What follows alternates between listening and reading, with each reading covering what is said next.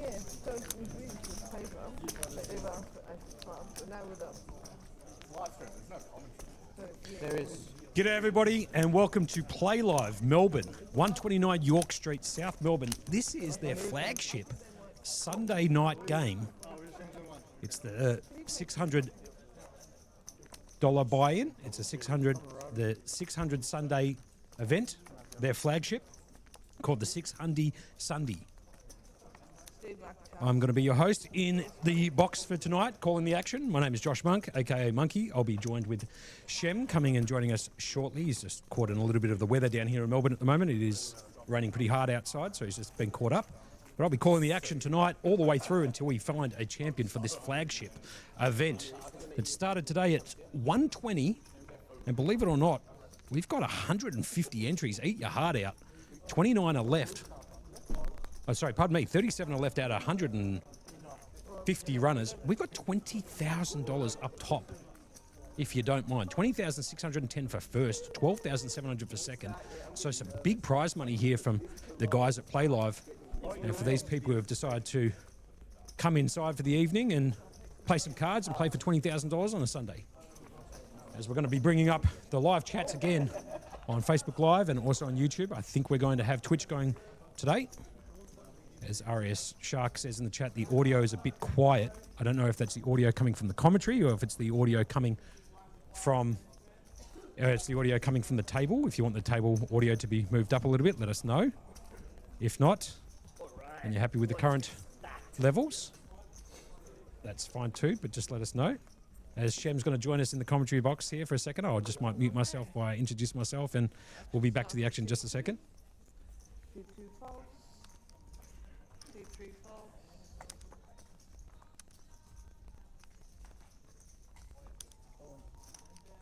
6-4 moves all in. 6-5 and 6 false. 7 false. 9 4 blind false.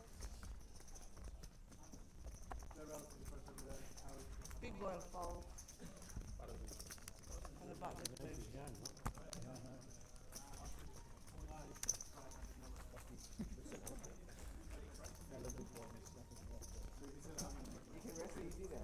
Not really. Live stream. Well, One first hand.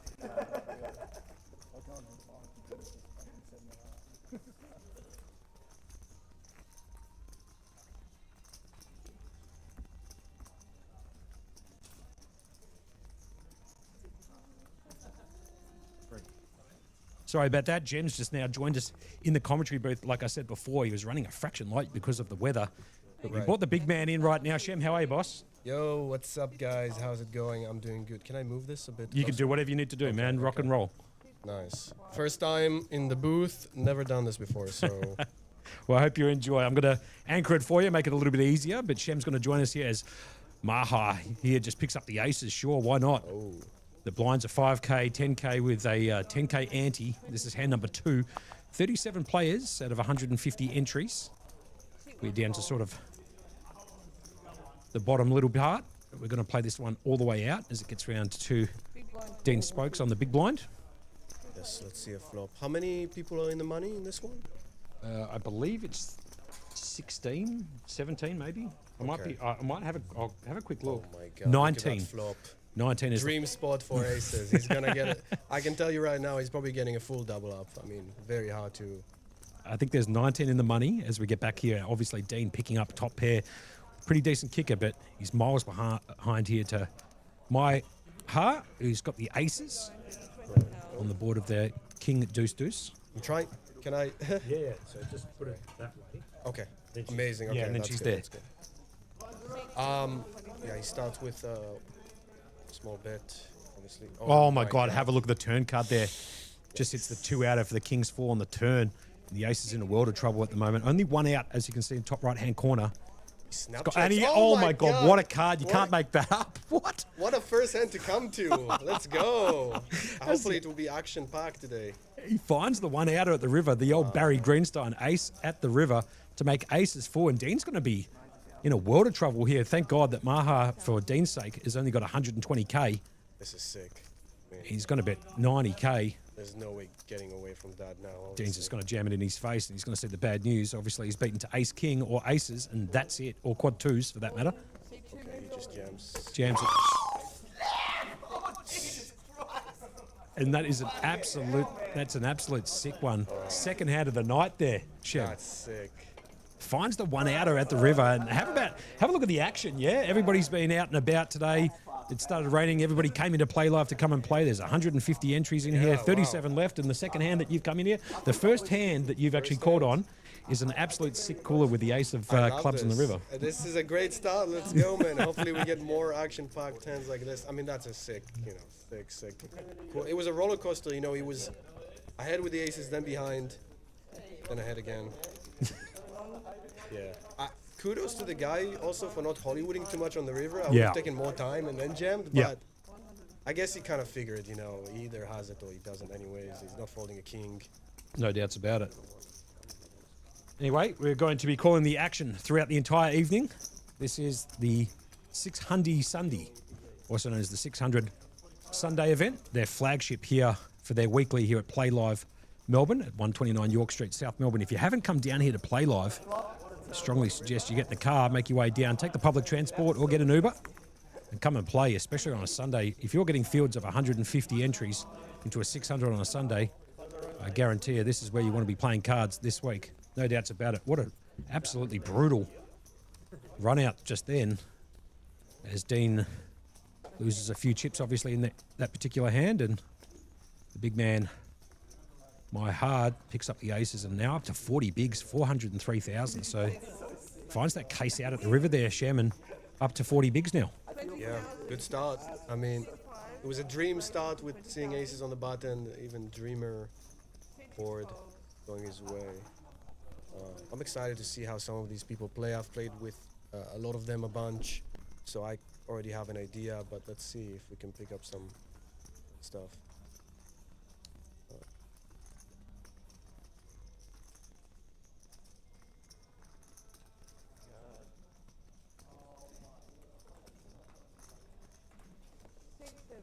So having you in the box here with me, Shem, talk a little bit about your sort of poker career, where it sort of all started. What did you first play? What's your favourite game? Talk a little bit to the viewers at home about you, yourself, and I.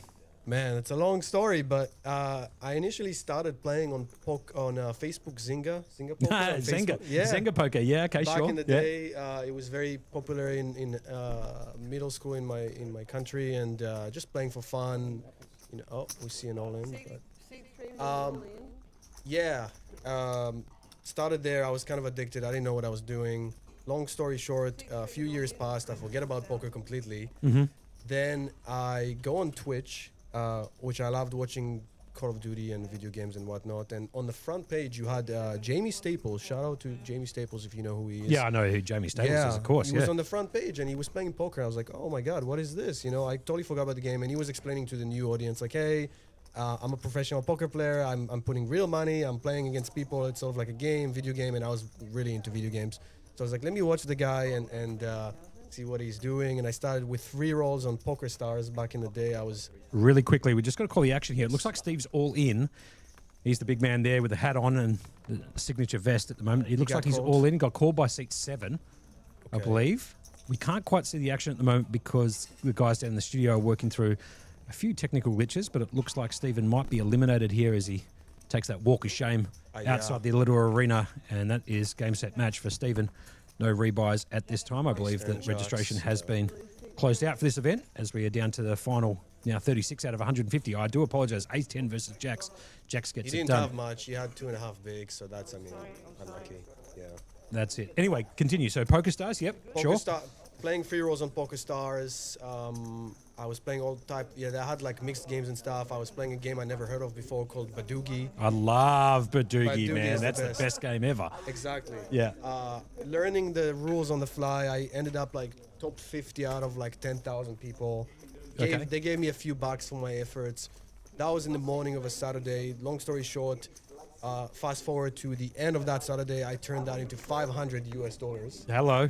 And I was like 15, so for me that's a lot of money, you know. Yeah, beautiful. Yeah. But there was only one problem. I was playing illegally because you need to be over the age of 18 Sure. to withdraw the money. I mean, Okay. I needed to put an identity to that account. So went to my parents, was very honest about it. I was kind of scared because, you know, there's like all this like negative connotation about gambling Sure. and poker. Sure. But they were very happy and that I was honest, and my dad let me use his my identification to play under his name kind of thing, and I withdrew some of the money and then played with the rest, and the Yep. rest is history, man. There you go, man. How Yeah. good of stories that? That's a great story. Is Brad Goodman, is just like jumping into the chat here on Facebook Live. That's Bradley Goodman. He is the man, the myth, the legend himself. Great So great way to start. Yeah, the ace on the river. I totally agree with you. Shout outs to big Bradley Goodman, an ambassador of Playlive. Just one of the loveliest guys too. If you ever get a chance, go and see Brad. I have no doubts he'll be floating around the Playlive room throughout the upcoming weeks, and then obviously walk. into the Grand Prix series that's coming up in about a week and a half's time. I think on the 6th of March, Playlive Melbourne is putting on the Grand Prix series, and there's a ton of events. We'll go through them shortly. We're going to get back to the action here, so I love this comment. I didn't know KFC ran poker games. What is that? Is that an insult? I don't even know what that means. yeah, that's on the Twitch there from Oz Monday.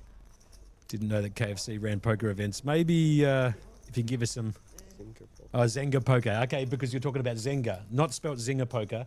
It's actually called Zenga. Yeah, I thought I said Zynga, but okay. it's Zinga. my Either accent. way, Zinga, Zenga, whatever you want to call it. Tomato, tomato, yeah?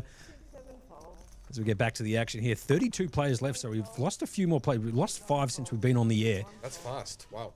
Down to 32 players out of 150 entries. I mean, just like eat your heart out. $20,000 up top.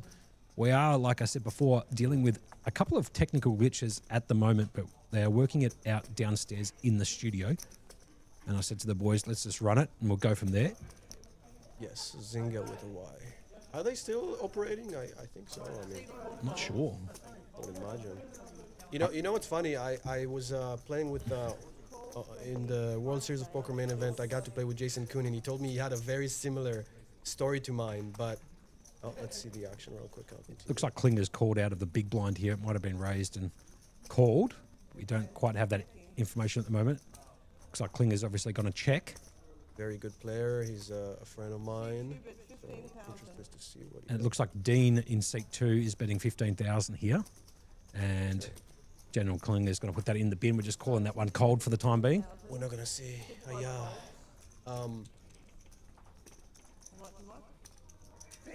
So anyway, we are live on a 20-minute delay here at Playlive Melbourne, which is at 129 York Street, South Melbourne.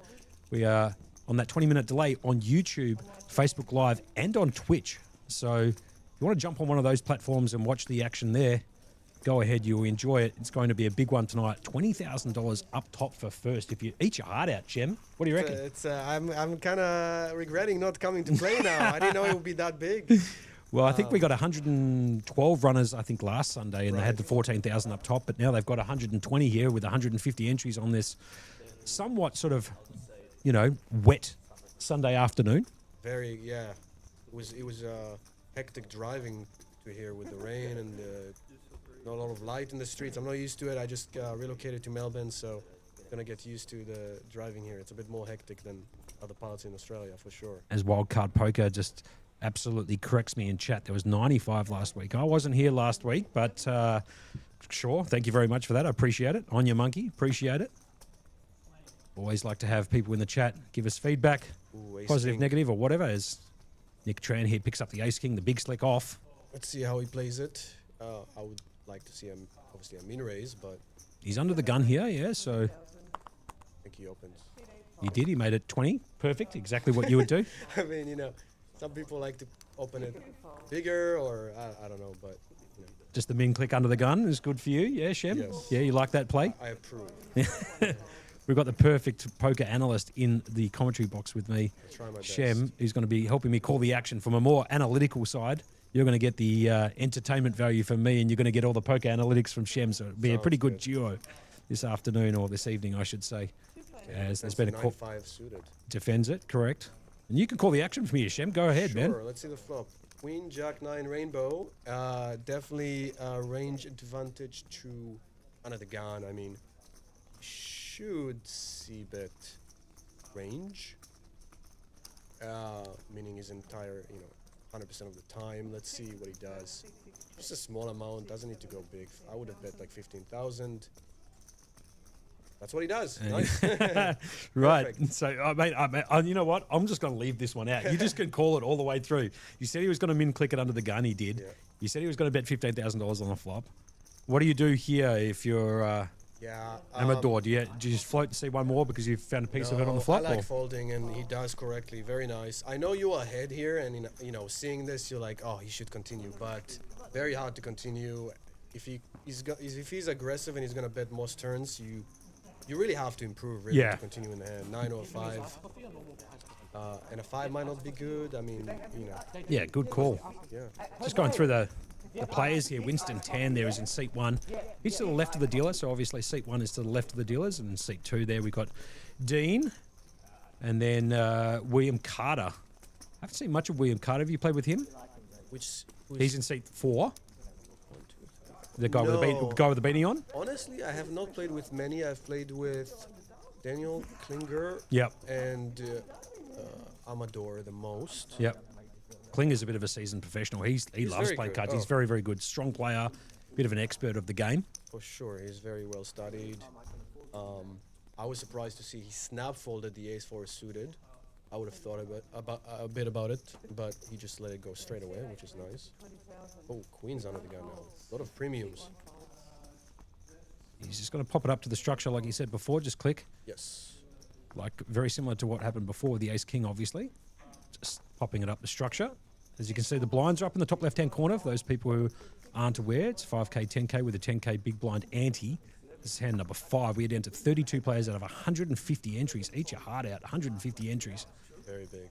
Ma- Yeah, the 10-5 should find the mark here. I think that's way too wide if he defends, but some people like to defend any two. Okay, that's There you go. So, very sad for the queens. No action, but better than losing the hand, I guess. no doubts about it. As Matty Marshall comes into the chat, always great hearing the podcast legend on comms. I appreciate that, Matty Marshall. The big man from Newcastle. Was actually speaking to Matty Marshall about an hour or so ago. He's one of my close buddies from up north. They're in Newcastle, up there with big Robbie Dorosky and the boys from Kings. Shout out to Mark and Natan from Kings Sydney, and obviously a big shout out to the big man Robbie DZ, also known as Rob Dorosky, up there for Kings Newcastle with Matty Marshall himself.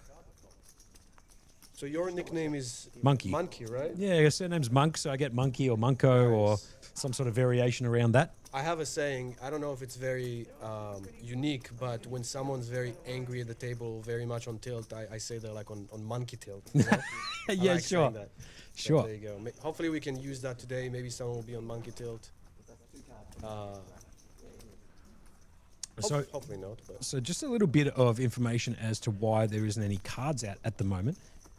I believe that one of the cards, we have been told from the studio downstairs, was snapped or broken. So they're just going to have to replace it here temporarily, which gives us a golden opportunity, to be honest with you, to talk about the Playlive Melbourne Grand Prix series that's coming up. That's going to be kicking off Thursday, the 5th of March. Those people who want to come down here to 129 York Street in South Melbourne, there is parking. Look, everybody talks about the parking, Shem. I don't know about you, but I believe that there's quite a lot of parking around Playlive. Maybe not directly out the front. There's probably, give or take, 60 to 70 car parks out the front, but there's plenty of parking in and around the area, especially because it's so close to the South Melbourne market. Right. So, there's always a spot to go and find a car park. You might have to do a circle or two around the car park, but inevitably you're going to find one. Parking is amazing here. I do like the parking. There you go. No complaints. And if you choose to park across the street, I will make this note to everybody who's listening to this particular feed at the moment. If you do park across the street in the Woolworths car park, it does close at 11 p.m. sharp. So if you're finishing a tournament like this after 11 o'clock, you're going to have to pick your car up the following day. So really? Just something to keep a reminder for those people who are watching the telecast this evening as we get back to the action here. Shem? Is the parking there free, do you know? Because maybe I'll start using that strategy for next time. I have no idea. Actually, I think it might be, but don't quote me on that. I'll get some information about that. Maybe the people downstairs in the studio might be able to give me some heads up onto the parking situation across the road. Anyway, get back to the action here in the hijack. William Carter picking up the Queen Jack off. He just went all in. That's not... 20 big blinds. That is definitely not approved by me. It's very aggressive. Okay. Daniel Klinger folding the natural 9 round to Amador. It's got the half price on 6 if you play backraw suited the 10-6 of hearts. I can tell you he's hoping that nobody wakes up with it, because that's not a hand you want to get called here with.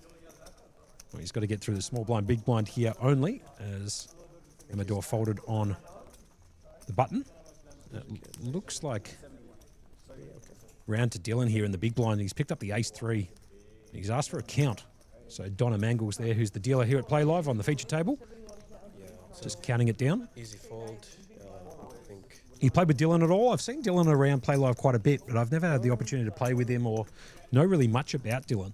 I don't. Maybe once I had him on my table, but never played a hand with him. So he seems like he knows what he's doing, but we'll find out, I guess. I have a very good... well, because I'm experienced, I guess, but I can tell very quickly within the first 5 minutes of playing with someone if they kind of have a sense of they know what they're doing, or they just, guessing, or, all that. So we'll see. So we're getting a few comments in the chat about the car parking situation, so I might just go to that just really quickly. So UJ Portland, that's Party Tricks, the man, the myth, the legend, very similar to that of Brad Goodman. He's a big mix games guy. Big good friend of mine, absolute legend of a human being, got a perfectly groomed beard too, and he always wears the cap. He says it's not free across the road at the Woolies, but then we've come in with a 3-bet from the guy in the Twitch chat saying you can just move it out during the break and it's free to park on the street after 6 p.m. So if you want to play the EV play, you just go over to Woolworths or park around the corner, and then after 6 o'clock, just park right at the front of Playlive and she's there. You guys turn yourselves up a smidge. Okay, he went all in with Jack 8. Yeah, I mean, the guy in the big blind is very short. I think that's a nice play. I think some people might not find it. So that already tells you, watching Dylan, that he has some sort of an idea about how to play the big stack. He's much bigger than everybody else, almost twice on the table, which is going to help him because we are getting close to the money. So he should use that stack to bully the others like he just did. That's it. Will on the Facebook Live chat has come in and said, is this the 600 Sunday? You're absolutely 100% correct there, Will. This is the 6 Hundy Sunday with 150 entries there. 28 left, $20,000 up top. And a bit of change. It's big. I mean, it's almost as big as the ones you guys had in the series, which was, big field. So very impressive.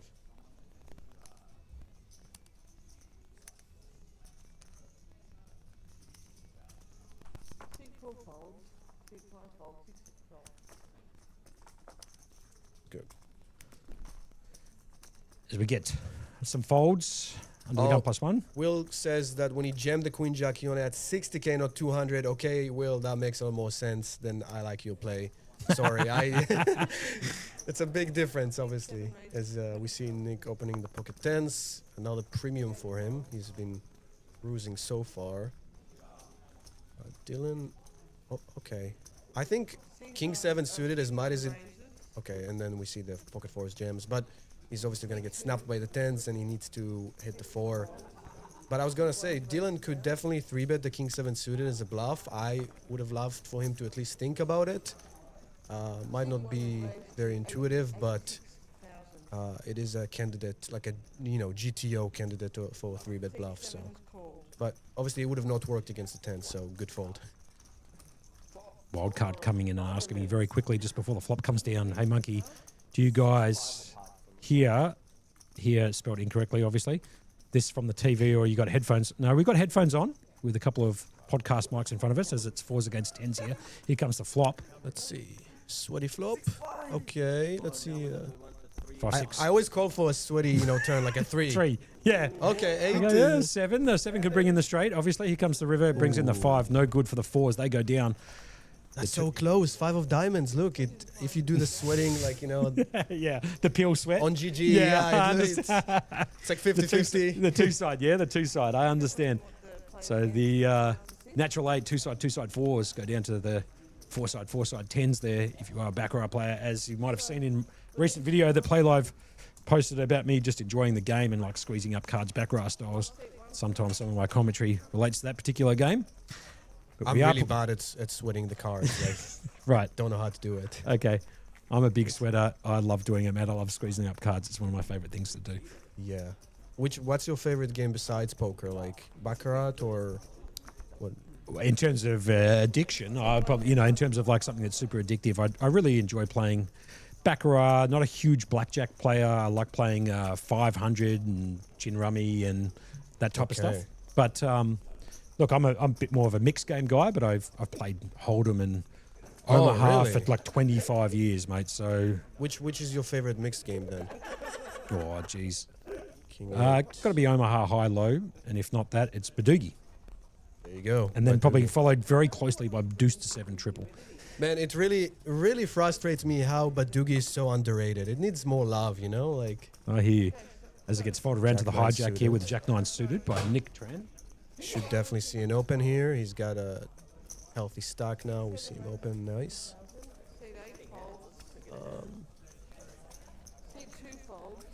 We are getting close to the money. It's worth noting. Okay. So I don't know if he actually has 20 bigs. This is Will that told us he had less. He should still defend here, but well, it's got to be significantly less. I'll tell you why. Because the orange chip is worth 25k, and then the blue chips are worth 5k, and the yellows are worth 1k. So he's got like 10 bigs, 100k, maybe less. Maybe a fraction less. So it looks like he's got 15 in Thingo. It looks, something like that, like 80, 90k, give or take. Okay, he whiffs. So should just see a check fold, but I think if he hits some boards, he might even do the old stop and go, where it's basically you defend from a short stack in the big blind, and then you get a favorable flop that you hit, and then you just go all in and hope for the best because you don't have much money. So can Nick continue his story here with a C-bet? I'd imagine you probably would. You would C-bet this? Yeah, I think you just want to C-bet again range. Don't have to overcomplicate it. I mean, the guy is short, so you definitely want to bet range. 15k again would be nice. And honestly, if William was deeper, I would love to see even a check raise could be sexy. Yeah. Or floating is questionable, but now he just has to fold. I mean, considering how short he is. Obviously, he doesn't know he's ahead, but most of the time he's behind. Have a look at the wig on the bloke too. What a get up. He's got the LA, looks like the LA Rams top on maybe. He's got the beanie with that long flowing Goldilocks. Perfect for this weather. He's dressed for the weather for sure. No doubts about it. Great shout. And then you have people with shorts and shirts. And I will say it is a bit more chilly downstairs, so I like to wear a hoodie usually. Yep. For those who maybe never joined yet and want to give it a try at some point, definitely bring an extra hoodie just in case you are cold like me. And by the way, if you don't bring one, you can actually buy a Playlive hoodie from downstairs at the registration desk. Now, I'll be honest with you, I've got one myself. I actually walked from my property here to do the commentary with that hoodie on, and that is toasty. So if you like a beautiful piece of merchandise from Playlive, I'd strongly suggest coming down here during one of the nights and snagging one of them. I've got a suggestion. You guys need to maybe implement a you know, if in a big series next time, if you know you get a final table, you give one of each a hoodie. Like this one, not gonna name names, but they gave it to me for final tabling tournament, and I love it. You know, I think it's a great addition. Even if you don't win the tournament and win a trophy, you still get something memorable from that experience. Yeah, you know what? Perfect to go in the feedback box there downstairs at Playlive. I totally agree with you. I mean, it's free marketing, essentially. Well, relatively cheap marketing because everybody's going to wear it, right? So Yeah. you know, it also helps promote the room. I totally agree with that. As we get back to the action here, we are going to put the payouts at the bottom on the event ribbon. The event ribbon at the moment is not active, but the guys down in the studio will provide that shortly, and that will have all the payouts, and that should come up shortly.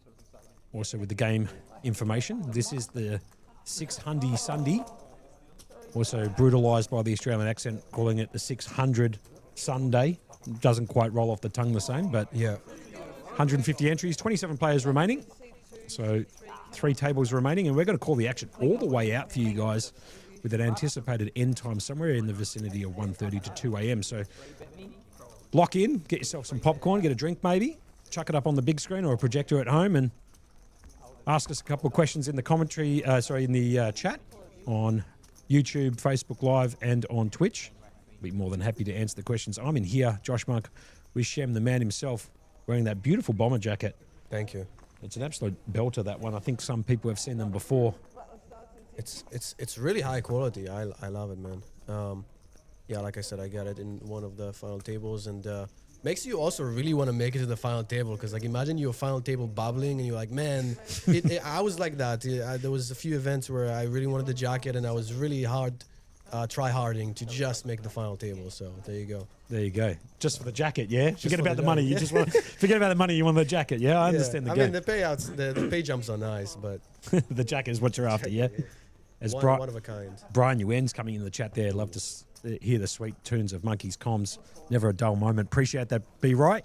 You do, I gotta say, you do have a sexy voice. I appreciate it, man. And it's MSP also comes into the chat there. She's the absolute VIP of Railbird and being in the chats. So big shout out to MSP. Big flop here, and he totally missed. I mean, that's again one of those spots where you're kind of going for the stop and go, short stack. We don't know what David has, but you know, it doesn't really matter. He's gonna c-bet and take it. So easy. I've actually played with David. He's a very friendly, nice guy. So I'm rooting for him. See how he plays. There we go. David's obviously sitting in seat 9 to the right of the dealer. And for those people in the chat, if you've got any questions, concerns, comments, feedback, anything except for spoilers, we very much appreciate you guys bringing those comments to us. We'd be more than happy to answer them.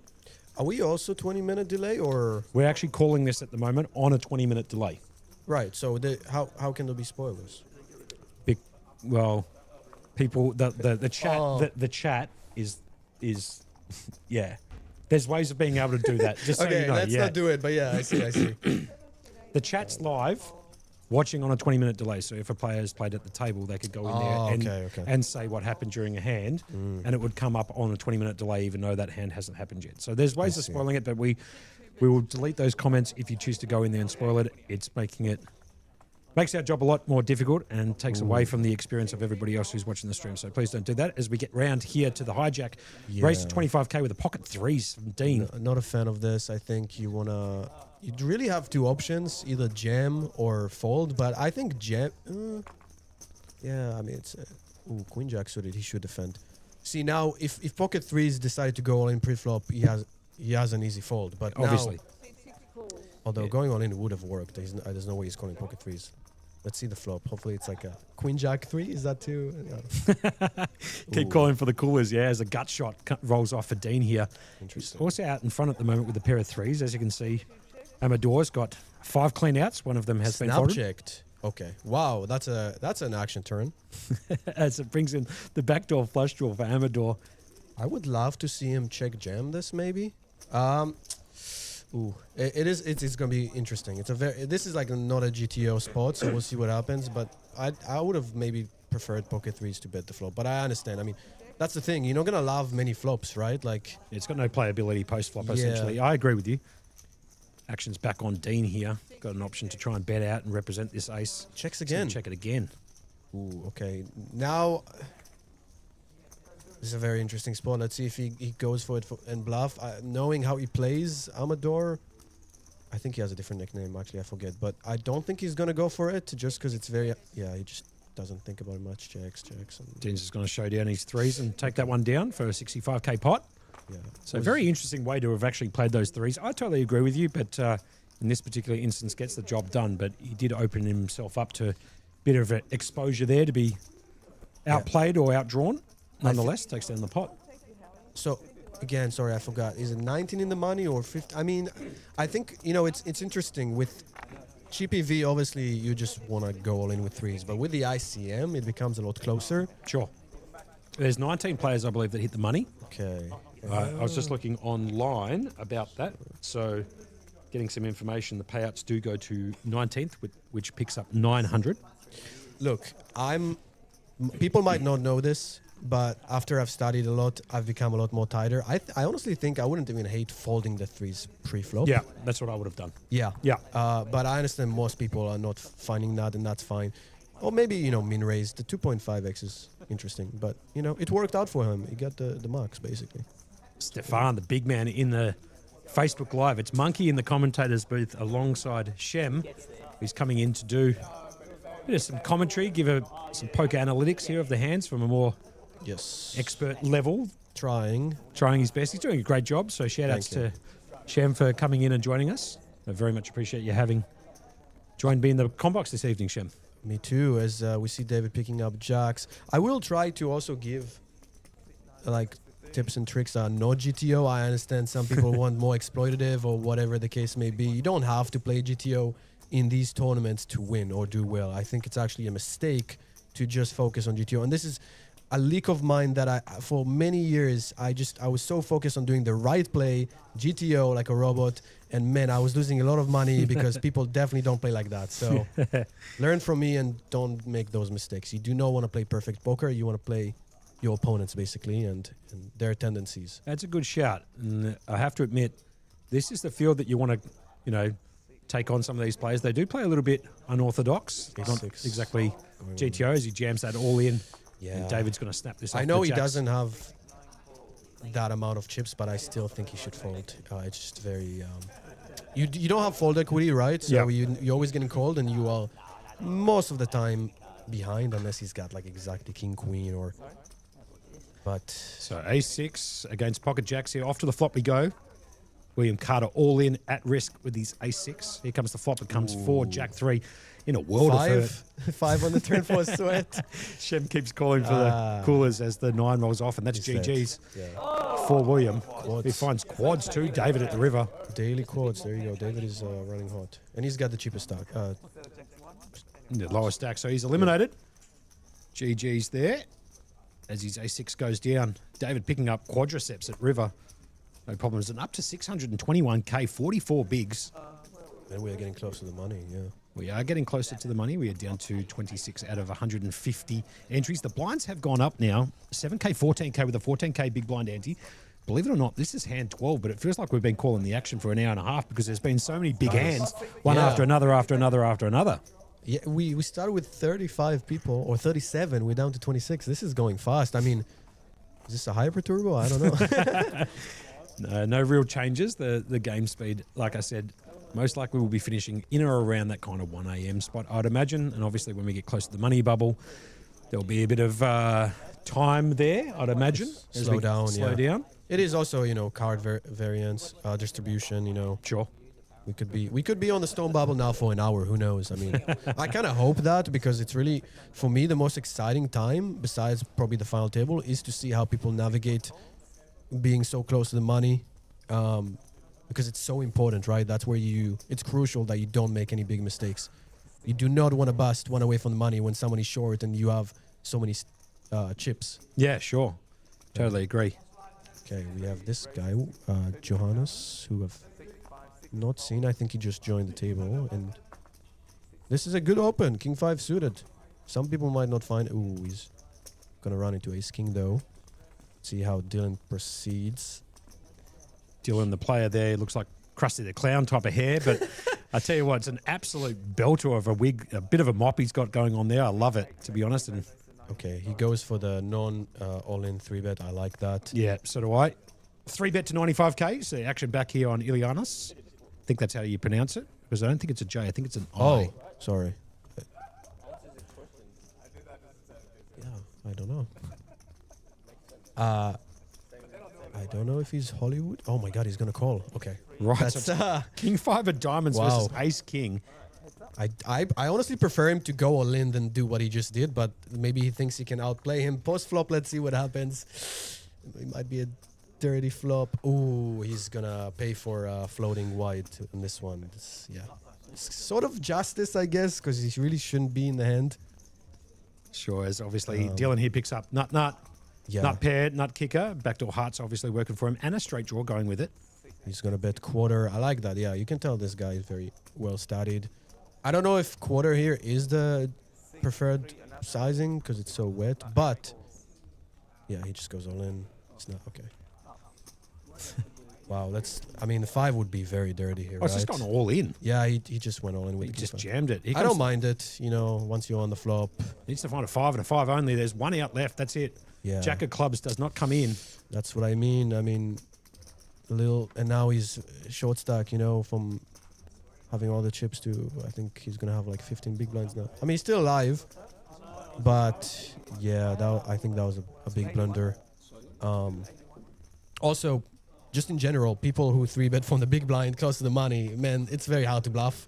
Unless they're like a super pro, you can probably give them credit that they've got the goods. Sure. Nice hand though, he gets the full double up. If he just jammed pre, which some people would have done, then the guy obviously folds. So there you go. Nice. And then Canis won, obviously, in the YouTube chat. They're saying, is that Rob Young in seat 9? It's not Rob. It's not Rob Young. He looks like him. But that's a nice hand. I'll pay that. That's David Atkins. As Dylan's mum here in chat, obviously, from Steph. Sideshow Bob, it's genetic.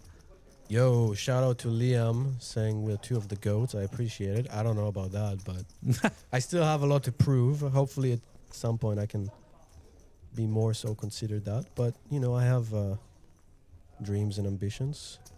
LJ, a bit of a crusher. Liam Jehu, who basically enters into tournaments, makes final tables and feature tables at nauseum. Why is Liam not playing? Liam, did you play today or what's going on, man? Is this tournament too small for you? Are you too rich now to care about 20K payday? Come on, you can definitely win this. The old rage baiting from the commentators. Yeah, I love it. Anyway, He's been doing well, man. It's been jammed all in here under the gun +2 from IM. He's got the ace-4 off. And to David in the big blind, he's going to fold the 3-2 or deuce 3, the Michael Jordan offsuit. You can definitely tell this guy is on the more aggressive side because from just those 2 hands we saw, I do not approve. Yeah, the King 5 suited and the ace-4 off jam, all in pre. Yeah. Lucky he got that one through, I would imagine. He's happy about that, but I don't think he's happy overall. Losing most of his stack. Let's see. Can we say he's on? I don't know if we can say he's on monkey tilt yet, but let's see. If we can identify that moving forward. So Yellow River question mark, I believe, is, I can't quite see it because the text is quite small. So can you read that out? Is that Yellow River? Yellow River 7. Yeah, Yellow River 7's come in there and said, any poker events after the Aussie Millions in mid-May? I have no idea. I believe if you jump onto the Playlive.Melbourne website, they'll have some information about the upcoming series, including the Grand Prix series, which starts in March. But in terms of after March, inclusive of mid-May, all that information will be on the website there. And he also asked, or the person has asked in the chat, what was the starting stack? It was 60k.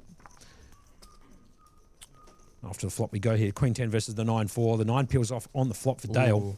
Does take the lead away. Yeah, from what I remember, David plays on the more passive side, which is okay, but I would have liked to see a raise pre-flop here.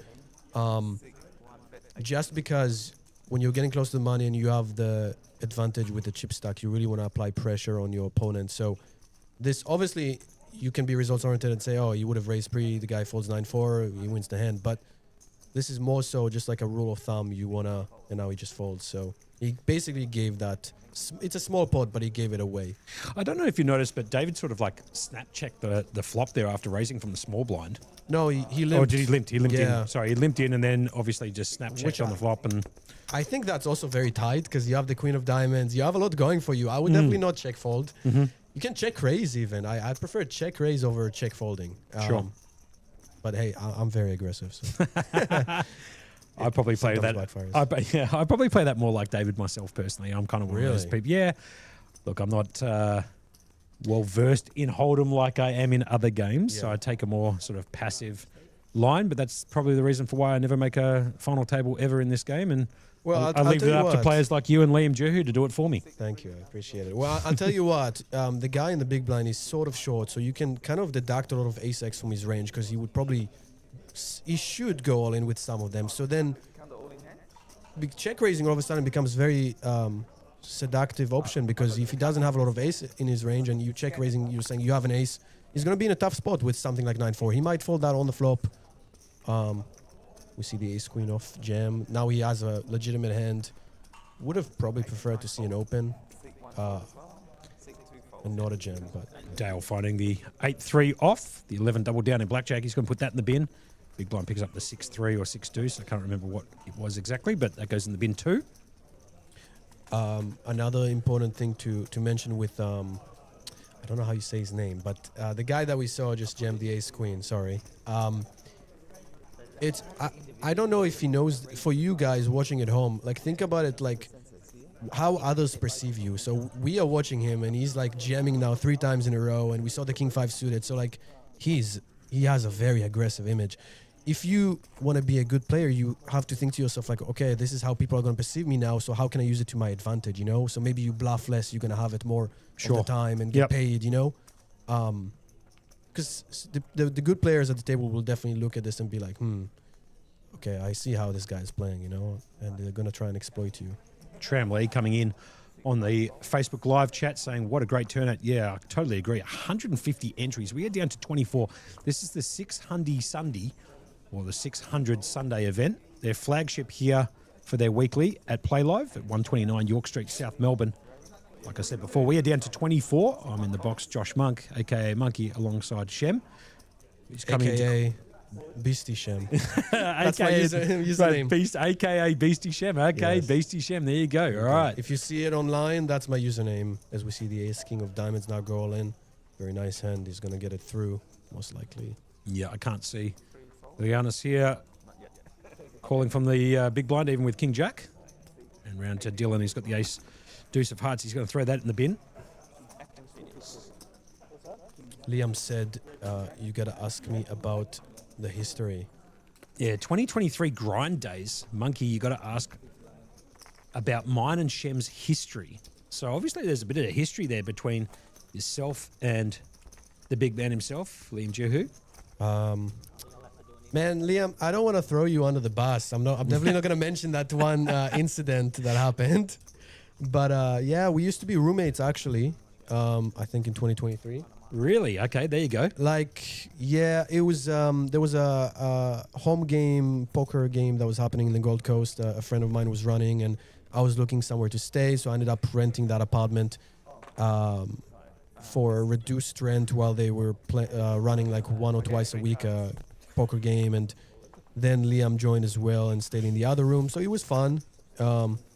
We went to some poker series together in the Gold Coast, and There you have it, huh? yeah.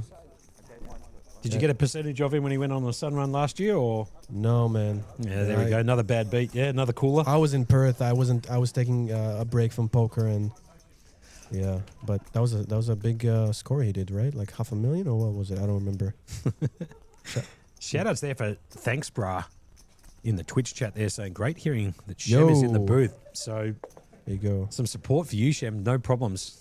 My friends are supporting me. My 2 friends. Thank you. You got to love that. I have more than 2 friends, but yeah. This is my first time ever doing this. I was excited because I have so much knowledge I'd like to share. Not to sound cocky about it, but I do feel like I've put enough times into the game now to provide some nice knowledge. As we see the ace jack offsuit being open. Dylan is being active, but he's actually got hands, so that's fair enough. Let's see what happens with Klinger here in the big blind picks Very up the short. queen 6 off. He's got 3.1 bigs, 44k. Ooh, fuck, that's a... Am I allowed to swear, by the way? Sorry. No, you're not allowed to swear. Oh, okay. I heard truck. I didn't hear Yeah, the other yeah. words, so he said, "Oh, truck." Yeah, I So- curse a lot, but I'll keep it PG. This is a tough spot. I mean, usually for me, the toughest spots are when you are short and close to the money. So he ends up binning it. I don't know. I don't think he... Ooh, fall away from the money. I don't think he's close enough to the money to fold to the money. I agree. 23 runners remaining, 19 get paid. We do have a question here. What is the prize pool? Is $75,000 exactly on the nose? So 75k in the prize pool, 20,000. I might even actually go through the payouts for those people who are listening in before they appear up on the screen shortly. Let's do it. So first place gets $20,610. Not much for Liam Juhu, but for the rest of us, it's plenty. Second prize is $12,700. Third is $7,900. $5,500 for fourth.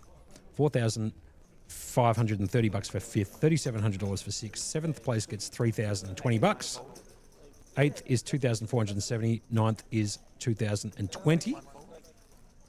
So that's going to be the final table payouts. I can't be bothered going through the remaining 9 places. That information is now shown on the screen. There it is from the studio Let's see downstairs. the min The cash. 6 Hundy. 900, is it? That is correct. Okay. 6 Hundy Sunday live at Playlive. Like I said, we are on a 20-minute delay. We see the King 9 suited now. Same guy going all in. I actually approve this a lot more. Obviously, yeah, Daniel has to go with this because the guy is so aggressive, and I mean, you have an ace, and you are ahead. So this is a pretty nice spot to double up. Let's see if he can hold, though.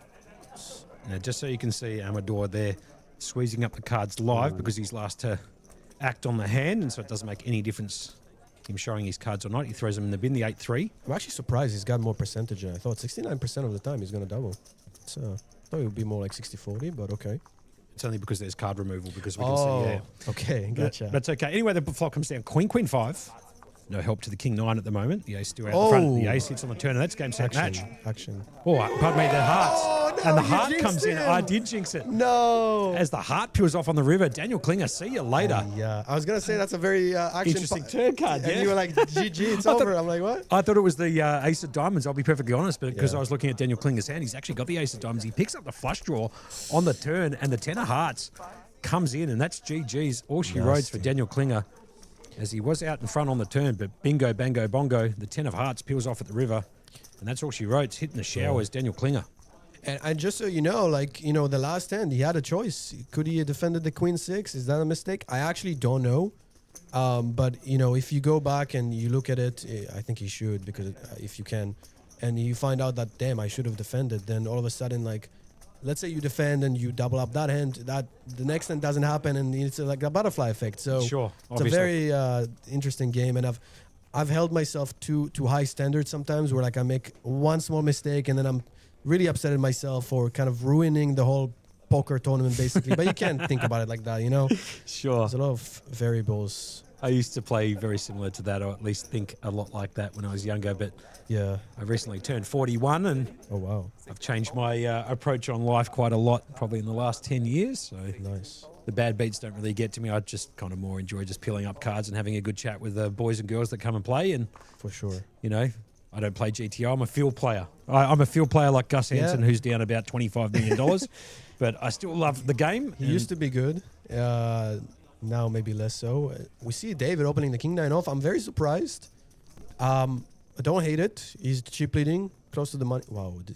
Defending the 7-5 off, I definitely don't like that. This guy, Nick, I don't know if he realizes how close he is to the money, or maybe he doesn't care. Amazing flop for David. He's going to take it, obviously. But I've seen a lot of Nick, man. He's a player. He's going for the gusto, man. All Yeah. 20,000 up top, man. He's going for sure. hammer and tong, man. He doesn't care about money bubbles and stone bubbles and all of this min cashes. He's going for the 20 large. And that's the thing. You need to... wow, he checked behind. That's definitely not a play, but it's going to work. I mean, Nick turned to 5 now.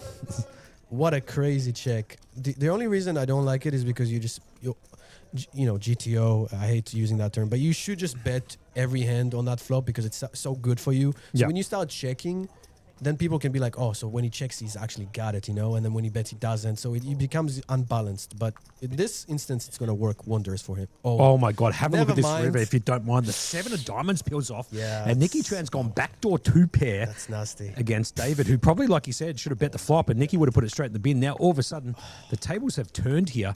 David's King 9 has gone straight into the bin here against Nicky Tran. He's backdoored into 2 pairs, 7s and 5s, completely camouflaged to all buggery here. Shem? He's going to puke when he gets the announcement of the all-in. I don't know if he's going to all in, but he's definitely going to put a raise in. Oh, he's only got 14 big, so Definitely should. do you go for some value here, or you just jam For it straight in sure. his face, or what would you do here? You go for a bit of value here, maybe click it back times 1.5x or something like that, make it like 100k and try and get a little bit extra, or do you go for the full polarizing range and just jam the 2 pairs at the river here? What do you reckon? Yeah, I mean, look, exploitably speaking, you don't have to go all in. I would always raise. He's definitely going for the raise, not all in. See, Okay, there I you love go. this. He makes it 110, it looks like. But that's like, I see this, I'm like, okay, this isn't like never a bluff, right? But that's the thing. He checked back the flop with the king. He thinks he's so like under-repped. Now he's in a tough spot where like, what kind of bluffs does he have? Really nothing. I mean, you would have to be really crazy. I reckon that To turn a hand into a bluff. I reckon that David actually makes a call here. I think he goes into the Yeah. taking calls here. Top pair, the board's dry as all hell. And then he's going to regret that he didn't bet the flop like he should No, have. no but doubts. it backfired. The trap backfired really badly.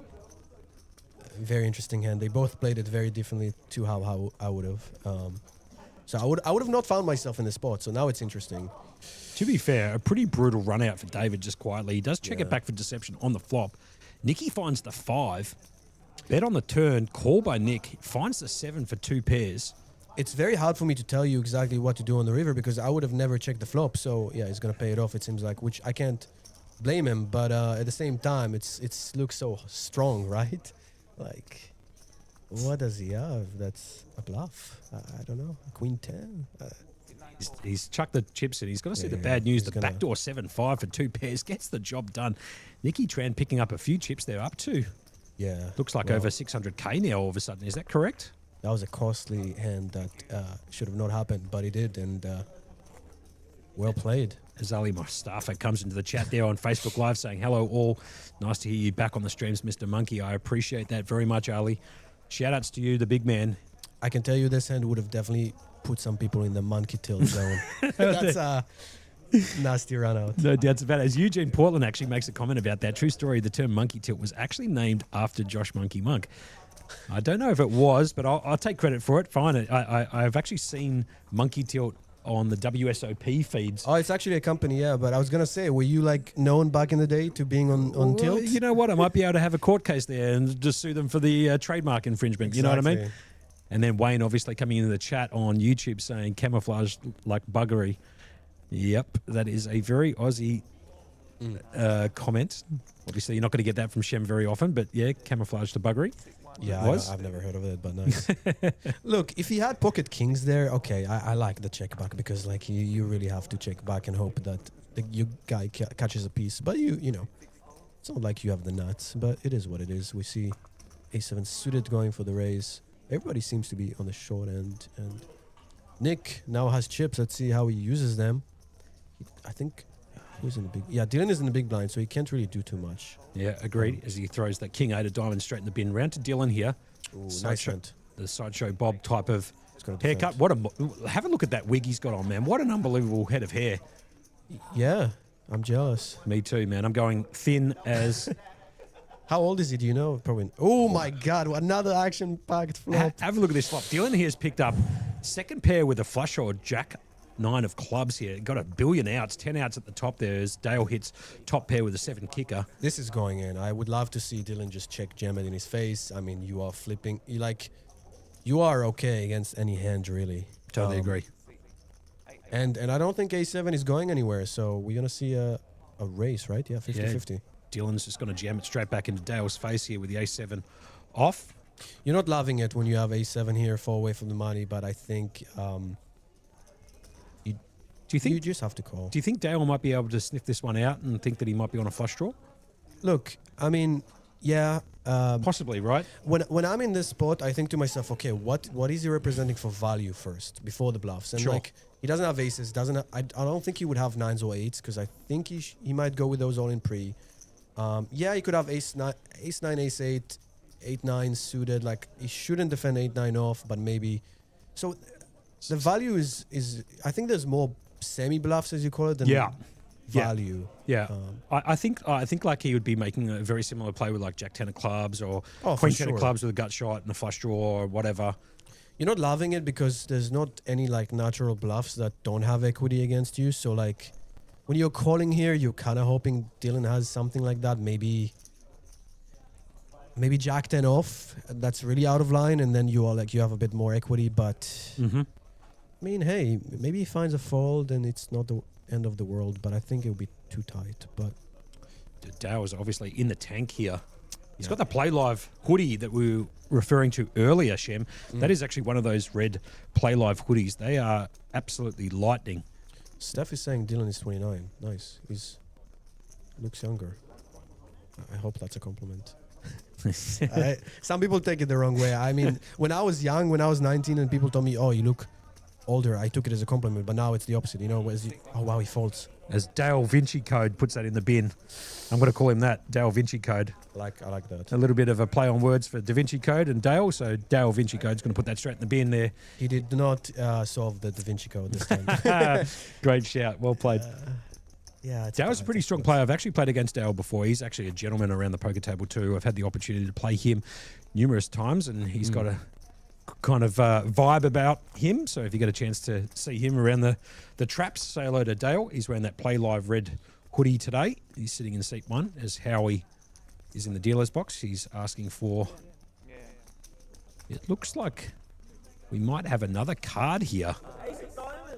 You can't make it up that's been chipped or is damaged. So...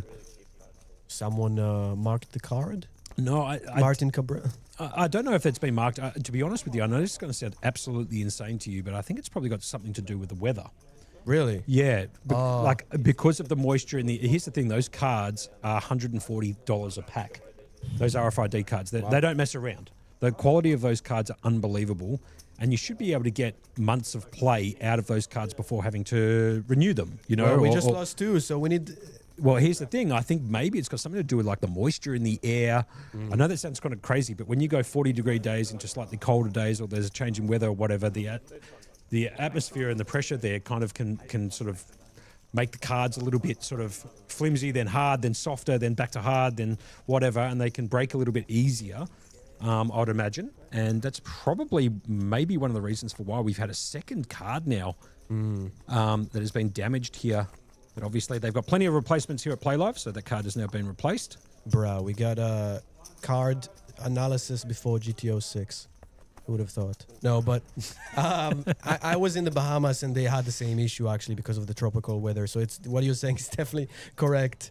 Yeah. It's just funny. But yeah. I've seen it actually occur in the Bahamas Yeah. during one of the WPT events they had in the Bahamas, or maybe it might have been the PokerStars event they had in the Bahamas, where they were having difficulties, obviously, with the RFID cards breaking. And I think it's When got was something that? to do. Oh, geez, that would have been maybe 2023, maybe a few years back. Something like Could that. have been GG Poker as well. They have a series now, a nice Sure. one in the Bahamas that I went to. As we see, I think Yeah.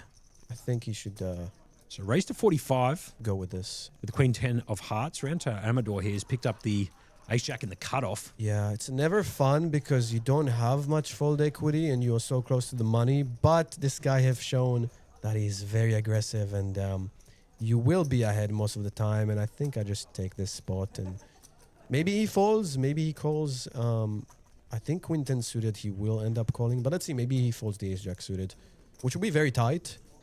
But against this particular opponent, that's what I'm saying. Like, you know, some opponents, you maybe you can find a fold because they're so tight and they've only played one hand in an hour. And then I can, This is probably where I make a mistake. I probably jam here with 9 bigs with Ace-Jack of clubs, for example. I don't think that's a mistake. I would definitely jam here. Okay, even though you've got 3 players to act behind you, obviously from Yeah. the button and the small blind and the big blind. Yeah, it's a very strong hand. And this guy, yes, he opened. Oh, he opened big.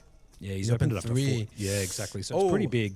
So there's no fold equity. You can rule that out. So when I think about going all in, I think can my opponent fold? And if he doesn't fold, then you definitely want to be ahead at least of the hands that will call you. Obviously, Yep. I think that's pretty straightforward. And you will be most of the time because the way we've seen him play, he just let's see, he's tanking. He's gonna fold. Wow, And he very lays tight. Lays it down in the cutoff. Round to Okay. Nick Tran. Picks up the 8-5. That's not getting any action. Go to the small blind here. Dylan picks up the Queen 9, the Baccarat hand, and David Atkins picking up the Queen Jack, who actually has the Queen 10 dominated here. It's going to cost him 31k to call out of the big blind. I reckon he might just decide to Should call and see a flop here. Bit of post. Yeah.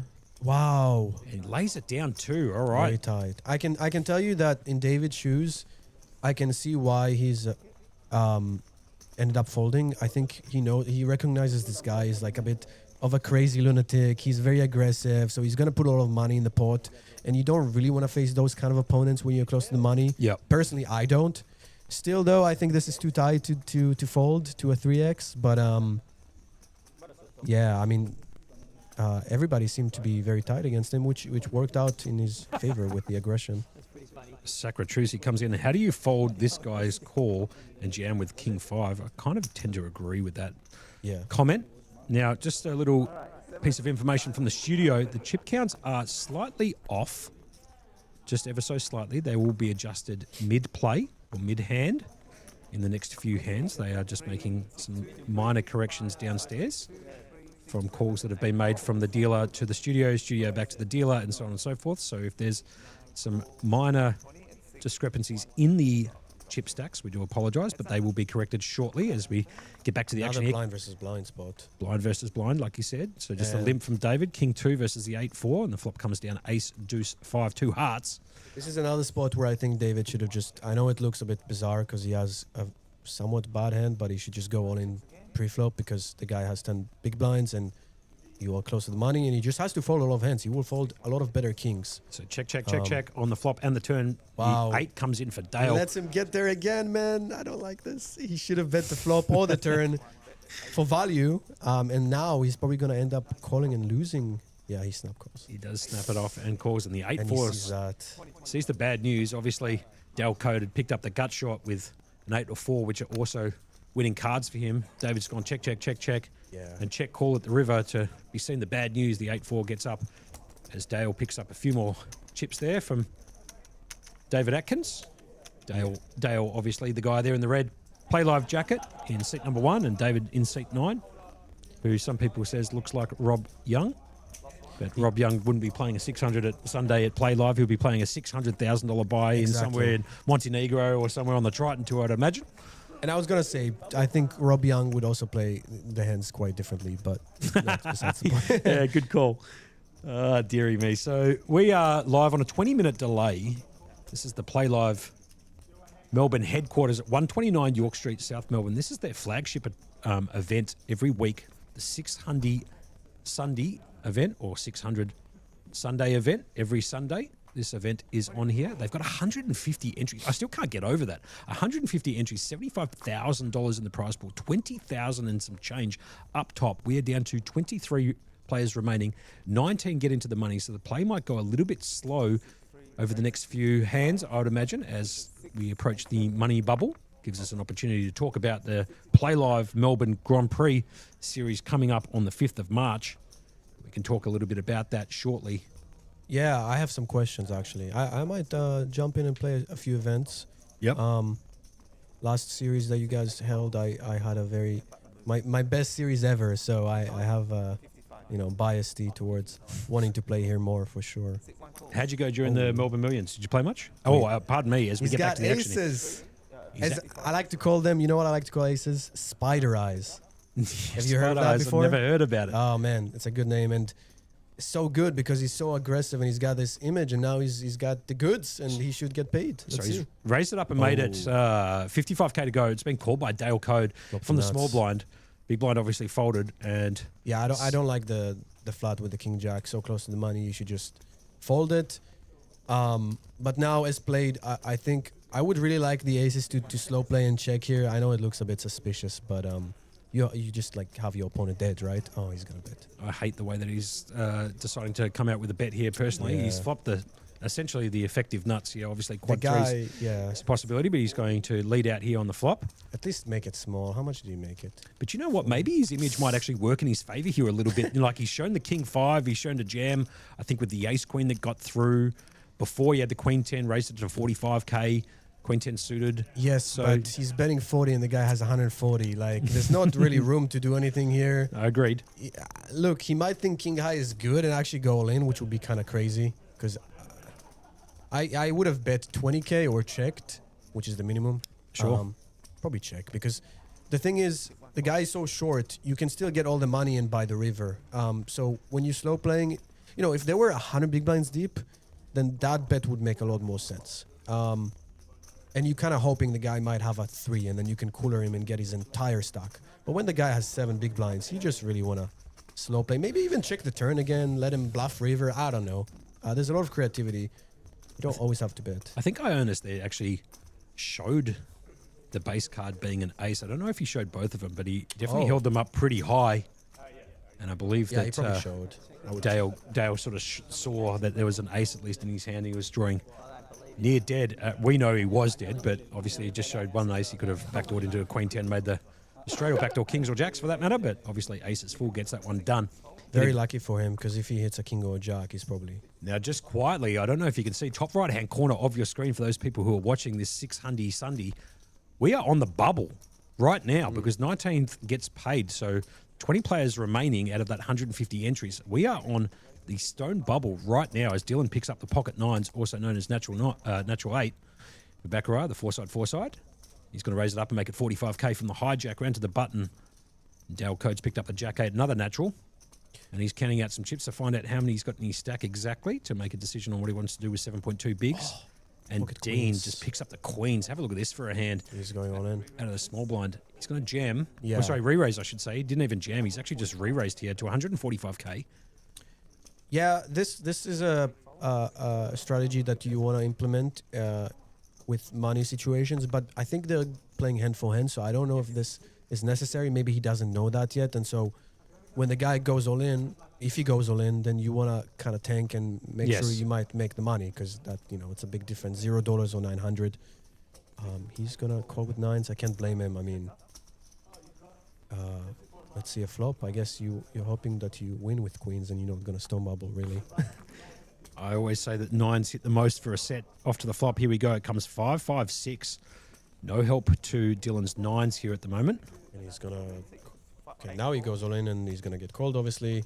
Okay, so Dean actually has 50k behind, roughly speaking.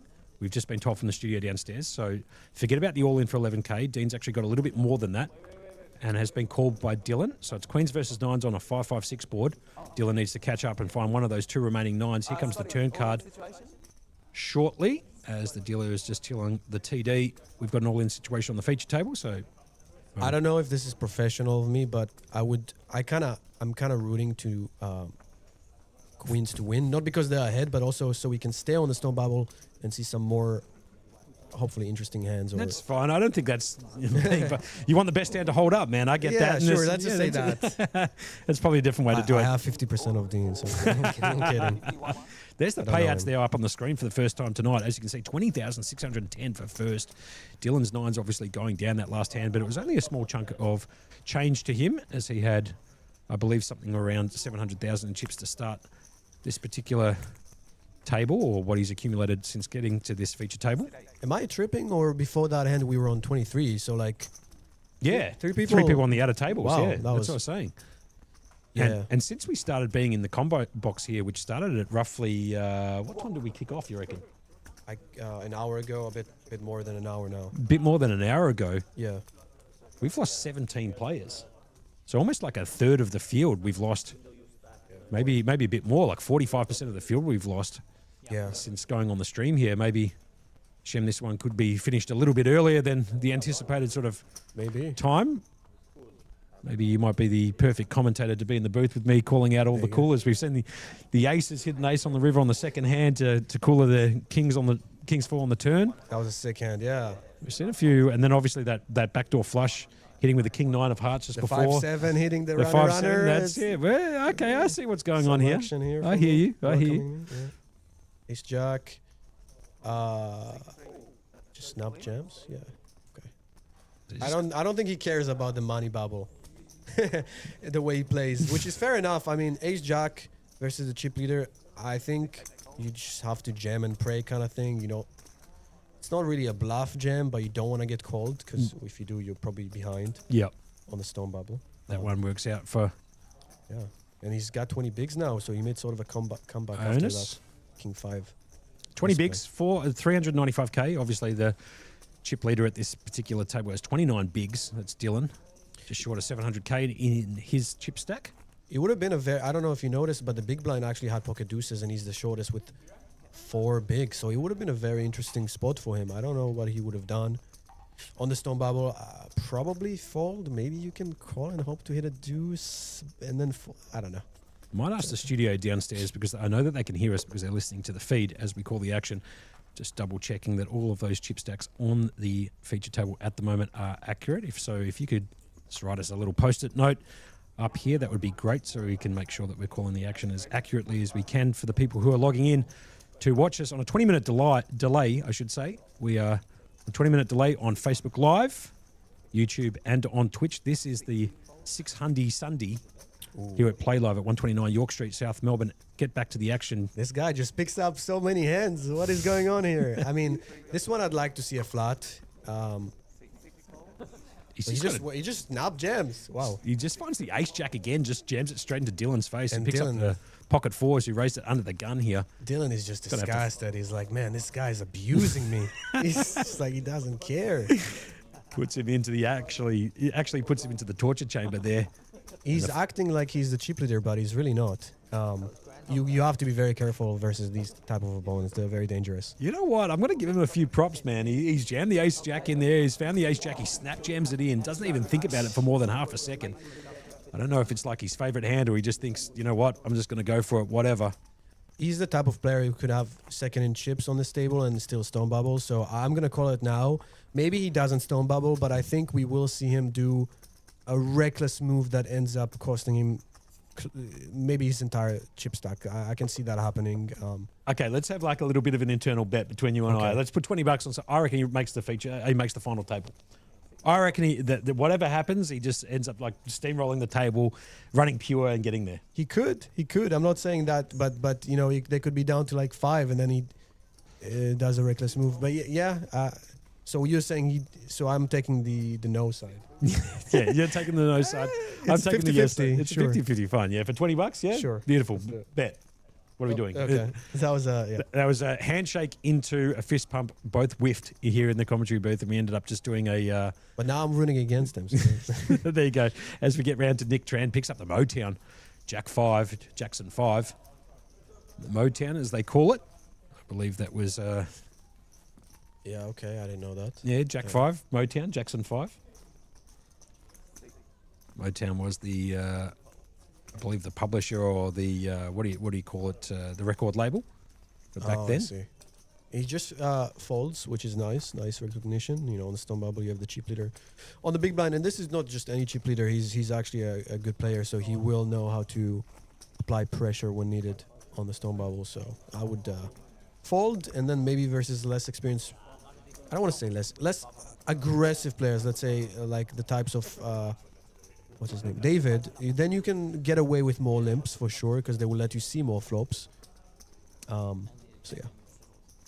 now Shem, have you played quite a lot here at Play Live? How's your experience been since you've like come into Play Live and played a few events and stuff like that? You like the way that they do everything here at Play Live? I'm a big fan. Obviously, they Yes. got me in the commentary booth, obviously up here, which I really enjoy doing with all the guests like yourself who come in. But they put on a damn good show down here at Play Live at 129 York Street, South Melbourne. So I don't know about you, Shem, but if you like to play tournament poker, this is definitely the place in Melbourne to come and play. For sure. I gotta say, so far I'm enjoying the commentary a lot more than I thought I would. I knew I'd probably like it, and then it's a goal of mine to do a lot more of it this year. So thank you for having me as my first sort of appearance. Yeah, I mean, I've played in Play Live a few times now. I came actually, first time was last year. when I was still living in the Gold Coast, I flew for a series and had a lot of deep, those deep runs, but not so not deep close. enough, yeah? Yeah, I was like final two tables in like the mini main and other events. I still had a very good series, maybe break even, and then but I enjoyed the atmosphere, the food, the drinks. It was really locked in. I felt like it was also the best I've ever played in my life. Yep. Mentally and yeah, and then now that I've relocated to Melbourne, I got to play the series that just happened, Millions. Melbourne Millions, yep. That went really well, man. $4.7 million in prize pools, man. Eat your heart out, poker lovers, yeah? It was great. So I started with the mini main, where again I kind of finished like 20th. Yep. Which was a good score, like 6x my money. Sure. Then I jumped into the wild card, ended up basically winning it. I ICM chopped 3 ways as the chip leader, so that was my biggest score actually to date. If you go into the handle mob, that is my biggest score. What'd you pick up for that? Almost 37,000. Oh, beautiful. Yeah. Thanks for coming. Over 100x, which is unheard of. Very hard to do. Congrats, well done. Thank you. And I wasn't done though. Then but I didn't pick up the trophy because we played and I got sort of screwed over, 3-outed on the river. But then I ended up winning the closure. And we did an ICM deal 3 ways, and I picked up the trophy. So beautiful. There you go. Yeah, Walk out with a trophy and very a big sexy chunk, trophy. Big chunk of change. For sure. What was the total? Like over 50? Over 50. I was in for beautiful. like. Yeah. Nicky Tran here decides to raise it up on the button as it gets folded around to him with the Nintendo 64. Not a fan of this. And he's gonna get punished by the chip leader. Dylan picking up the ace queen. Suited in clubs here. Just jams. You could 3-bet not all in. I think it might be good enough, but I can't blame the jam. Nick Tran there getting caught with his hand in the cookie jar.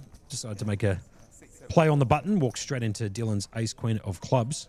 So over $50,000. You spent a few dollars obviously during the series. Yeah, it was like. But net positive overall, obviously. Yeah. It was like 55,000 in cashes. I had like 5,000 in buy-in. So really good. My best beautiful. Ever. I did sell some action to my friends, but overall made a lot of money. I'm very happy. As we see a comment from Matthew saying, amazing feel. Oh yeah, he's talking about, man, this was a crazy experience. Let's see the hand and then I'll tell you the story about this one. I don't think many people have done this.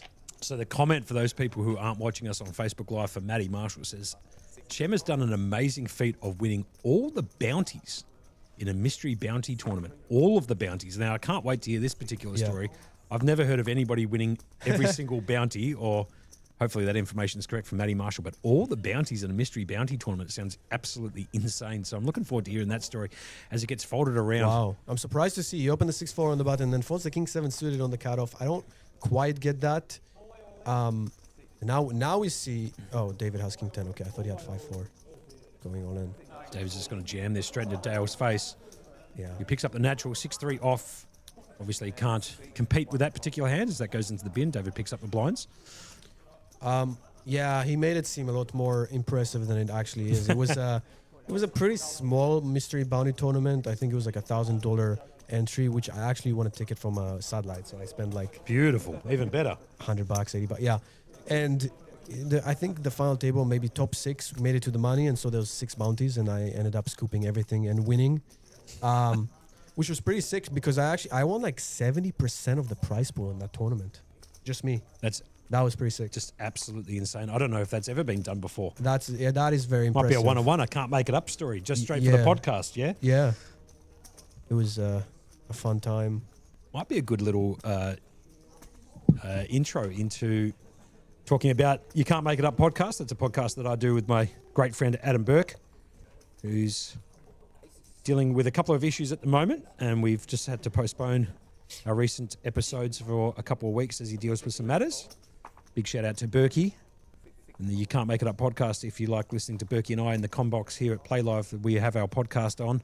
That's You Can't Make It Up on YouTube, and also You Can't Make It Up on Spotify. I do know that there's a few people in chat who like listening to Berkey and I talk a bit of bubbers and get some special guests in to talk about just life and You Can't Make It Up stories. So if you want to like and subscribe to that, we very much appreciate it. As David here jams it all in on the button with the ace-6 of clubs. I don't like that because the big man actually covers you, so you are risking your tournament life on the stomp bubble. It's risky.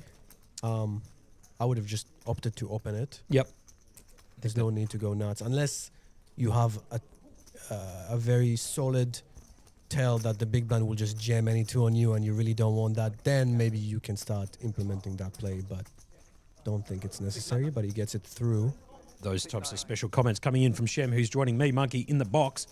Shem is a expert poker player with all the analytics for you guys who like hearing the expert comments from somebody who sits down and plays the game. Do you play it professionally? Is your form of income? You Sort of, yes. I mean, for a few years, I played it professionally as my only source of income.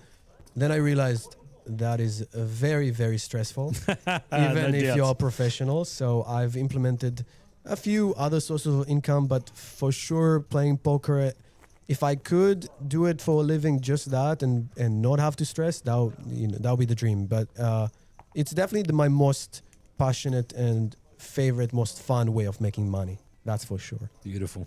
Dean coming in on the chat there on Facebook Live saying, "G'day guys, great commentary tonight. We very much appreciate all the support, and we are hoping you're enjoying the feed and the coverage. As you can see, no cards being dealt at the moment because we are hand for hand. We are on the bubble. Hand for hand. So it's taking a while. I kind of had a feeling that we might be here for a while, although we have some really short stacks, 2 people with sub 5 bigs, so it's not going to last very long unless they both manage to double up, which is unlikely.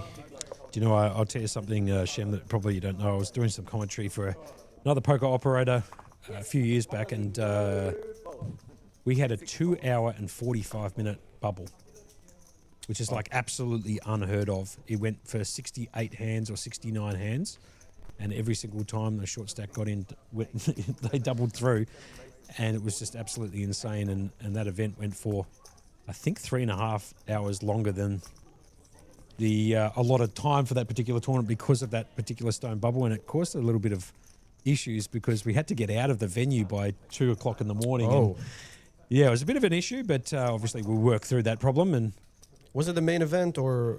It was just a side event for one of the poker operators out there. I don't want to name names of other poker operators out there, but it was just a side event. And I think we made the money. It just jumped to 19, by the way. There we go. So we have made the money. That is 100% correct. Great shout there from you, Shem. So we're in the money now. 19th place, I should say, getting $900. I don't know if the players know this, but if they do, then I don't. We saw, I think the small blind folded 7s. Yep. Definitely would have not done that. If it's on the stone bubble, then still I might just call and try and hit a 7. I think he was deep enough. He had like 20 bigs. You do get yourself into some sticky situations if it comes like 6-5-4 or something, but for the most part, you have a pretty easy way of navigating 7s, I think. An Amador before, remember, you had the the ace jack of clubs. Right. Yeah, and I think he was in the cutoff or maybe on the button. He decided to put it into the bin, and that's probably saved him. If he goes down, obviously, with that ace jack, he can't make the money. So folding there, if his intention is to fold into the money, he's actually done that perfectly. Yeah. Executed that plan.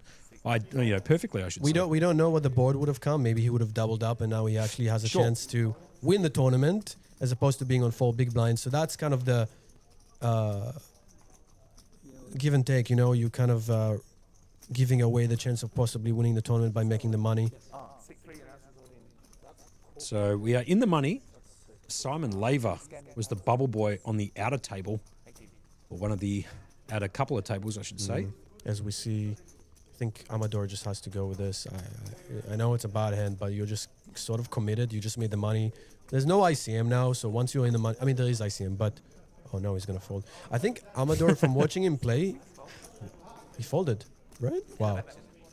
Yeah, I mean, look, I know he's a very tight player, and he's good at getting pay jumps and stuff, but it's gonna be hard to win tournament if you keep folding, and I know it sucks to go all in with Jack deuce off, but I think also Amador's chip stack, just from visually looking at his stack just before, I think he had a 25k chip, 1 blue chip, which gives him 30, and he had a stack of yellow, so that would give him 50, and then a couple are left over the yellow, so he might have like 53k, give or take. So makes it harder to call for sure. Sure. But that guy is also so aggressive. Your jack high actually might be good if he's jamming any 2. Yeah. Like GTO speaking, it's a call. But if he had more than what he had, then okay. Canas one coming into the chat there saying stacks are wrong again. Still nearly 3 big Bs. I just made comment about that as David Atkins picks up the Jack 10. I saw the same thing that you did. Canas one. He folds it. Yeah, that is tight as well. David. Jack 10 of clubs is my favourite hand, just quietly. Really? Jack 10 of clubs, then 6-8 of diamonds, mate. They're my favourites. In Hold'em, they've cost me probably a good part of $150,000 over the last 3 years, but who cares? I still love playing them. It's a good hand. As we get round to Dean in the cut-off here. He opens Queen 8 off now. Very interesting how people change after they get into the money. Dean was sort of tied now. I mean, I don't hate the open. It is okay. Ionis here with the 9-6 off. I think that's how you pronounce his name. Ranter Amador picks up the natural 9, the 7 deuce, but it's the worst hand in this particular game. Round to Nick Tran. He's going to fold, I would imagine. That's a very trashy hand. It's got 10-3. But no real equity in this hand. We saw him defend 7-5, so I would prefer 7 there too. Yeah. And get there. I prefer 7-5 off than 10-3 though. Yeah. 10-3 goes straight in the bin, and Dean picks up those chips after raising from the cutoff. So for those people tuning in this evening, this is the 6 Hundy Sunday, also known as the 600 Sunday event, the flagship event every week here at Playlive. We've got 150 entries, 19 remaining. They're all in the money now, as Scotty Pike there is just doing a bit of a race-off of those 1K chips, I believe, that are no longer required, as the blinds have gone up to 10, 20K with a 20K big blind ante. This is hand number 34. This is the How many hands does it usually take from start to finish? I'd probably say give or take 100 and... No, I'd set the line at like 160, give or take, roughly speaking. But again, these are hands that are shown obviously on the feature table. Feature table only. So yeah, it's not total hands of all hands being played on all the outer tables, obviously. It's just hand number 35 of what we're calling in the box. But I'm going to go with like 150, give or take, maybe a fraction less depending on the structure of this particular tournament. Okay. So factor in probably another 3 hours from now. You're probably dealing 15 hands an hour, maybe 16 hands an hour. So I don't know, probably somewhere in the vicinity of 100 to 120 hands, give or take. As Matty Marshall obviously rage baiting me in the chat there, saying what number on York Street? It's 129 York Street, South Melbourne. I do say it quite a lot, but I like to make sure that I'm propping up these guys here at Playlive. We get back to the action here. We have a hand, and did he limp? It seems like he just called pre-flop, which is... We haven't seen him do that before, so if I'm Nick, I'm very suspicious. Yeah. But he's also very aggressive, so I would take it more on the weakness side. And you have ace-jack in the small. I think this is a slam dunk all in. If I'm Nick, I would just go for that. And hoping he's not doing something like weird with aces or I don't know, which he could, but... So he's going for the non-all-in raise. And, you know, we saw earlier, he called with King 5 suited. So if I'm with ace jack off here, out of position, I don't really want to invite. Yeah, there we go. He calls with a pretty live hand, King 10 off. Let's see a flop. We're going to do a full recount of the chips at the break. Okay. So we don't want to slow down any of the action for you guys. We'll do a full recount at the break, and then all the chip stacks will be accurate after the break, which is, I believe, coming up relatively soon as we get back to the action here. So just a limp from limp call. It's always very interesting because this flop... Oh, he checks. Okay. This flop could definitely hit him with... Wow, he just snap jams it. Look at this. Like he's playing for all of the cheddars. What the hell? I mean, now you just have to fold, I guess, the ace-jack. Unless... Is there any chance he's got a late night dinner reservation at 10:30? Ionis, as he just jams the King 10 here into the board of Deuce 3-6. Yeah, nice bluff. I mean... Great bluff. Yeah, don't try this at home. You look silly if the guy has... Well, once he checks the flop, that's the thing. I think I would have continued betting with the ace-jack. And if he jams on you, okay, that's disgusting. You can probably fold. But check folding seems a bit passive for my liking because then you let him do these kind of things with marginal holdings that just think you're weak and they're bluffing you off a hand. So, and you had the ace of clubs. So, what's funny? So a bit of chat, obviously in the Facebook Live. I am laughing. Yes, it's not in South Yarra, it's South Melbourne, 129 York Street, South Melbourne. There was a bit of a play on that during the Melbourne Millions when they kept calling it South Yarra. It is in South Melbourne. Don't go to South Yarra because you won't find that street and or this address and or Playlive if you go to 129, whichever street it is in South Yarra. We are in South Melbourne as he and That comes into Thant, I think it is. He and Thant in the chat there. Obviously he's going for Snus Nicky. I can't do the other words that he's put into the chat there, but let's just say it is Nick Tran.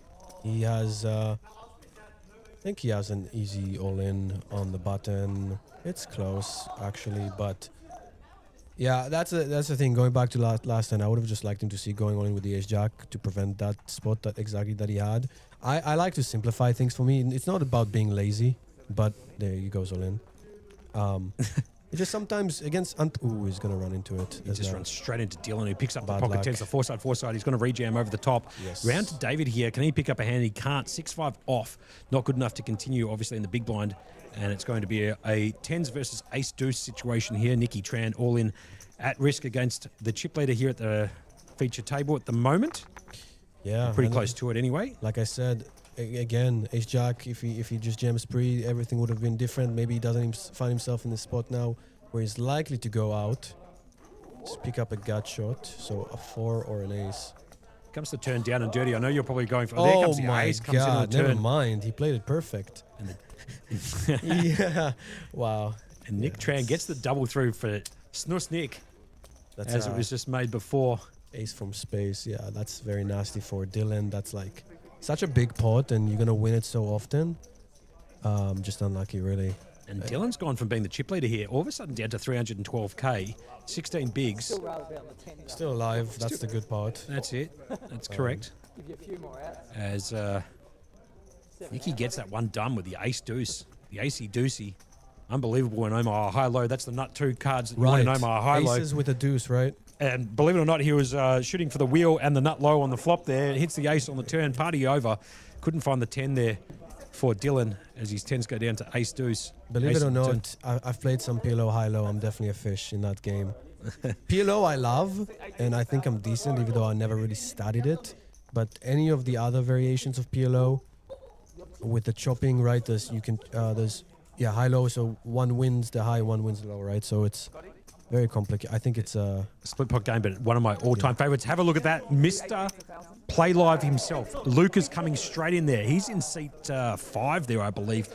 Luca, Mr. Playlive himself, he's got that black hoodie on.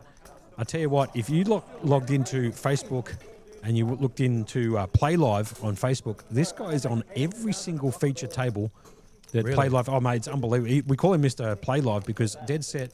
There's more photos of him than Michael Jackson. I'm not even joking. It's absolutely unbelievable. He's on every single feature table, every single final table. The guy's just an absolute beast. I'm excited to watch him play then. He must be really good. Let's see what he's got for us. Matt Marshall just says, oh, here's our winner. I have no doubts about that. I actually agree. He's basically kind of like a semi-ambassador for Playlive. He plays here quite regularly, and he's the most loveliest guy on the face of the world. Honestly, he's just a superhuman. Always very generous with his time, says hello. Everybody loves him. And that's Luca coming in there, seat number 5. The gentleman that's got the Playlive shirt on in the black. As Matty Marshall follows up that comment with rumours are that he has won tonight. Obviously, we're on a 20-minute delay, but we haven't even reached spoiler. Yeah, I don't think we have the winner yet. So. Nice course bluff. not. Of course not. But Ali also coming in. It's the feature table, boys. The ace is always coming. So Ali obviously knows what happens on this feature table. We do deal out some absolute coolers on this feature table. And we have the privilege of bringing him all of that action and commentating on it, Shem. Of course. I want to say shout out to my wife, Asya. I sent her the link to watch us, and she said, my voice is cute. Thank you. I wasn't sure if it's going to come out audible or not with my accent. No, but I appreciate it. So. There you go. Shout out to the wives, girlfriends, everybody out there who's watching the stream. We very much appreciate the support. This is Josh Monk, a.k.a. Monkey, in with Beast Shem? Beastie Shem. Beastie Shem. I had apologize. this username since I was 16. All right, Beastie Shem. Before Mr. Beast. Yeah. Right, okay. Another trademark infringement. Right. Beastie Shem. I like it.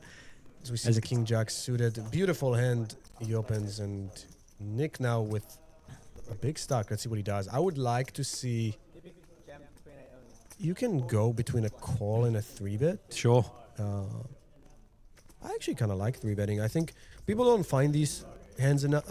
Actually, maybe not versus under the gun, but against hijack or low jack, it's a very sexy 3-bet candidate. But I don't mind calling. 80% of a royal flush He does out call. here at the moment with the Yeah. King Jack Queen 10. Let's see the ace of spades. Wonderful. I love the way that you keep calling the cards. I like that. It's beautiful. Yeah? I love doing that also when I play. Even when I'm all in a hand and I'm ahead, I'm like, okay, give him well, maybe not that, but Yeah, yeah, sure. This goes round to Dylan here on the button. He folds the Queen 4 round to Atkins. David Atkins. Atkins Diet. David here. okay, he The just small folds. blind folds. That's fine. Dale's got the Dolly Parton 9 to 5. That goes straight in the bin. He can't. He calls it. Wow, okay, so he's deciding to call here with the 9-5 Yeah. Dolly Parton. So it's 9-5 King Jack, Queen 10. I don't know. I actually don't. I think this is probably very wrong, but I understand the thought process. Is very short. So 9-5-4 Oh, all there you spades. go. There you go. As the board comes Wow. 9-5-6. Obviously, a nice. 9-5-4 all spades would No, have been don't go fireworks. all in though. I don't like that. Dale- You gotta let them bluff or put some money in the pot. Dale just jamming there, wanting to take down the pot right there. Picks up Yeah. a few chips there, up to 252,000 or 13 bigs. That's Dale code there in the red jacket, sitting in seat 1. How many chips does he have? 252 now, 13 bigs. So he needs some help. Let's see. Maybe he's very lucky. Let's see how he runs. As Adam Burke there comes into the chat. Good on you, Adam Burke. Berkey, my partner in crime on the You Can't Make It Up podcast, coming in clutch on the YouTube. Shout out to the big man, Adam Burke.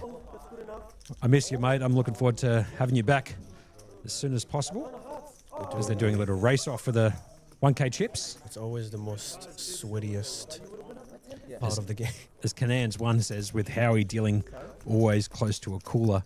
I'd agree. He's right up there. He's not at number 1. Obviously, that number 1 spot with the crown on it goes to Tuna Tuan Lee, who's dealing up coolers left, right, and centre. If you ever get an opportunity to have him on your table and you pick up the worst of it, it's guaranteed to win. He can find any card in the deck, inclusive of the draw 4 Uno card or the reverse card.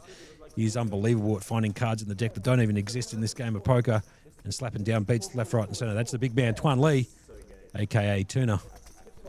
Ooh, tuna. I could eat some tuna right now. I'd love a bit of tuna, man. Yeah. Forget about it. So we get back to the action here. Obviously, the 1K chips have now been raced off, no longer required. The blinds have gone up. 15K, 30K with a 30K big blind ante. This is hand number 38. Our favorite guy with another hand. He's gonna open it for sure. He's played a lot worse than that. So ace 10 of hearts. Very sexy hand. I actually can't wait to go down to, during the break, and ask him actually how to pronounce his name. I'm not sure if it's a J or a. It looks like an IOA, so Ionis maybe, but I'm not really sure. I'll probably find out it's like a silent I, silent O, whatever the case may be. Anyway, he's going to raise it up and make it 75K under the gun with ace 10. Gets folded all the way around to Nicky Tran. He folds the deuce 3 off. Dylan with And Jack 10 suited just bins it. just puts it straight in the bin. Yeah, I like that. When he's short now, so he really doesn't have playability besides all in. Giannis. Yeah, that makes sense. I think it's like Giannis. Okay, right. Okay, so we just found out from the studio. It looks like it's Giannis. Well, we're going to call him Giannis just for argument's sake because it's just easier for us to be able to commentate on him. So we're going to call Giannis. I believe that's how you're supposed to pronounce it. Or There's That's an what the NBA studio- player, right? From is he from Nigeria? Giannis, you know that guy? yeah, no, he's from Greece, man. Greece. I was gonna Yeah. say Greece, but then okay. Giannis. Gian- Yeah, he's Giannis, Giannis. yeah. Yeah, he's unbelievable. One of the best, One of the best basketball players out there in the NBA. Maybe the guy's Greece then. Greek. He ends saying, "When's Monkey getting on a final table stream, mate?" I can give you the answer right now. 0% chance for me. I enter into these events knowing full well that I'm going to either stone bubble or not make the money. So never, as Amador just picks up Look the at this. Yeah, aces like- here. Sure. When you have no chips, that is such a nice hand to pick up pocket aces, or as I like to call them, spider eyes. Kind of look like spider eyes. And he's definitely gonna get called, like.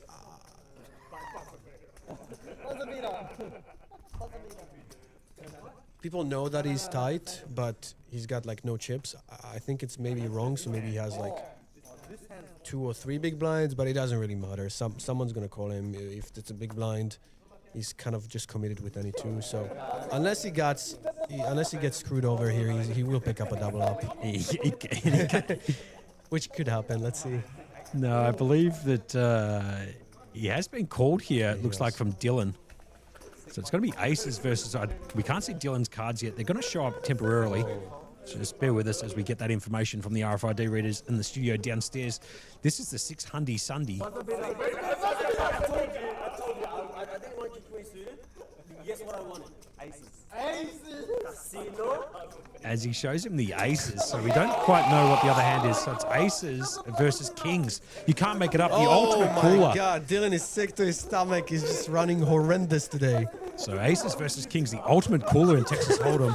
Wow. Off to the flop we go, and here comes the flop. Here comes deuce, king 9. The king is found here. I had a feeling. Ace on the river, only 1 out, doesn't get there. The king's absolutely, talk about Howie pulling off a couple of coolers. He's absolutely dealt the cooler of poker in Texas Hold'em. The aces versus the kings. The king finding the flop. Dylan's going to eliminate Amador with his aces, and that's game, set, match. Hitting the showers. High fives all round. And that's one of the most brutal beats you can get in Hold'em. Yeah, I jinxed him because I said Dylan is running bad, and there you go, he hits the king, so maybe not so much. The positive side is that, you only had like 2 or 3 big blinds. If this was for like a cheap lead pot, then that's very nasty, but you can't be that upset when you made it to the money, and then, you found aces with a bit. Have a look at Paul Shabani right there in the chat on Facebook Live going, king please. Absolutely king for Dylan there, just absolutely on the flop. And obviously all the players are hoping for a misdeal. There's absolutely no misdeal there. Howie's just an expert at dealing up the coolers, and that was the ultimate one. Aces versus kings. Amador hitting the showers, and all of a sudden we're down to 17 players as Dylan picks up a pretty decent sized pot there.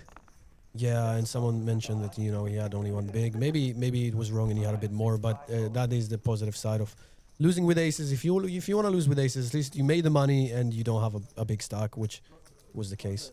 Sure. Ace queen suited, very nice hand from Nick. He's gonna open it, and let's see if there's any action. Oh my God, aces again. And Dale's now picked up the aces. You can't read about this Spider action eyes. Dead set there. Howie just absolutely coming in clutch as a dealer, dealing up the coolers upon coolers. So it's ace queen versus aces. And he goes for the min click off like 7 big blinds. When you see that and you have ace queen, you are kind of sick to your stomach. You're like, oh no. Your dead set can't make it up. I would have preferred to just see a jam. It is a play, but not when you're 7 big blinds. Nick Tran, can he find the bin with the ace queen? No Obviously, way. I can't imagine. He's got to jam it. Because even if he has kings, you, I guess, go with it. But aces again, back to back. This is unbelievable. Have a look at the action here down at the Playlive at 129 York Street, South Melbourne. Aces versus the ace queen. Nick Tran is all in. Dale has less chips. The flop comes down 399. One diamond. Sweat. Backdoor diamonds. Here comes the turn. Brings in the 3 of boring spades. No help, obviously, to the ace queen drawing dead on the turn, and aces will get that done. Yeah. Someone said Howie wants to go home before midnight. Sure. That could happen if we keep having aces every hand. Oh, dead set. You can't make up these hands. So it's aces versus kings the hand before. Aces into ace queen just now. Yeah. Dale gets the full double through there from Nick Tran, who's down to 10 bigs now. And Dale, who came to this final table, or feature table, I should say, with quite a short stack, has now got a few more chips to his name. He's up to 545k now. Just to let everybody know, we are aware that some of these chip counts are slightly wrong, as Howie's now been has just handed over the reins to Jem. That's enough coolers for Howie for one day. So the shift change coming straight in now. Jem's hitting into the high chair now as Howie decides to take a break after dealing cooler after cooler. The production was like, nah, we got to take this guy off. We got to stretch it out a little He's bit. Yeah, the show. no doubts about it. As Oz Monday saying, like he said before, Harry wants to go home before midnight, and that's why he's been switched out of the high chair, and Jem comes straight into it to deal the cards from here. Have a look at Luca, man. He's got 785k or 26 bigs. It's an absolute crusher. Blinds, as you can see, have gone up 15, 30, 30. This is hand number 40. Yeah, and we don't know the average, but I would imagine it's like around 600,000, maybe even less. It seems like pretty shallow average stack, which means there's going to be a lot less playability post-flop. We're going to see a lot more all-ins until it, consolidates maybe on the final table. We'll see. But Nicky Tran here picking up the 7 deuce suited. Goes straight in the bin. Round to Dylan, who's got him beat by 1. Yeah, there you go. 7-4. King 6 from David. Under the gun +2. Dale now with 9s. He's Picked gonna up the 4-side. open it. Those people who like to play back rather, 4-side. 9-9, natural 8. Shouldn't lose very often unless I'm playing it. Right. Dean folds. Oh my God, aces again. You actually can't make this up. Spider eyes. This is insane. It's gone aces. Is that the aces. third hand in a row that we see spider eyes? I've never seen that before in my life ever. It happened to me actually in Playlive the other day, so this game is rigged. No, but yeah, this is not very common to happen. Well, it's 220 to 1 for you to pick up a pocket pair. It's gone aces. I mean, maybe some people at home can put out the calculator and find how often it's going to be dealt 3 hands consecutive. He's trying to hide it from the reader. He goes for like the half stack raise. I don't like that. And you know the funniest part? Dale had the aces last hand. Right, now he's running into aces, but he might actually get away from it. Not easy though. He has 9s. It's pretty strong. I don't like that Billy went so big. He should 3-bet. Oh, he's gonna call, which is interesting. I would have not thought about that, but okay. Tell you what, it might be a good idea to get the whole feature table here on the You Can't Make It Up podcast, because these hands you definitely can't make up. This is aces 3 times in a row. So it was aces versus kings for the ultimate cooler, aces into ace lost, then it won. Yeah. And now And aces into 9s there as you the go. ace peels off on the flop. Dale in a world of hurt needs backdoor running 9s Should check here. as Billy flops top set. No, he's betting. I don't like that because, if you have kings, queens, jacks, are you really betting? I would start with a check with aces as well. I'd agree. And I think he lost a lot of value. I mean, look, he got called 200K. I would have. You actually can't make that up. I can't believe my eyes. I mean, Can we get a fourth one? That would be sick. I'll tell you what, if we get a 4th one, man, forget about it. I'll call the action with you down at the table live. Forget about it on a 20-minute delay. You can't make that up. That's absolutely insane. So aces. So it was aces versus kings. King found for Dylan. It was aces versus ace queen. The aces held. And then obviously aces versus 9s there. And Dale was actually the recipient of the aces the hand before and then walked into him the hand thereafter. So some pretty crazy action here at the Playlive Melbourne headquarters down here at 129 York Street, South Melbourne. Not South Yarra, South Melbourne. I think they like that I called them the spider eyes. Let's see. Maybe that's... Yeah, spider eyes. I like them. Why not? I'm not a huge fan of calling them bullets, if I'm being totally honest with you. No, I don't like that. Yeah, don't like that. There was, Jay Cover? Yeah. He had a name for aces. What was the name that he would give them? I don't remember. Slender? Shem's going into the tank here to try and figure out the name. It's been a while since I watched him. I don't think he's been live for a long time, man. He's like one of the OGs, if you know, you know. Paul coming in there saying Harry like worm dealing bottom of the decks. If you've seen Rounders, the movie, I know exactly what he's referring to. Worm, so close. As it comes ace 5, I should say, for Giannis here. I'm sweating it, yeah. Now it's very unlikely that we see aces, obviously. Oh, God, I'd laugh if there's aces found on the button, small blind, or big blind here. As Billy picks up the ace-king. Forget about the aces this time. Still a monster holding ace-king. Snap gems? He's going to make it 360K, so he's betting half of his stack here. That's so big, man, yeah. Again, the sizing is not... Like, look...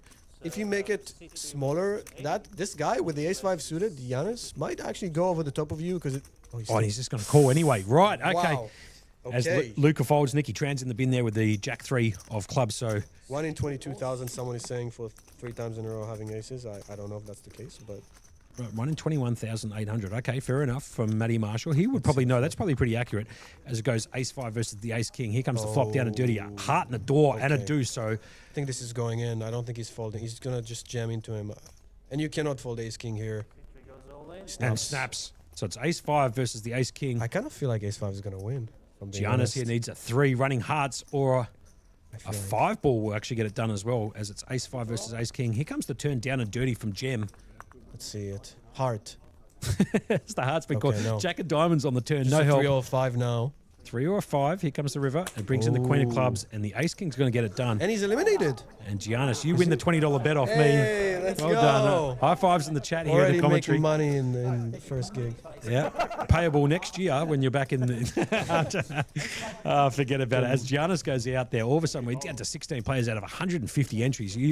What did I say? That was I kind of called it for the reckless behavior. He just snap called pre-flop, and then okay, flop is whatever. But yeah, I mean, that was crazy. Sure, no doubts.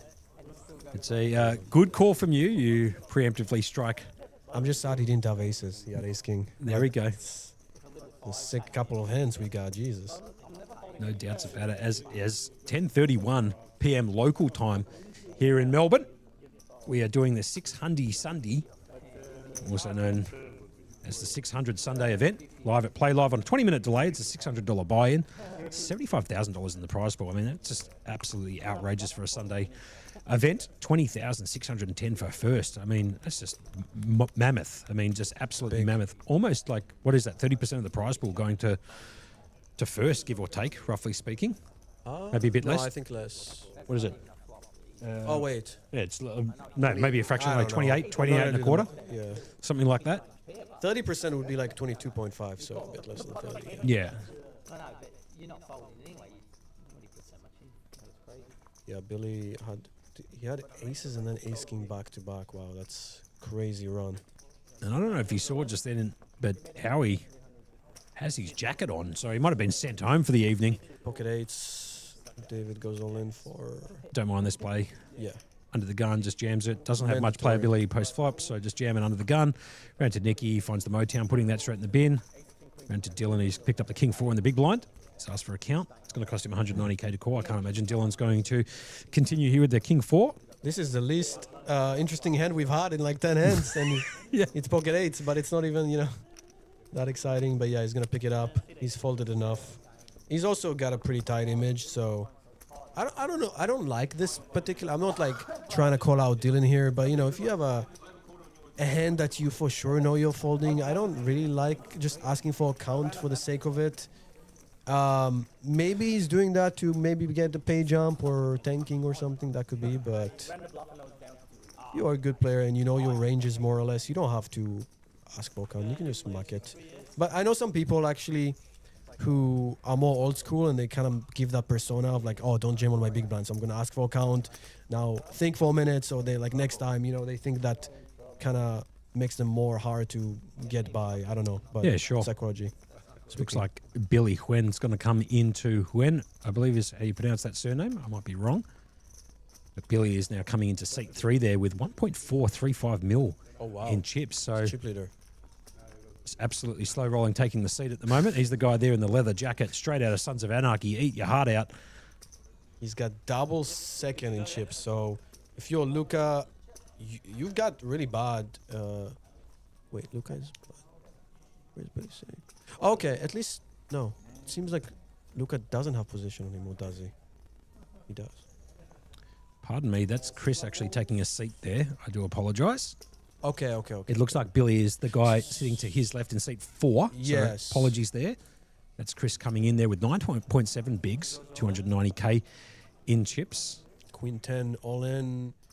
Yeah, I think this is too loose. I would honestly just muck it. There's obviously ICM now, final 2 tables. And you've got 13 big blinds, so this is definitely wide. If it was suited, then it maybe more of play. But a rule of thumb is when you're in these early positions and you've got more than like 12 bigs with ICM spots, you really don't want to have any all-ins. You want to just mainly have a min click. Dylan actually picking up the hand he had last hand, but this time suited. Round to David, who picks up the natural 9. The ace-8 off. Tough spot. Yeah, I was going to say David can easily fold because he's been playing tight. I don't hate it. If you know he's jamming Queen 10 off and he's out of line, then I would call. But without any information, it's very on the line. So he does fold. Dean also hasn't participated in many hands recently. I haven't actually seen Dean enter into a pot for a while. He obviously finds the Queen 10 there, raises it up, gets the job done, finds the blinds. As Hien also says in the chat there, alluding to your comment earlier, need a tournament with 5-second shot clocks, yeah? Or 5-second clocks, snap calls or snap folds only. That would be crazy. I've played, the fastest I've played was in the Philippines, PokerStars Manila. I've played a 10-second shot clock, super hyper turbo, and they give you like one time bank. Beautiful. I liked it. And the only reason I liked it because the dealers are really like dialed in, like with the clock, with the with the dealing as well. Everything is fast, so it worked out well. But in a lot of places, I'm not gonna say any names. It's gonna work horribly because dealers are slow and it's not gonna do well. But yeah. 5 seconds is a bit, maybe 20 seconds. 5-second clocks. I'll tell you what, that would be a tournament that I'd like to play. I'd like to play really, really quickly, but that's just kind of me. Because I'm a field player, I don't think about GTOs, hand ranges and hand charts and all that type of stuff. I just like to sit down and, you know, shoot the breeze with the guys around the table and throw my chips in there, never make the money and never make the feature table and just enjoy doing what I'm doing. But let me ask you this. Talk to me. When it comes to field player, I feel like that takes more time because it's not like solved. You don't have it in your head. So when I'm out there and I'm not playing GTO against someone I know is playing different or whatever, I need more time to think because I'm like, okay, so, you know, like analyzing the variables that are so out of line, kind of, so to speak. I think it's like I peel up my cards and then just make a decision on whether or not I'm going to go for it, or you know what I mean. I like to act pretty quickly on my hands. As Eugene Portland coming in there on YouTube now, straight from Facebook Live over to the YouTube now. Tell viewers to like and subscribe. I will right now. If you're not liked and subscribed to Playlive Melbourne on YouTube, Facebook Live, and/or Twitch, click that little button. Click the little bell as well. Gives you the alerts of when we're going live on a 20-minute delay, and you'll be up to date with all the live actions, any updates, any posts that they make on Facebook, and that will keep you abreast of everything that Playlive has to offer here at 129 York Street, South Melbourne. I do like to plug the address quite a lot, but Playlive's been here for about 9 months, maybe 10 months, give or take. Really? I believe. That's new. Yeah, I believe that in April of this particular year, I think. Yeah, in April, I think they've got during the Aussie Millions series, they've got a series on here to celebrate their birthday. Okay. So I believe their 1 year anniversary pops up at the same time as the Aussie Millions. So it's going to happen at the same time. They're going to do their. I think they're doing kind of like a mini version, I guess you could call it, of the Aussie Millions to capitalise on those players who don't have the big buy-in type of stuff and capitalise on that for their birthday bash. But some more information will be out about that, I'd imagine, relatively soon. You can keep abreast of all of that information on playlive.melbourne and across all of the platforms as well. I missed that little note there that the studio put down, so if you wouldn't mind bringing that back up so I can have a quick read, that would be great. They said April is the 1 year anniversary. I'm pretty sure. There you go. Ace 10 off is going to go all in. Pretty standard. And let's see what Gene has. Chris here just jamming it with the Ace 10 offsuit. It's going to get done. Picks up the blinds. Let's have a look at a couple of comments that are coming in here. Obviously, Eugene putting that, tell viewers to like and subscribe. Like I said, go ahead and do that. We much appreciate that. And if you've got time to also like and subscribe to our You Can't Make It Up podcast, that's Berkey and I's podcast, we would very much appreciate that. That's on YouTube and on Spotify, I should say. April 22nd is the 1 year anniversary, I believe, from the big man, Adam Burke himself, coming in clutch there on the YouTube chat. Saying April 22nd is the 1 year anniversary. Nice. As not, what does it say there? Is it not XY Thor, I should say, not XY Thor. Yeah. In Twitch saying, coming down to Melbourne next weekend, going to play a couple of Play Live games. Hopefully can make a bit of money.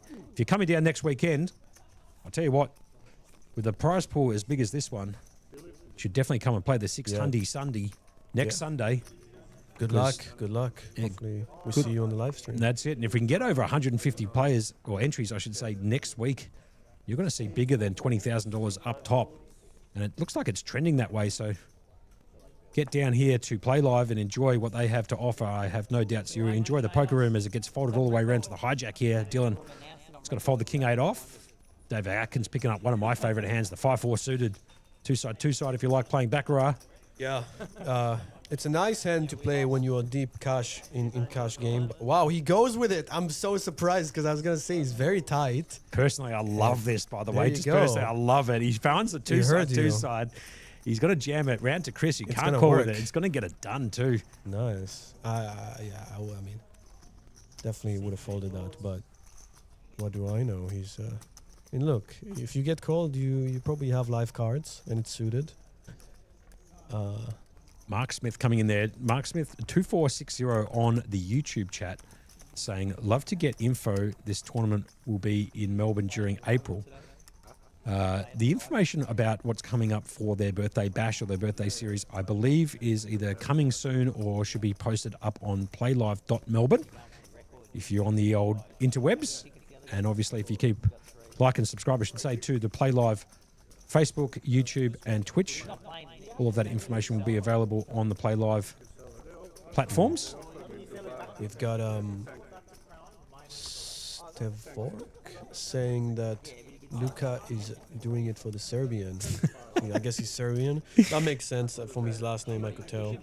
Jumic, I believe is how you pronounce it. Like Djokovic. Yeah, like Djokovic. Jumic. Who's probably the GOAT, even though I'm more of a Federer guy myself. But no problems, Mark, as he comes in there saying, yeah. thanks, guys. Comes right to Jumic. King Luka. Jack suited. We just said his name and he's activated. That's it. Nice hand. Well played. It does raise it up there under the gun with the King Jack suited round to Dale. He's picked up the pocket fours, shaking his head. He's doing a face. I guess he folded.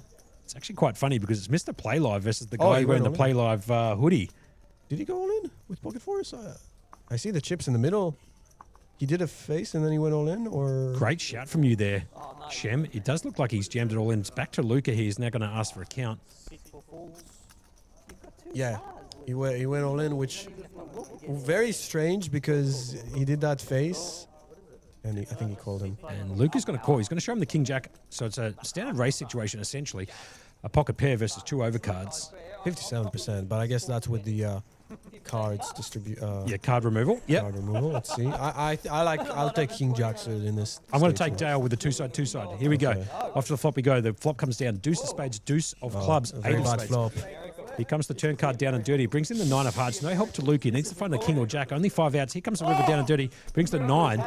And the 4s will hold up for Dale with the 9s and 4s. Dale getting the double through. Much needed for him. Luca, believe it or not, lost a hand. You won't see that happen very often. Yeah. And it's recorded. I think he's surprised as well. Yeah, sure.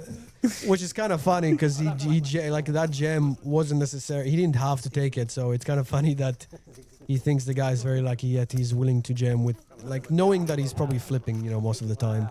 But nice, well played. I would have personally folded the 4s again.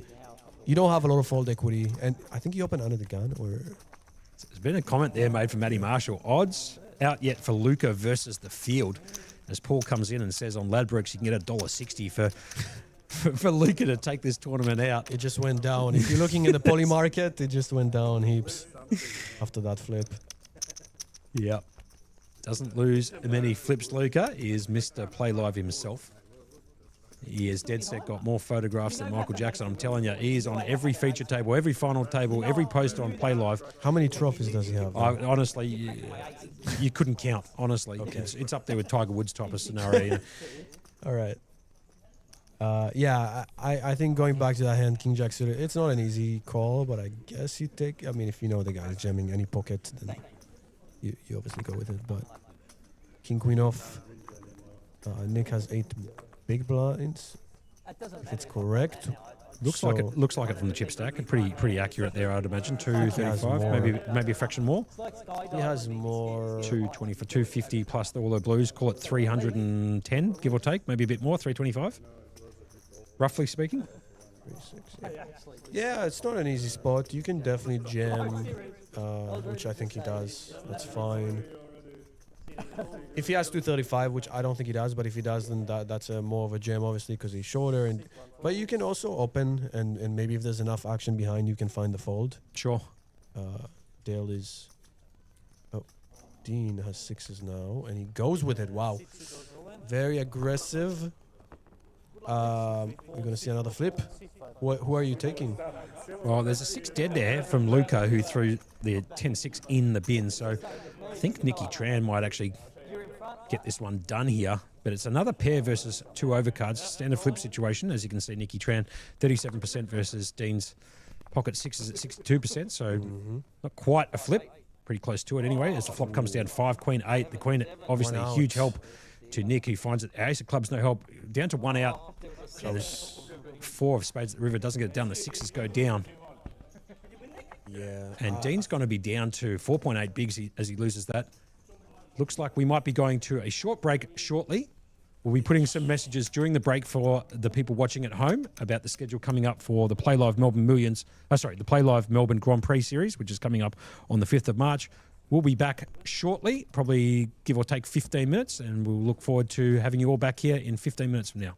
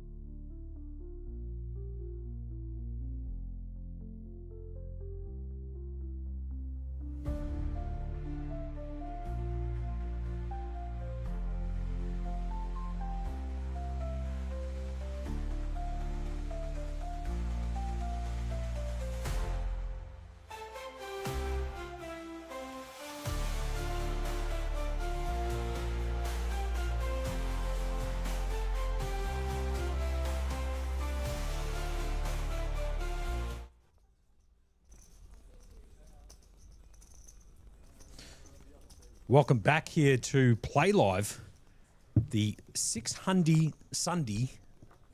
You're in the box with Josh Monk alongside Shem. Yo. Calling the action for you, Shem. How are you, mate? Did you need that break? I'm good. That's it. Yes. No, I'm good. He's going to be eating a bit of the food here. No, take your time, man. No problems. He's got the fried rice and the chicken up here. As Dylan picks up the Kings first hand back, sure.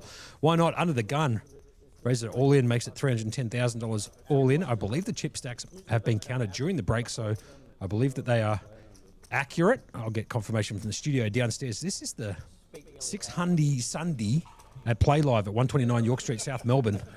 Welcome back to everybody in the chat on Facebook Live, YouTube, and on Twitch. We're on a 20-minute delay. There are 14 players left out of 150 entries. It's got to go fold, round to Chris here. He can't find a hand. He's got the 7-4. I like the fold from David with the ace-8 off. I think that's a good fold. Comments from the super coach to the left of me as it comes around to Luca, picks up the 9s. That's a bit harder to fold. And they are 7. Sure. Luca. Yeah, you have to go with 9s, I think. Against Dylan, because he's capable of shoving a lot worse.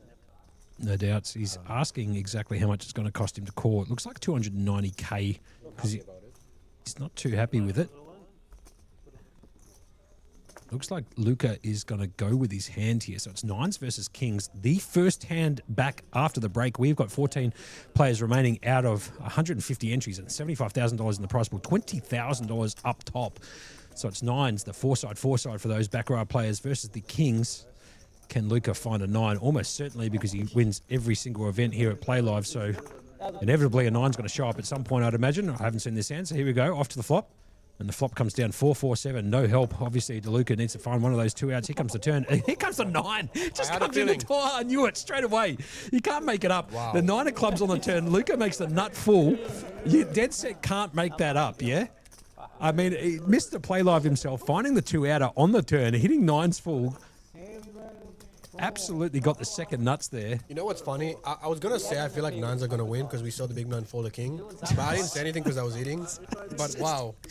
And Mr. Playlive just getting the double through. I swear, you cannot make that up. First hand back, Kings into 9s. Luca, Mr. Playlive himself, and he finding the 9, the 2 outer on the turn. Out, right? Yeah, he had more. So Dylan just ran horrendous. I think he played really well. But what are you going to do? I mean, you have Kings, you lose to 9s, you have 10s, you lose to aces, deuce off. Sometimes you're not meant to win poker tournaments. It's simple as that. Yeah, good shout there. I totally agree. That's just as bad luck as it gets. Obviously, Kings go down. Dylan's eliminated. And we're down to 13 players. We're going to reach this final table as fist pumps somehow for Jem in the high chair here, dealing out the cards. He's come straight back from the break. Decided to put the Kings versus the 9s. Luca finding the 9 on the turn. And that's absolute showers for Dylan. He was the guy who's got the Krusty the Clown hair and the glasses, who was sitting in seat 8 just before. He's played, like he said, outstandingly. Actually, as a matter of fact, I believe that he had the chip lead at this feature table since we called it for a good part of at least an hour, I'd imagine, and all of a sudden busted out before reaching the final table there, Jem. Before reaching the final table, Shem. Yeah. Again, I don't think he did anything wrong. Yeah, maybe it's sometimes he could have put more pressure with some hands, 3-bets. We didn't really see him do. I don't think I saw him 3-bet once as a bluff, which is, sometimes he's just card distribution. But it's interesting to see for me as well as a professional player. We don't see that many 3-bet bluffs. I don't know if I've seen one 3-bet bluff on this table yet. Have we? No. Don't believe so. They've only been for value. So there you go. That's a little tip for you for live poker. People 3-bet bluff a lot less than they do online. So, which is a good thing. It makes the game easier for you as a player. Matty Marshall comes in saying Luca wins another 90-10 flip in his favour. No doubts about it. And Nick's got a call out of the small blind. David should really go all in here. Totally agree. Let's see what David decides to do. He's got the two-side, 4-4. If he checks, it's a flip. So, but he's going to jam and 6-5 folds. But and Nick can't continue. He puts it straight in the bin. Yeah. How's that, man? You're trying to eat some fried rice and chicken. We get straight the Kings into the 9s. Yeah, man, it's funny. The first hand that I came into, and then the first hand after the break has just been action. So unbelievable, yeah. I think the first hand you sat down and commentated on was the aces, yeah. Yeah. Straight into it. Straight into it. Straight into the deep end, yeah. No paddles, no fins. Straight into the deep end for you. Shem, who is in the commentary box alongside me, Josh Monk, aka Monkey, in with Beastie Shem. It's been his username online. I believe he said since he was like 15, playing a little bit underage there. Told a bit of a story earlier about running his bankroll up from literally nothing to 500 USD and then asking his parents to help him get the money out from online. I'm going to be honest with you, I did the exact same thing. So, yep, I won on Royal Vegas online card room, I won a free roll for $265 US, and it took me a month to get a bank check from the Bank of Beirut. Kid you not. Okay. Took me a month to get it. Was that an online site? Or? It was an online site. It was called never heard of it. Mate. It was called Royal Vegas. And When was that? What long. Geez, I would have been before I was born. No. way before you were born. I'd imagine. How old are you? I was born in 99. 99. So 47. I'm 85. So a long time ago, man. A long time ago. 9 suited goes all in, and Luca folds. See if I can. It was part of the Prima network. I'll see if I can find out when that site got up and tell the people in chat if they want to hear a little bit more about that story as it goes around to the action here. Chris is going to jam all in here with King 9 around to Dale. Has an interesting decision. I think. Yeah, I think you call because people have a tendency to jam too loose. Oh, he folds. People have a tendency to jam too loose under the gun when they're short. Like, I know this league for a lot of people, they would just jam almost any two sometimes. Obviously, he had a hand King 9 suited, which is a fine jam, but your ace is doing well enough. For against the range where. But I do understand the fold. It's like half his stack, but yeah, the guy on the table is telling him like, yeah, I would have snap called. It's not a snap call, but I think you just side call and try and win. Most of the time you'll have like 60%, maybe a bit more. So Royal Vegas, for those people who want to follow the story, was an online poker site. Was established in 2000. And I guess they're no longer operating, right? Because I've never heard of them. Well, they're still operating now. RoyalVegasCasino.com. So they've got branched out from just poker, but it was definitely called Royal Vegas. And I believe back then it was part of the Prima network. So there was Royal Vegas, Seven Sultans, all of that type of website sites that I can't imagine you have heard of. No. But I won $265 in a free roll. And how old were you? Oh, underage, you said, yeah. So. Well, yeah, I mean, in 2000, I was 15 as well. Yeah, 15, something like that. So there and then you asked for your parents. I'm like incriminating you on live. That's fine. Incriminate the hell out of me. Statute of limitations only 7 years, so we're good to go. Yeah, they can't get me for 20 years ago. But they can get me. No, it's been more than 7 years for me as well. So.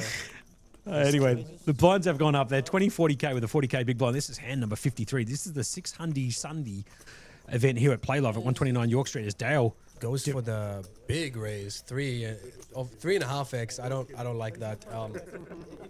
You just wanna.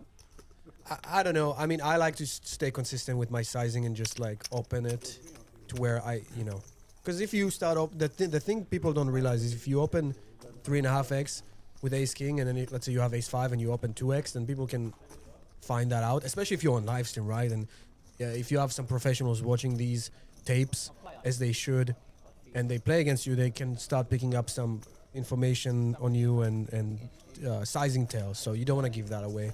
But maybe he does it balanced, and he also has bad hands. Sure. But there's no need to go so big.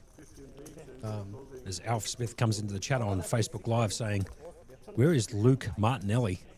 He's probably off winning a tournament somewhere else." Luke Martinelli, obviously, absolute crusher, elite poker player.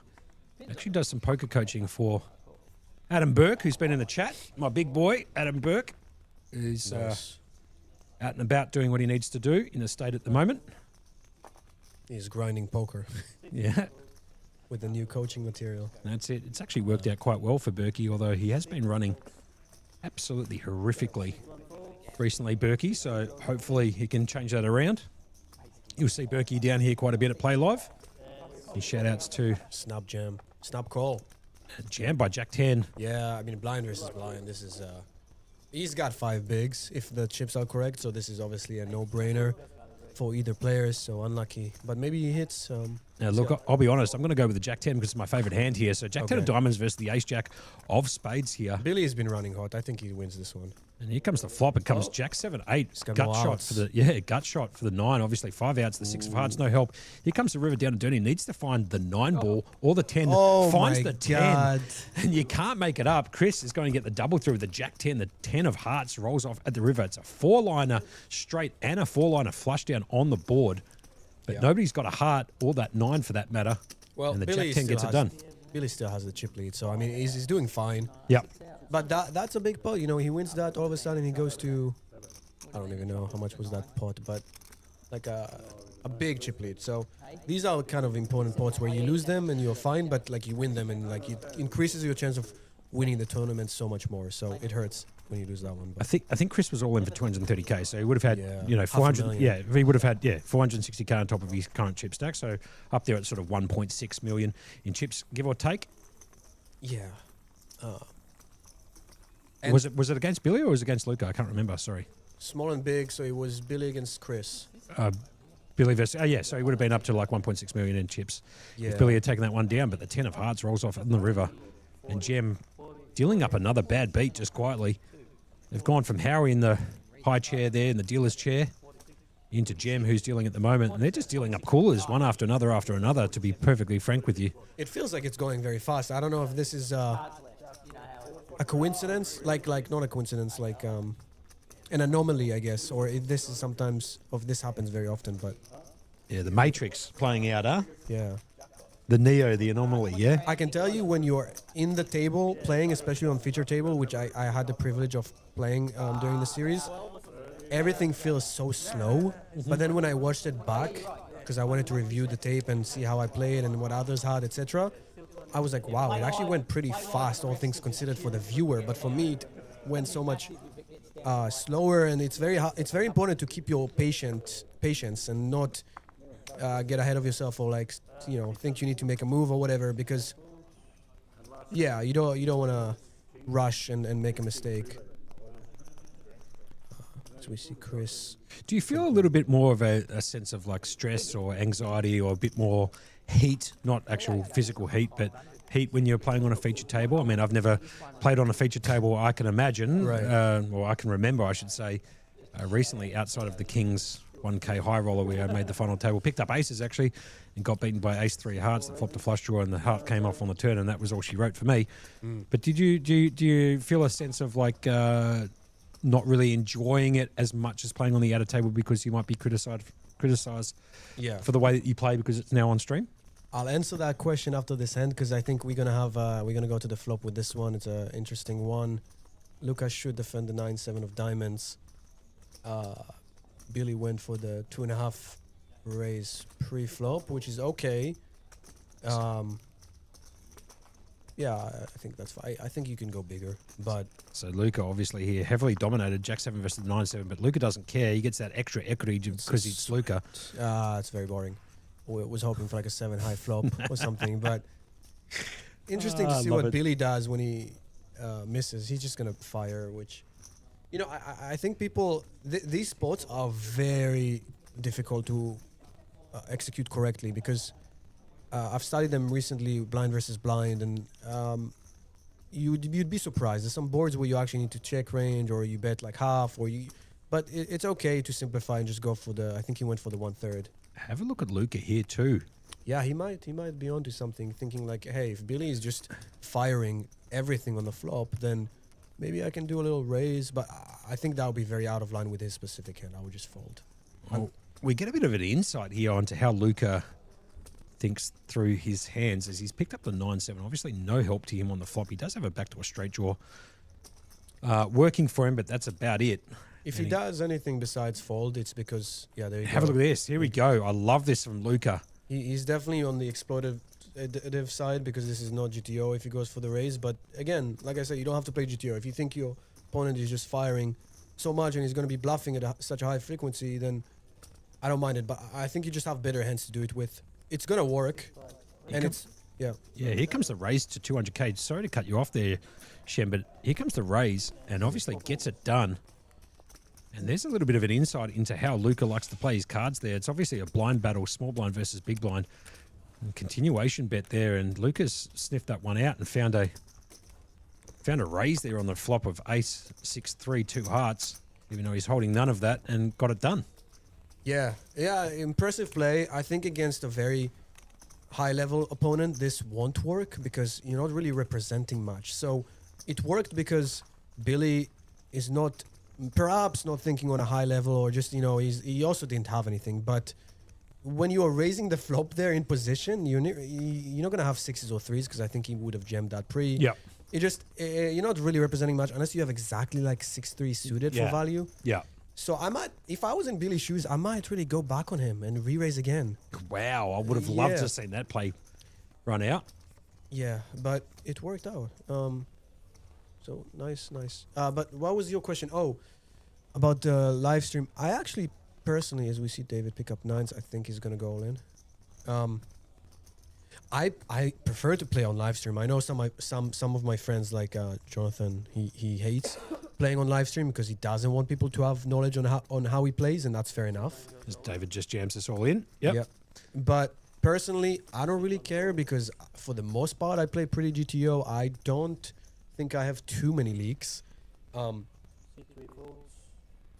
And I love seeing what people have, because for me, I want to get as much information, and so I love to know if people have bluffed me or not. For me, that's worth it to be on live stream. And also, it makes me play better. When I'm on live stream and I know other people are watching, I'm really dialed in because I don't want to make a mistake. Sure. But it also sometimes restricts me because I might not do like some crazy plays that I know on GTO. Like, let's say with the hand with Billy, with the Jack-7 that I said I might have gone back on him. If I was on live stream, probably take the more conservative approach and just fold. And Sure. but yeah, I enjoy being on live stream. It's a fun experience, you don't get it too often, and also probably means you're doing well, right? Because for the most part, you're deep in a tournament if you are on live stream, unless it's like the main event, day 1 or day 2, and you get lucky. But yeah. Yeah, no doubt. It's a good shout by you there. I like to hear that insight from the players. This is the 600 Sunday event, their flagship here at Playlive every week. This event is on a Sunday. Today's tournament kicked off, I believe, at 1:10 local time. Might just get a correction on that. I might actually look that up just in case people are wanting to come in like we have had. I think it's 1:20, which makes it 10 hours now of play. Okay, so 1:20 on Sundays, they run this $600 event. It's their flagship every week. So for those people who might be coming in next weekend, like I have seen in the chat before, come in and play this, because they have got 150 entries into this. We're down to 13, $75,000 in the prize pool, and 20 lacquer up top, 20,000 and a bit of change for first. I would have loved to see Luca probably just jam it in, because small and big are very short. And now if, Nick, I don't know what he would do, but if he just jams the ace deuce, all of a sudden you're in a very tough spot with a7 off. Obviously you are ahead in this instance, and you're dominating, but you don't really want to open fold it, which I think is what's going to happen if he jams. But he will fold, which I think is very disciplined, and kudos to him. I would have probably... I'm not sure, actually. If it's suited, it's more of a jam, but David... And you're also letting David defend with all kind of trash, so you are allowed to jam now on the button some hands, and a7 off, I think, is a very good one to do it with. Yep. And once you open the button, you should be more polarized. So either you have the nuts like aces, kings, queens, ace, king, or you have hands that you are easily folding if they jam. But if you are opening with hands that you're gonna have a hard time deciding if you call a jam or not, then I just like putting it in the all-in pre node. Yep. Ishard De Silva coming in saying, who's the other commentator? Sorry, so obviously you're listening to me, Joshua Monk, the anchor here at Play Live for this 600 Sunday event, and I'm in the commentary booth with Shem Goltz, also known as... Go? Beastie Shem. Beastie Shem. Sounds so cringe now. No, it's my username. Username from when he was much younger. We had a couple of stories about that earlier, so if you're logging in to watch the feed later on and you want to skip back, you can hear a little bit about that story. I think we opened the bowling with that. Might be in the first 20 minutes of the stream that we're talking about how you got that nickname or why you chose it, or the... I don't think I said why, but Wait, I was gonna say, are you good with like voice imitations? Like, can you say Beastie Shem, but like a very deep, scary voice, like think like the Purge? Because I have the Purge, mask kind of profile in my, because I like to scare my opponents. Sure. I don't have that just super deep voice down here, like the Beastie Shem type of thing. But maybe I could probably pull it off. But Maybe I should try. Beastie Shem. There we go. Yes. It's like the people who do those trailers to the movies. You know what I mean? Yeah. Coming next fall. Yeah. Yeah. Ryan Reynolds, Beastie Shem. Now we can just have AI do it. But yeah. That's it. Wow. He folded the jack. Oh no, he opened. Yeah, Billy opened. That's a good open. It might seem a bit wide to some, but it's just a GTO open. And wow, he defends the 10-4 off. Dale Vinci I code. did not expect that. Dale Vinci code here with the 10-4. He's very unpredictable, I gotta say, because I saw him and he hits, but this is a very bad flop. I would be surprised if he continues, even though he's ahead. Mm-hmm. I'm very surprised because we saw him earlier folding the 10-9 off in the big blind. So I don't know. He's kind of like mixing it up, Billy's going to come out with a C-bet, almost get this done for sure. I can't imagine Dale Vinci code, which I've given him the nickname for, because his name's Dale Code and it sounds like Da Vinci Code. He's going to bet out 70,000. Dale's obviously picked up a 10 here. Doesn't seem like he wants to fold. It's kind of he's going to float. There you go. Okay, he's going to float this one. Not a huge fan of this. It's kind of a situation where your opponent is betting almost any two cards and you're probably ahead, but like you really, again, like I said, cannot improve unless you hit a 10 or a 4, and if they bet again, like what are you going to do? You're just going to, if you station it down until the river on a safe board, and that makes you very, I guess they like to call it calling station. Dale, like you said, floated. Yeah, he's going to bet He's again. going to check it back round to Billy. He's going to continue firing another barrel on the turn. Go on it. He's bet 300k to put Dale Vinci Okay. code basically in the blender. Dale gets rid of it And he instantaneously. shows it, which I'm not a huge fan because you're letting people know you defended 10-4 off from the big blind. So that gives people like me, it gives a lot of information, Dean's coming in for a question for you. What's Shem's thoughts on Denick? Denick, I'm guessing the player, right? Denick is a very good player, man. We've talked some strategy. He's very well studied. He's done well. I mean, he's like the whole package. I'd say he's one of the best players in Melbourne, if he lives in Melbourne, or in Australia in general, to be honest. Right, okay. He's also pretty young, I think. I don't know how old is he, but like he's impressive. He won the Bahamas package on GG. Oh, which is lovely. 30K, yeah, and Oh, I won it beautiful. last year, or the year before. So he asked me questions, and I was kind of helping him. And yeah, I mean, he even cashed it. I didn't cash it, so that's sad. But 30k package. Geez, that's pretty nice. What'd you buy in for? Did you satellite in or steps it in, or did you just go do a direct buy in? And man, it was crazy. I bought in for $50. There we go. Then won it to 500. Yeah. Then 500 to 30K, which was a 25K super main event ticket. Billy Hinn just picking up exactly the same hand as he had last hand as Luca Right. with the Jack-8 of spades. Comes around to Luca here, the big man who just hit the 9 on the turn just before to bust out Dylan. Picks up the ace-king of spades. Yeah, very nice hand. So they gave you 25K super main event ticket. Yep. And 14 nights. Ooh, David has 5. This is interesting. I'm guessing he's going to fold based on how he plays. But I know what my friend Adam Burke would do here. Five of diamonds is his nut prop card. Shout-outs to Power Poker. He has picked up the pocket 5s here, David. pocket 5s are like my favorite non-premium pairs because it's like, I think in Arabic, 5 means khamsa, which is like good luck, like the palm with the evil eye in the middle. Okay. Like you have that. It's a whole thing in Arabic culture. I'm not Arabic, but I come from the Middle East. So I feel like it's just luckier. Well, that's me. So it comes around to Chris here, who picks up the ace-9 off. Heavily dominated, obviously, by Luca, who's got the ace-king. Oh, he's just gonna And he's jam got it to in. jam it. This Look is how a disaster lucky he for is. Chris. Wow. He is very lucky. You're right. I mean, if he holds, I don't want to jinx him, but like, that's just like perfect run out so far. Trust me, Luca is holding here 100%. So it's ace-9 versus the ace-king of Luca. Luca miles out in front, 77% equity. Yeah, versus Chris. Ace-9 is close. You can call pre-flop or jam, but like, obviously never folding. As the flop comes down, Oh 6, my king, God. 10. It's just dead. Luca just flops nut. Here comes the turn. Oh. It brings in the spades as well. But it Two does bring in a outs. 2, yeah, the 3 outs with the 8. 3 outs. It is close. Doesn't get it done. An 8 does not roll off in the river, and Chris is going to be eliminated Yeah. in 13th position as Luca scoops another pot. And now look at that. From being almost out with 9s against kings, he's now chip leading. That's crazy. Absolutely unbelievable. That's Texas Hold'em in a nutshell for you. Yeah. Gets the 9s in against the kings, like you said, Shem. Finds the 9 on the turn. It was an absolute certainty he was going to find it. He only had the 2 outs. That's plenty for Luca. And I can tell you the players are not happy because Luca is a good player and he's running good, so it's a dangerous combination. Yeah. But as I was answering your question about the package, yeah, they gave you 14 nights in an all-inclusive, like 5-star resort in the Bahamas. Everything was included besides the flights, so I had to pay for those. But it was worth it, you know. It was such an experience, even though Bahamas is expensive as hell. You see all the poker players there, like all of them. Dale Negreanu, Federer Holtz, all the big names. It's like, it was very surreal, you know. They had the Triton there as well, so they played like a $500,000 event.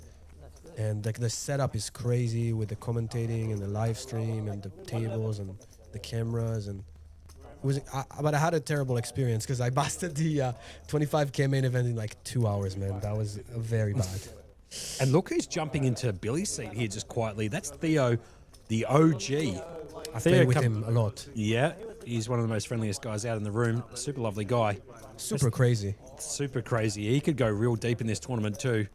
That's Theo, the old OG, I should say, as Jonathan also comes in the Playlive chat there on Facebook saying, might have to fact check this one, Monkey, but no other player has made more Sunday 600 final tables as Billy, not even Mr. Playlive Luca himself. Well, I tell you what, we might have to look into that. I might have to go downstairs and ask the people down at registration to pull up the last few 600s on the Sunday and find out if that is accurate. It could be, actually. I know have no idea how he knows that. Like, is there like statistics on that somewhere? Mate, the guy's an absolute he's loading up all the stats here. Jonathan knows everything, mate. Don't worry about him. He's a crusher. Okay. So when was this tournament initially started? Like, I know you said Play Live is like 9 months old. When was this one introduced? I'll be honest, you're putting me on the spot here. Okay. I don't know, but I can find out that information and maybe even find out whether or not Billy's the most seasoned final tableist here on the 600 Sunday event. As Theo OG just takes that seat in seat 3 here. And Theo's going to bring some fireworks to this feature table. It's actually kind of funny because when I walked in the door earlier today, I said to Theo, do us a favour and see if you can make the feature table so you can bring a bit more excitement to it. We've had so much excitement already, but Theo now joining that seat 3 is going to bring some fireworks. He's a bit of a... he's very unpredictable. He's very unpredictable. 100%. Well He doesn't said. care about ICM. He wants to win. We're going to see him with some questionable holdings, so I'm not going to try and analyze GTO with him if he's in the hand. We're going to throw it out the window. Might have some tells on him that I might not share on live stream. I'm sorry, but I don't want to give all my tricks away, especially if I'm going to play with him a lot and he sees this. But Luke is going to fold the King 9. 7-4 goes in the bin. Round to David here. Picks up the Queen 8 off. He's only got 7.9 bigs. He's in the cutoff. He's going to put that in the bin. he Round to... prefers 5-4 suited. That's correct. Delcode folds the 10-6 off on the button. And he gets a walk. That's just like how Theo rolls. First hand, gets a walk. Just absolutely walks straight into a walk. Theo, as you can see, Theo G taking that one down. So we are down to 12 players. All of a sudden, we started today's stream with 37. 25 players have been busted. As you can see from the money at the bottom, the next person to finish will pick up $1,650 for their efforts, extra $1,050 on top of their buy-in, assuming, of course, that they bought in once. It's a $600 buy-in here, $75,000 in the prize pool. I mean, each are hard-out poker lovers down here at Playlive Melbourne, putting on an unbelievable show here for the 600 Sunday event. 150 entries. I still can't get over it. I said it about 100 times, but it's actually insane to see those numbers here on Sunday. 12 players remaining, so we're going to reach a final table relatively soon, I would imagine. Chris Burke coming in the chat. G'day from Bearer Monkey. Good to see you in the chat there, Chris Burke. That's Adam Burke's brother, Chris Burke. He lives and resides in Canberra, and I've had the privilege of having him down here in Melbourne a few times over the last couple of months. He's an absolute superhuman of a human being. And all my best wishes to you, Chris, and the rest of the family who are logging in to watch this stream and listen to me and Shem talk a bit of garbage, a bit of Yeah. poker entertainment plus a bit of analytics from yourself there, Shem. I like the open with King 6 suited now. Luca is being the chip leader. He recognizes and has a pretty good open. David folds the Jack 10 suited, which is tight but okay because you don't have a lot of fold equity and you have Jack high. So it looks like a sexy hand. But and we're gonna see Billy defend the King 8 off. I think fairly standard. And the big 6-handed. and the two big chip stacks at this feature table at the moment, going heads Right. up at the moment. So it's big blind versus the undergun raise for Luca as the Ooh. flop comes down 9, 6, Very 7. interesting. Billy's picked up the up and down draw. Pardon me. Billy's picked up the up and down here, and Yeah. Luca's picked up bottom pair. If you don't mind, Shem. Yeah. I mean, this board probably favors Billy. So I won't be surprised to see Luca check. I also like checking here. Wow, he's leading. I did not expect that. That is, it's an okay play. I don't like it because he obviously gonna get called here with the King 6. This is a play you do mainly. And have a look at this turn for Luca. It just picks up the flush draw to go along with his bottom And he's pair. still ahead, yeah. Yep. So he's not going anywhere. Billy probably gonna fire again, and I guess the river will be. Oh, he checks now. Okay. It's going to shut down a little bit here. It goes check. Makes sense. Here comes the river down to dirty 10-5. And the 7 of hearts peels off for Luca as he Imagine- goes backdoors into a flush. I Yeah, wanted sure, to see why the not? 5 or 10 of hearts, but wow, yeah, he's running hard, eh? And Billy's probably gonna bluff now. I'm not sure he will, but he still has King High, but not a lot of showdown. I think he just checks it, to be honest here, Billy. I think he Yeah. just checks and gives up to Luca. I'm not a huge fan of the way As he played does? it because, yeah, the leading on the flop is a thing more if the board is more connected in rainbow. Here, there's a flush draw, and yeah. Luca obviously going to go for probably some value here as he's backdoored into the king high flush. I think so. A tip here on the river for sizing, you kind of want to think about. I mean, it might be sound very generic, but you want to think about what are you targeting, what are you getting value from. He bet the flop and then check turn and river. So what is he really saying he's got? Not much. He's going big, hoping he's got a 7. But I think if Billy had a 7, he would bet himself on the river. So maybe a bit of a. I don't want to say misplay, but I would have actually preferred a smaller sizing to try and get a crying call Yeah. from like a 9 or a 6. Yep. Although a 9 probably continues on the turn if he bet the flop. So really a 6 or like. So if it was you there, what would you be betting there at the river if you were Luca? Like 120, something like I try that? to bet a size that even maybe incentivizes Billy to like back raise, Yeah. like do something weird, like you know, try and bluff you. 4 minutes ago. Or you have two options, or you just go big and hope that he has something to call you. But as played, I just don't think he will. You know, leading the flop and then checking turn and river. Like it's like almost never a trap unless the guy is really creative. I don't know if I've ever seen that line from someone like trapping like that. You know. I can see J Buzz in the Twitch chat saying, how do you play, I should say, GG properly from Australia residency? Honestly, I don't want to answer that No question. comment. I knew you got to plead the fifth. Yeah, no comment there. I think you'd probably be able to find some forums if you decide to do that, but we can't condone any of that, especially not in chat here at Playlive Melbourne. Our job is to David. call the action here. He's gonna go with it. Finally, he's got a hand. He has to go with this. I would say Jay, just ChatGPT it. Yeah. Just ask ChatGPT. That's a very smart response, obviously, back to that as Theo picks up the king 10 off. He's got 9.6 bigs in a world of trouble, actually, if he does decide to call it off here. But he Folds. puts it in the bin. Billy's Very going to fold the surprising. 10-9 off. Ran to Luca, picks up the queen 4 of hearts in the big blind. It's only going to cost him 255k to call. He's actually eyeing off David Stack. As you can see, Luca with 1.7 mil Not an easy in spot. chips. But given how tight David is, I think Lucan recognizes that. I would find the fold. Now, if Luca decides to call here, which it looks like he might because he's counted down some chips, I understand you're like, you know, you feel like you're committed. It's so little that like, but but he runs so pure that even if he Yeah. calls it off with the worst hand here, he's like, forget about the stats showing there 34% versus the 60 or whatever, 65% with a 1% chance of a chopped pot. I He- reckon he's I probably reckon a he loses. favourite. No, I reckon he loses that if he calls here. Also because his hearts are dominated, but I reckon it seems like he wants to call. I don't know if you've seen enough of Luca. Not only does he run pure, but he's actually a really nice guy and Mr. Playlive himself. He really wants to call. Look at him. He really wants to call, but I think he knows he's behind.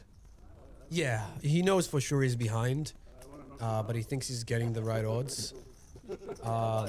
255 to win 700. So He's got some support in the chat too as he shows Billy to his. He's going to fold the Yeah, queen four, good which is the fold. right fold. Lee Warren there, obviously in the chat there on Facebook Live, saying that Luke is the favourite to take down this event. I'll be honest with you, it wouldn't surprise me if he does. He's just Mr. Playlive himself. He's an absolute crusher. He's seen in almost every single photo that gets posted on social media here at Playlive. He's also getting some support from Vlad there, who's coming to the chat too on Facebook Live, saying "Go Luca, go Dale." So obviously some support for the guys who support Playlive. We're in the Playlive merch. Obviously Luca in seat 5 and Dale there in seat 1. We're in that Playlive. Very nice looking merchandise, just quietly, that hoodie and that black shirt. They do it quite well, that merchandise down here at Playlive, Shem. yeah, it's the run good look. They're wearing it. They're running good. They're both running pretty pure. Yeah. Everybody's short though, so I mean, I don't want to say it's gonna come down to luck, but like you're gonna need to, run good, or as I like to think about it, at least not to run bad. I don't need to run good, but I also don't want to run bad when I'm playing poker. So, and sometimes it happens. You're gonna have coolers or bad beats. We've seen plenty of both. Aces versus kings, and the kings win, and so on. But So as you can see, we're down to 12 players out of 150 entries. 12th place picking up 1650 for their effort. yeah, David back to folding. He hasn't picked up a hand in a while, Dave, to be fair. Dale Ooh, is going to put that ace-king. in. Theo just picks up ace king here. It's like his gonna third jam hand since it. he's sat down at the table. He's not jamming, but he's He's opening big, half stack. He's going to make it 300k to go. Yeah, I don't like that. I mean, Fold from Billy. it's Fold basically from all Luca. in. Yeah. Basically, Nicky Tran in the big blind is not going to continue. He's going to put that in the bin. Theo picks up some more blinds there. That's such a bad beat for Theo because he will jam so wide there that and if they know that, then they should call wider. So him having ace king is it's a sort of a bad beat that he doesn't get called for sure. But I think he'll be happy with it. It is a drawing hand after all. People get screwed over a lot with ace king. So As we lose another player on the outer table, we are down to 11. very fast. The final table here should draw to the 9 players in the final table relatively soon, I'd imagine. We've only played 60 hands. Yeah. It's crazy. From 37 to 11. Yep. Pretty crazy. But obviously, I mean, we've seen some of those hands and we've called them. I mean, we're talking aces. 3 hands in a row. It was aces versus Yeah. kings for the ultimate cooler. The king found on the flop. Then it was aces versus ace queen. The aces held that time, and then aces into the 9s. And then to the finish it off, sorry to cut you off, we had the ace king versus ace 5 suited where they went crazy. That was the 4th hand, so Yeah. almost as good as aces. Tell you what, it's got a pretty good video, at least. Action If you want day. to, action day. If you want to look back at some pretty decent coolers being dealt out by the guys here at Playlive, watch the stream from the start after we conclude this particular event. And you'll see some absolute monsters. I think the first hand, like you said, when you came into the combox, was aces straight off the bat. And it was a crazy run out too. He got turned and then he rivered and he got a full double up. Yeah, that was Pocket force. that was absolutely insane. I think the board came king deuce deuce king on the turn, ace at the river. The guys got in there with the king 10, Yeah. jams it all in, and the other guy finds the aces and makes aces full, just dirty. And that was a very interesting first hand. So if you're watching this back later, strongly suggest watching from the start of the stream, and you'll be able to see that hand. There's obviously the pocket fours jammed all in there from Dale Vinci code, and he gets no action. Still in, he's still in. I remember at this stage I had like 9 big blinds in the wild card final table, final 2 tables, and I spun it up, and then I came into the final table as chip leader. So 9 bigs might not seem like much. You just need some luck, and you can still, obviously win, still being there. So just running like Luca will get it done. Bit of luck. Yeah, I'd say so. I'd say so. Find the 9s versus the kings, and the 9 hits on the turn. That's enough luck, yeah. He would have been out of the tournament, or at least he would have been yeah. crippled massively if Yeah. he'd lost that hand. And all of a sudden now, sitting on 1.635 mil or 27 bigs here, as the blinds are now 30k, 60k with a 60k ante. This is hand number 64 of the 6 Hundy Sunday event. $75,000 in the prize pool for 150 entries. We are down to 11. Yeah, Lee mentioned that it's like having aces for Theo there when you had the ace king. I agree. I mean, almost. Obviously, you prefer aces, but let's see. I'm gonna. I will give a bit of shout out to you, Shem, for coming in. You've been absolutely outstanding in the commentary booth. I've really enjoyed calling the action with you the Thank you, last man. 3 or 4 hours, man. You've been great, and looking forward to doing it again with you at some point. And we are hoping that everybody who is watching this coverage and is in the comments is enjoying listening to Shem Golds here. As David goes all in with the Queen 5 suited, he has a tight image. I think Dale is a bit of, I don't want to say nit rolling him, but you have to call here. I mean, it's 5.5 bigs. I mean, it's most of his stack, but King 9 is such a good hand, blind versus blind. Even if the guy is a nit, you have to call. I think he will end up calling, and he will be ahead. Wow, he's folding. Never mind, I'm wrong. That's what I'm saying. Dale is very unpredictable. He defends the 10-4 off on the big blind, and then he folds King 9 off blind versus blind. So very hard to predict how this guy plays. And you have to be careful against these kind of opponents, because if you don't know how they play, then you're more prone to make mistakes against them, I guess. Sure, and obviously they've got that final table. You know, maybe take the photo, come back for the final table. Maybe they're thinking about hoping that people bust on the outer tables and make that final table, get their photo taken, go after the trophy and not the trophy, but the $20,000 up top. The and final table hoodie. Yeah, the final merchandise. That's it, the final table hoodie. So maybe he might be just conservatively folding there for that reason. I think it's a mistake to think like that, though, because, there's pay jumps to making the final table, but you just want to... I don't know. It's hard to instinctively calculate what's the best move in every situation money-wise. But, like, if there's no pay jump... Maybe there's a pay jump now. I'm not sure how. Oh, we can see. No, there's no pay jump. So, yeah, I would... and even then, the pay jump, is fairly small compared to first place prize. So, yeah, you want to play to win most of the time. There are some situations where you will fold. As Luca picks up King Queen suited. Wow. In the hijack here, 1.6 million in his He might just chip jam. stack. I think he should. I would just jam here. You can open with the intention of calling, but everybody's so short. Do you really want to let them jam on you like pocket fours now and be in a flip? There you go, he jams. Yeah, great play from Luca here. Yeah. Love this from the hijack. Jams it all in here with the King Queen off. Nicky Tran picking up the A6. He's going to fold it. David's going to fold the Queen 3. Round to Dale Vinci code. He's got the 10-8 off. He's going to put that in the bin. Natural 8. Yeah, natural 8. And Theo's Double. also got a natural 8 as well, and he's going to put that in the bin. And Luca gets that done. Pretty experienced play that. In the in the hijack, picking up that holding and King Queen of diamonds and jamming it. Getting everybody to fold. Picks up a few more blinds to go along with his chip lead. Up to 30 bigs now. We are down to 11 players out of 150 here at Playlive, 129 York Street, South Melbourne. This event is on every Sunday, starting at 1:20.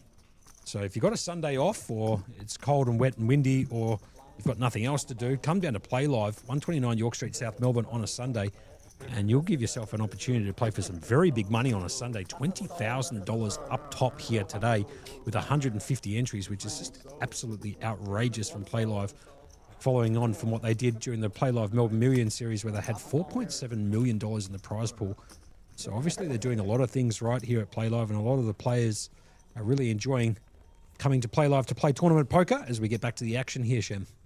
Yeah, I feel like we haven't had action hand in a while, so let's do this, guys. If anyone's watching and has any questions for me poker-wise that you have to improve your game or anything like that, feel free to ask me, and I'll try to answer to the best of my ability, as we are... I think the action is slowing down a bit as we are approaching the final table, which is, understandable. So we have some time to answer some questions, I think. Can be, it can be anything really poker related, or anything at all, really. I don't care about it. Dale goes all in with 9s.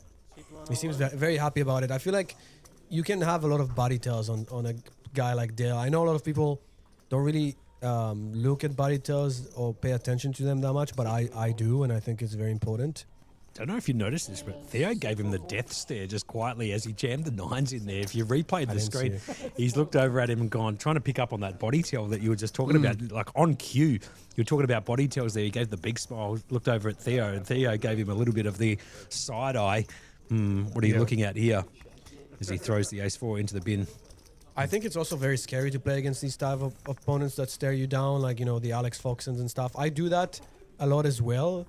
part of it is to scare the person playing against me, but also because I actually am looking for some knowledge, some tells. Sometimes it backfires. I've definitely had times where I made a call, or mainly the call, because then you know, like you made the serial call. You're like, okay, I feel like he's nervous, or there's a body tell, and then he has the nuts, and you're like, well, damn, definitely. Talk about the there. Foxons. I don't know if you know, but you know the Foxons are part owners now who Yeah, are I Play saw. Live. Yeah. Very sick. Does that mean we're going to see him very soon here, or what? What is that? I believe that that's a question for Josh Beatty and Bridges, but I believe that they're going to be coming down at some point during 2026. I don't know exactly when, but I'm Okay. sure that if you're liked and subscribed to Play Live on Facebook and YouTube and on Twitch, some notifications and alerts and updates and all of that type of stuff will be given to you, inclusive of when they're coming in from the States to come and play, the husband-wife duo. That is Alex and Kristen Foxon. As Nick pickups nines now, they transfer to him. Card's getting a bit sticky here. 9s into 9s. So 9s for Da Vinci Code now over to Nick, like he said. Dale's going to fold there. G's going to fold the 10-4 into the bin. Yeah, Jack he's 10 gonna goes do in it the bin. Goes around to Luca in the big blind. Picks up the King 5. Puts that in the bin as well. And Nicky's going to pick up the blinds just the same as Dale did the hands He before. shows it, yeah. Did you say they're coming in January, to January 26th? No, I said they might be coming at some point during this year in 2026. Oh, but gotcha. that update and that information will be almost certainly announced on Play Live's Facebook page. We need to bring Triton to Australia, then they'll definitely come. They haven't done that in Australia yet, right? For Triton? I don't think. No, I don't think so. I think they go That'd to be like sick. Montenegro. Yeah, it'd be unbelievable. More exotic places than Australia. Yeah, I think so. And I think they go to different types of areas where it's much easier to move money around, I would imagine. I'm not saying that as an illegal thing. I'm just talking about like Right. getting money transferred from cage to cage and all of that type of stuff is a lot easier in certain different parts of the world. Very not easy in Australia, I can tell you. There's a lot of. I was surprised to see all the regulations and stuff around here. By the way, shout out to Lauren saying she loves the commentary and to invite me back. Thank you, Lauren. I appreciate it. Love that from Lauren. Yeah, she's the mother of Gabriel, who's a good poker player, and we're friends. I haven't seen him in a while, but he's a very studied poker player, very knowledgeable. David picks up ace-7 off. I'm assuming he's going with it. I think it's good enough. Everybody's short. They're gonna, he's gonna jam. Let's see the hand first, and then I'll answer the question. David here just jamming it under the gun with the ace-7 off. As you can see, with a little triangle in front of his cards, signifying that he's all in. It's going to go fold. This is a spot where you want to fold, right? There's some times where you want to call. Oh, and Nick's just picked up right the as I ace-queen. say it, you do not want to get snap called in the big blind. You know you're behind. You're sweating it. When I'm all in this spot with ace-7, I'm like, please just fold. And then when this big blind snaps, your heart sinks. You're like, well, gotta win from behind, and that's gonna be hard to do now with ace-queen jack. Running 7s only. Yeah. Oh, And the queen yeah, just he's dead. locks it up. It's absolutely dead now as Nicky Tran Oh, yeah, he's is going to bust. Have a look at this board just quietly. Queen, ace, jack, queen, jack as he makes a full third. David. Go ahead, please. No, I was gonna say David should be happy with his score. I mean, I think overall he was on the passive side. I could have played some hands differently, but still a nice score. And I guess the question that Lauren said was, apart from an all-in, is there ever a time you advise showing cards? Yes, there's many times. I mean, I like showing mainly recreationals. When I go all in and I get the sense that maybe they think I'm overdoing it or I'm being aggressive, I don't want to. I will just show them an ace sometimes. If I'm going all in or like blind versus blind, I will, and I have a very easy jam with ace whatever. I'll just show in the good card, or sometimes I will show if I have aces or I've been running really hot. And on the contrary, as we are on the stone final table bubble now, if you feel like a person is very prone to getting tilted or getting angry, you can show them a bluff and then try and get them on tilt. That's a bit more like, I don't know if unethical is the right word, but like more, strategy-wise. I usually just show it to show them that I've got the goods, or if I'm bluffing and I've got like the perfect blocker to show someone, like this, so they don't know if I'm bluffing or not, I will show it, like an ace that kind of blocks the nuts, the nut flush or whatever, then it's a good time to show it, maybe to make them question like, oh, did he bluff me or not? get in their head, basically. You know, it's all about strategy here. Yeah, well said. So just to give you an idea of what's just transpiring here for those people who aren't aware of a little bit of a side rule, a house rule, I should say, what Playlive has got in stock for you here is that we are on the stone bubble at the moment of the final table, and they go hand to hand, obviously, until the final table is reached. They do allow all the players on each tables to get up and have a look at the stacks on the other table one time and one time only. It usually takes about 30 seconds to 45 seconds, give or take. And then they're not permitted to go back and have a look at the outer table or the feature table if it's in reverse. To have a look at their stacks, they only get one option to be able to have a look at it. And then they come back and play, obviously, hand-for-hand poker until we reach the final table. Just something that Playlive has introduced into their tournaments here. I kind of like the sort of house rule that they've got in play there. Allows the guys on the feature table to walk over, have a quick sneak peek at what they're up against, and then come back and play out hand-for-hand. So that's what they do. As we get back to as they get back to the hand-to-hand play here, Icky's going to fold the 10-9 suited around to Dale. Da Vinci code with the 4-3 off. He's going to put that in the bin as Billy picks up the blinds there after raising in the cutoff with King 10 off. Yeah, I like the mean raise. This is a type of spot where you kind of more polarize, so you will have some raise calls and some raise folds to an all-in, and King 10 off from the cutoff, 14 bigs is a perfect hand to just raise and not jam. Like we've seen some people go a bit too wide for an all-in. I think that one would be, I guess you like to call it a punt, if you just jam there because, you know, someone wakes up and you're just torching money with that hand. If it's suited, then by all means you should probably jam, but offsuit, good enough to just open, and he takes it down. So just to let the viewers know that once we do reach this final table of 9 players, there will probably be a short, very short intermission whilst the players take a photo and all of that type of stuff for the social media platforms, and then we'll get back to the action straight away. But we'll give you the information about that as soon as the studio lets us know. We should do commentary, like they're taking a photo and maybe, like, you know, like that guy who went viral, the Aussie guy who does like commentary over like animal footage or whatever. What's his name? You know the guy I'm talking about that went viral on social media? He does like very Aussie like commentary on like some wild animal footage and that type of stuff. Yeah. I know which guy you're talking about. Aussie reviews or whatever it is. Yeah, I know which guy you're talking about. Yeah, sure. He's very funny. As we see Theo with the ace queen, I mean, it's definitely going in. I think he's a bit, not Hollywooding, but you know. Moves it all in. Back round to Luca here. Who did he calls. Well, That's very surprising. Luca did raise to 125 pre. Yeah, but still, I mean, Theo is known to be very wide, but I didn't expect the snap. So here we go. Theo all in at risk. This could, if Luca can find a king jack here and bust Theo, we're down to the final table of 9. Let's see if he off can to the flop. run Here good. we go. Here comes the flop. The flop comes down. King 10-6 gut shot for he Theo doesn't lose. And an ace. And here comes the turn. The turn card brings in the 8. He needs to find one of those jacks or an ace. There's only and he finds the ace at the river, I should say, for Theo. I jinxed him. He does lose, but I think that's like justice because, you know, you want to see Theo win. We're happy that he won. We get to see more of Theo. Luca is still in. Everybody's happy. They have the same stack now exactly, which is crazy, if it's correct. Yeah, that's correct. I believe that Theo was all in for about 520,000, give or take. So I think that is correct. Theo getting that much-needed double through Luca, of all people.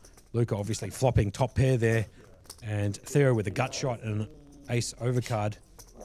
The gut shot was actually in Luca's hand, the jack. So he only had 5 outs to spike, finds one of them at the river, and Theo's going to get that much-needed double through. And all of a sudden, you've got Theo G, the OG, and Luca here battling it out at the feature table alongside Billy, Nick, and Dale. Dale on the short stack at the moment with 6.8 bigs. Lines are 30, 60, 60. Here's his hand number 71. I'd imagine we'll be reaching the final table relatively soon. There's 10 players left of 150 entries. As Jonathan comes into the chat and says, is the VIP VPIP graphic bugged? Pardon me, I was just swallowing some saliva at the same time I was answering your question. No way Theo has lowest VPIP. Yeah, I think he just joined the table, right? So that's why it was at 0. We haven't seen him play a hand. Or like, he's the newest addition to the table, I should say. Sure. As Andre comes in saying, check the graphics, it said Luca lost. Yeah, believe it or not, he did lose. He did lose.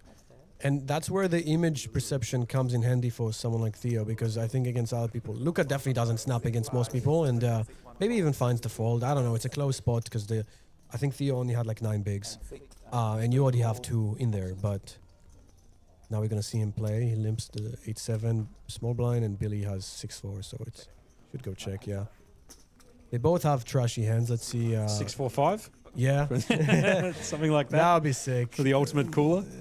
Or like 8. Ooh, And the flop comes a couple of 10s and an 8 there. Out pretty boring. with the lead. It's going to go check. It's going to go check from Billy. Here I comes like. the turn. Yeah, I like this. King, check, check. Maybe again.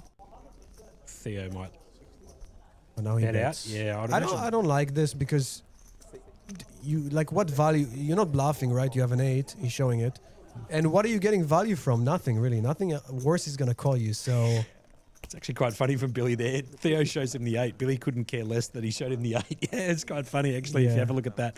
As Billy picked up the Nintendo 64, obviously got no part of that on the flop as Theo takes that down with 10s and 8s. King of spades on the turn.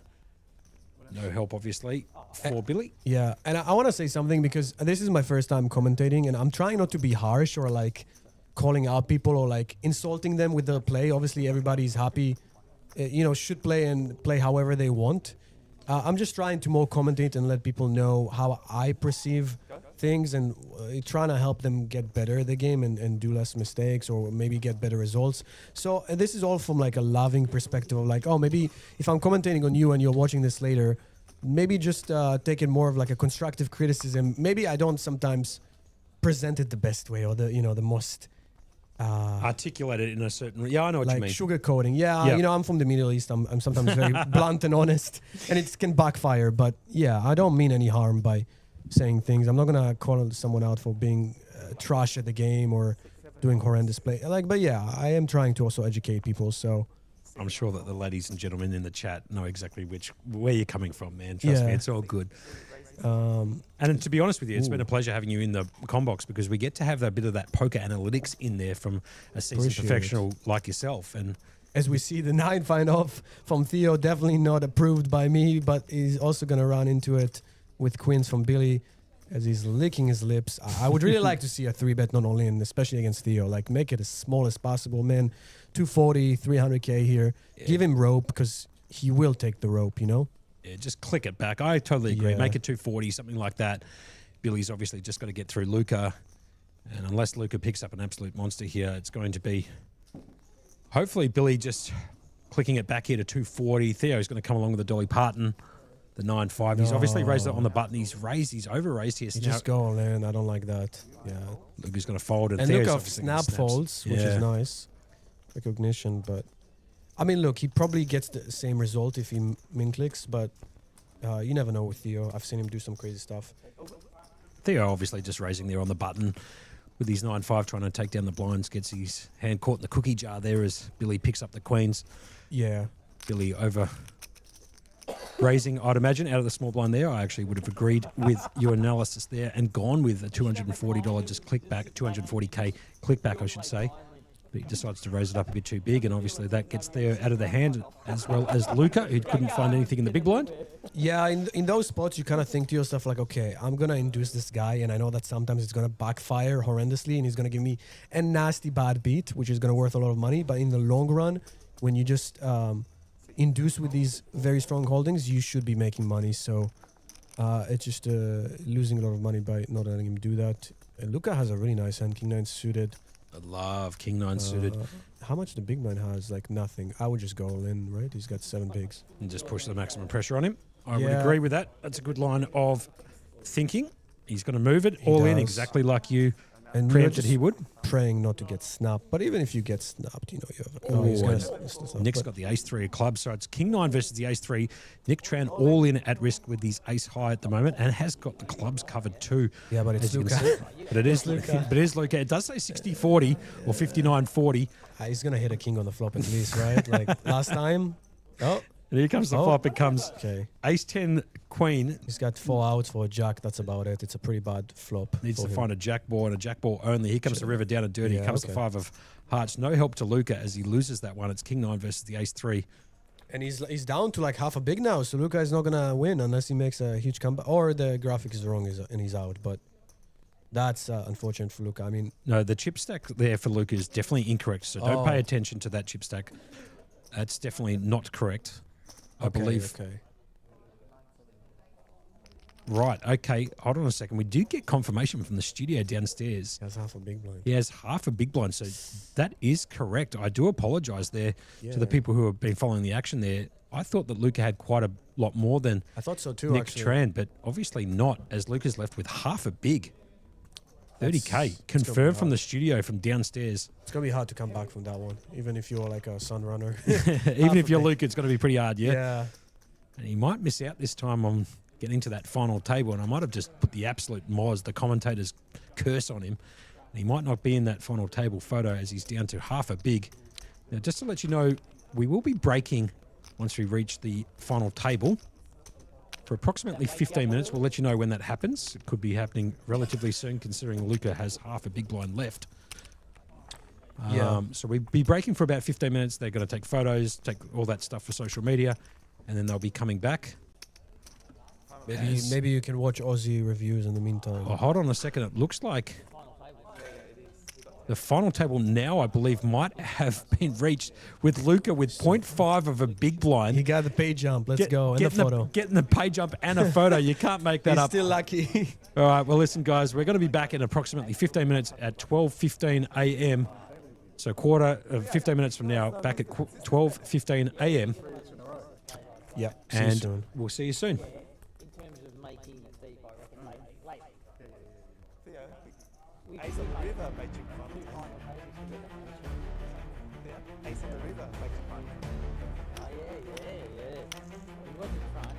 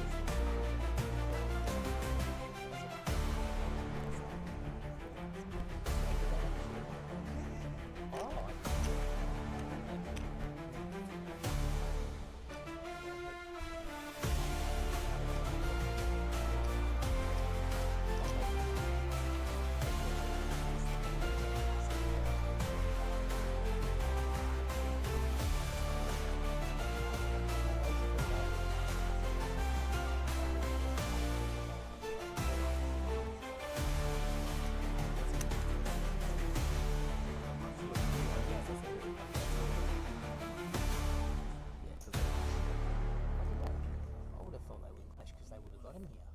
No, they will. Their heads clash quite a bit. I don't know. I don't see it. You don't know. Yeah, I don't see it, but I hear that. What didn't really get Your relationship with Nathan good? mainly, Bridges. Mainly Bridges and Nate. Something like that, a long time. Dale hasn't. Where are you, Dale? Oh, right there. There you go.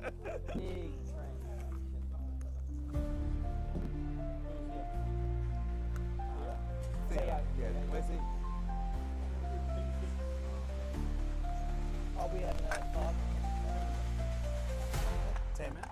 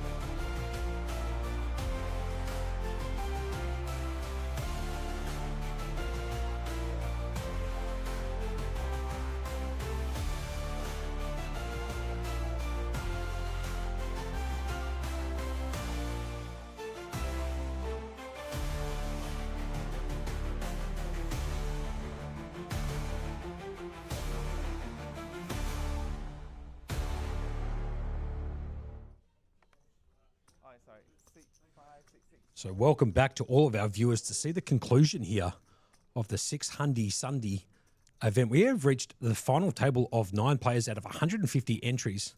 Luca's already all in, first hand. He did have half a big blind. He Yeah. did make that final table photo, so you might see him in that photo, you might not, depending on how he felt about the situation. Anyway, he's all in here for 30K. He's under the gun with the Queen 9. Wow, he folded 8s. There was a guy who folded 8s, and Jordan has 7s. So Queen 9 versus the 7s. wow. I don't know if I would have folded the 8s. I think it was Dale. Seems very like he snap folded 2. I would have at least liked to think about it. But anyways, here we go. So can Luca find the It's a flip. winning hand here? Comes out a 7 in the flop. Yeah, okay. So party's most likely over for Luca as the turn card 10? now brings in the 10. 10. Brings I up the up called and down. it. There you Here go. comes the river card down and dirty. Brings in the 8 and he Oh gets my there. God. Luca gets there. If you don't Of mind, you course. can't make it up. And the other guy folded 8s. That's actually So- unbelievable. How sick is that hand to come back? This is unbelievable. Every single time we've come back from a break, there has been the sickest runouts of all time and the most set up, like cooler hands. Right. As Luca, all of a sudden, up to 180 in chips after he was all in for 30K, He's alive. He's alive. and he's alive and well. All of a sudden, he's got 3 bigs as he goes backdoor straight. He actually makes the nut straight there after being up against a flop set. That goes down, Josh there with the 7s, flopping a set of 7s, and it's come 10-8 He on a was jack so high dead, board. man. He didn't even have backdoor flush. He had runner straight. That's crazy. You dead set can't make that up. And that's another hand just at a straight cooler straight after the break. So if you're watching this stream at home, have a look at every hand after the break that we come back. They have been complete setup cooler hands. To make it even more crazy, he had less % of hitting it because the guy folded pocket 8s. So he had 2 outs plus 4 outs, like 6 outs. Yeah, it was Dead set, unbelievable. runner. Yeah, wow.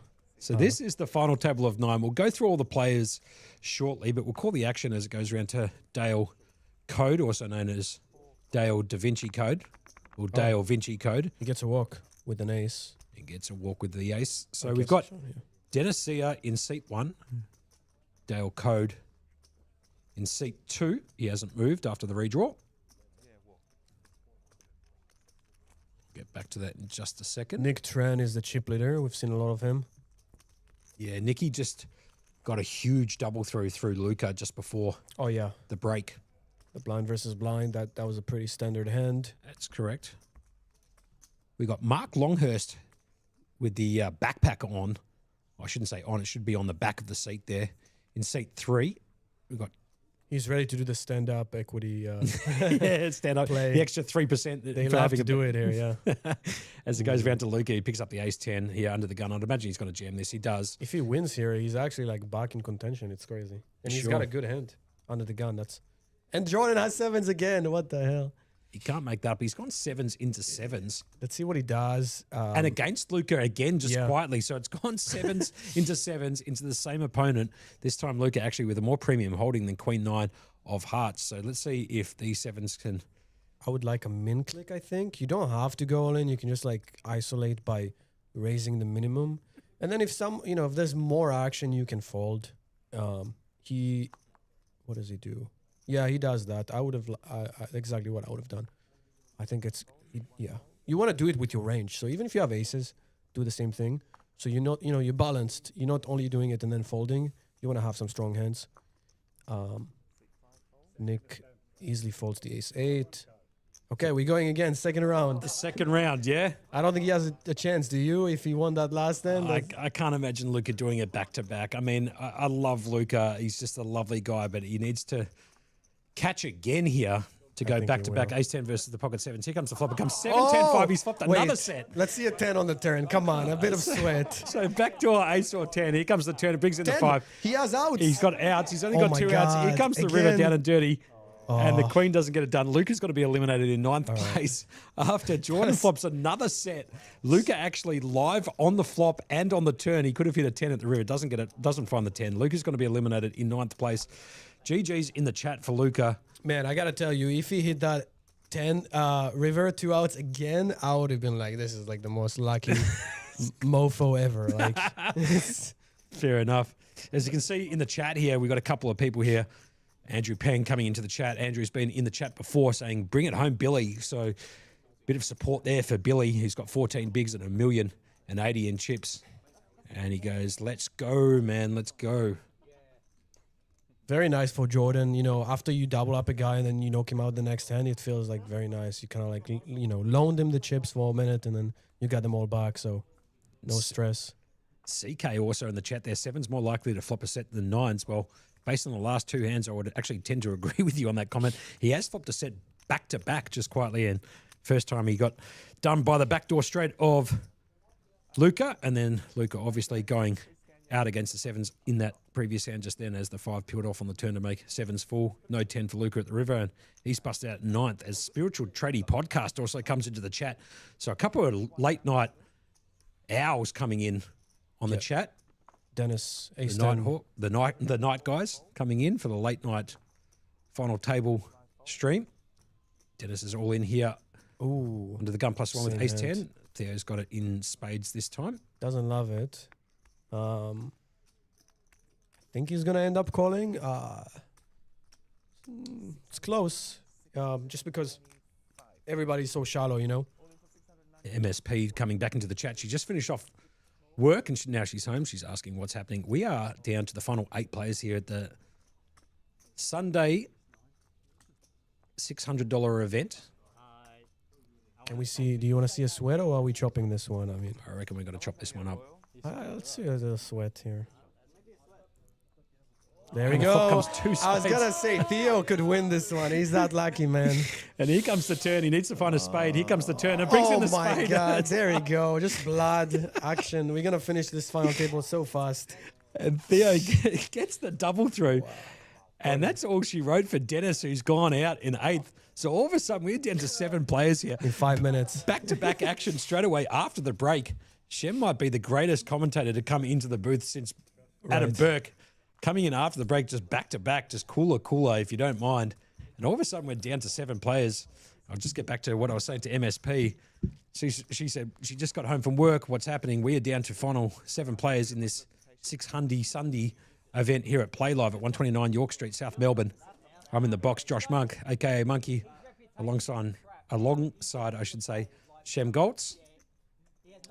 And you said it would be 160 hands, and I wanted to call you out on this when you said it because I was like, there's no way. And we already at 78, and we are down to 7. I feel like we might not even reach 100. Let's see how fast this goes. Whoa, especially with the blinds at 40, 80, 80. Yeah. And 78. There's not many blinds actually in play. I still reckon it's going to reach to 100 hands. I'm going to take the overs on 100, but Probably. it's going to be pretty close nonetheless as Dale Da Vinci Code puts that in the bin. Mark's going to fold. Oh, he folded ace-7. I don't know how much chips he had. 4.5 bigs he folds. Yeah, I think you have to just put it in. But I don't know. I'm not sure what he's... I guess he's waiting for pay jumps because you're not going to win the tournament by folding an ace with 4 big blinds, but... Theo is going to maybe be aggressive with 4-3 off, okay. He really likes opening on the button like any 2, it seems like. Howie has been trained by Tuna. There's no doubts about that, CK. He's been putting down some seriously bad beats all day today, the dealer, Howie. And then Spiritual Tradie Podcast comes in and said, did this event start earlier this week? No, it started today at 1:20. It's a single-day tournament, as CK actually puts that into the chat there. Started at 1:20. I'd imagine we're going to be finishing this bad boy off in the next hour and a half, absolutely maximum, as Theo decides to raise on the button with 4-3 off. Yeah, Jordan folds the king 8 suited in the small. I mean, if I know, he probably doesn't, but if I know that Theo is opening any 2 in the button, I'll let you know right now for sure I'm not folding king 8. I might call, I might raise. Might even go all in. You know, it might sound crazy, but like if he's opening almost any 2 on the button, then it's printing money. Yeah, sometimes he will wake up and you kind of, punt. It will look like a punt, but 3-bet might get it down. Obviously, if he has 4-3 off, but he just lets it go, which is fine.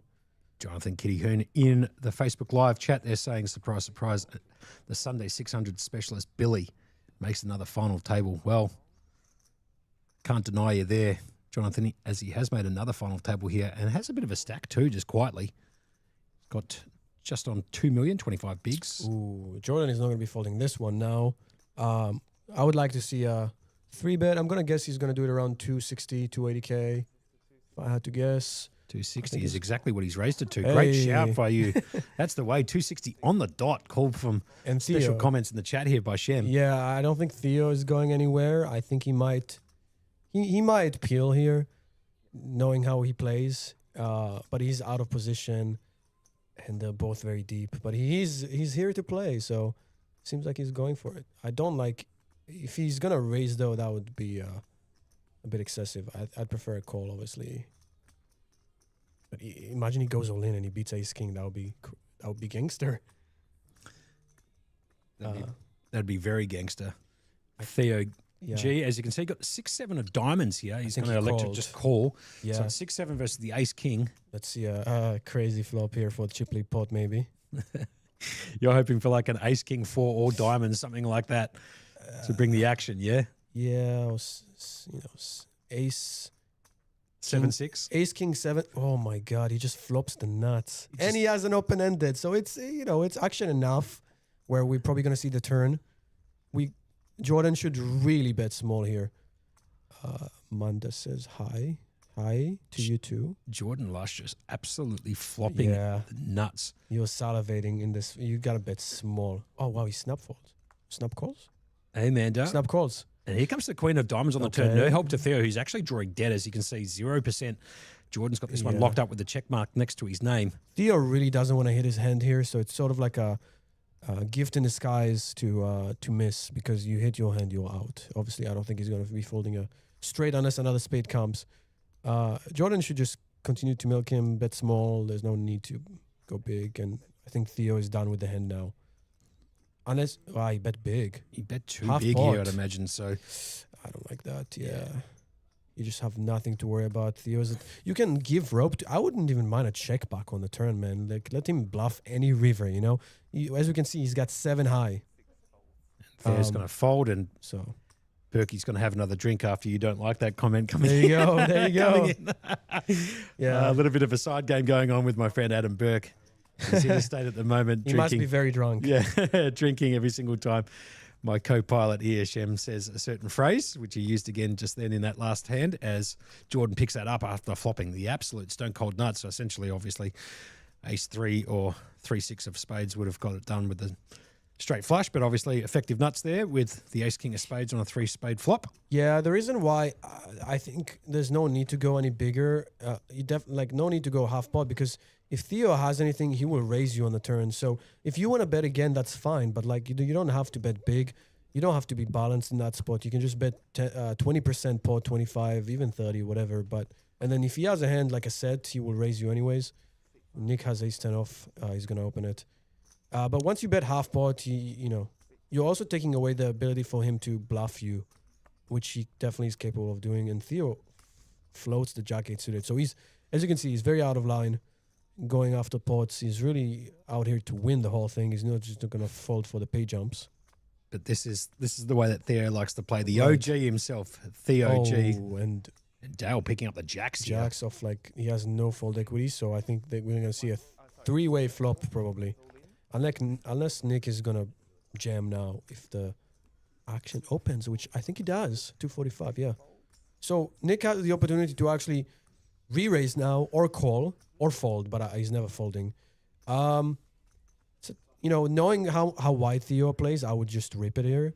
But against an unknown opponent, you can go a variety of ways. You can raise, and then if the guy jams, you can fold. You can just call, but that kind of caps you because you would never do it with like a strong hand. If you have aces, ace, king, kings, whatever, you would probably raise here. So once you call, you're very capped.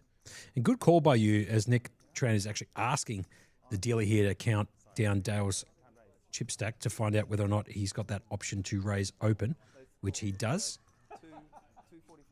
Yeah, and you should be. Let's see what he does. Oh, he's just gonna call, eh? He's just going to... I'm not sure I like this, but that's okay. We're gonna see a flop now 3 ways. 3-way flop with Dale. Yeah, Theo now has an option to back jam, which he's never doing. No, but, never. But that's what I'm saying. If you know that like Nick now is capped here and he's never trapping you, then that becomes always out of possibility. Let's say Theo has 8s, or I don't know, ace, queen off, or something like marginal where you could do this. But let's see. What flop are we hoping for here? It's King Queen Jack He just of two hearts. King Queen Jack 2 hearts. Shem all day has been waiting for the absolute coolest as a flop. As Theo picks up the gut Okay. shot and top pair, but obviously Dale at the moment, who's all in at risk at the moment, Top flopping set. top set, and Nick's picked up a pair of tens with a backdoor straight draw. And he snap bets into him. And now it becomes all of a sudden a very 400. Ooh. Becomes a very nasty spot with ace 10, I think. Probably fold because Theo doesn't really have an incentive to be bluffing much, right? Because there's no side pot, I don't think. So, yeah. So just quickly, does it look like it's gone check from Nick and then bet from Theo, and the action's back on Nick now, obviously? That graphic hasn't quite shown up yet. And he So folds. Nick decides to fold. He's going to see the bad news, Theo. He needs to find a 9-ball into the corner pocket. He's billiard still alive, styles. yeah. He is still alive, that's true. Which it's pretty rare considering he flopped top set. Yeah, the case jack hitting on the flop here. So Dale in a pretty good position here to double through unless the 9 peels off. Here comes the turn. It brings in the deuce of hearts. No help to Don't Theo. do it. Needs Don't the do 9-ball it. corner pocket. Doesn't find it. 4 of diamonds comes off. Dale's going to pick up a decent sized pop there just quietly. Yeah. As Dale's now up to 895,000 or 11 bigs. Now, there was a comment put in there from Spiritual Tradie Podcast. We got 64 more runners than last week, but everyone feels shorter stacked. And last week went deep into the AM.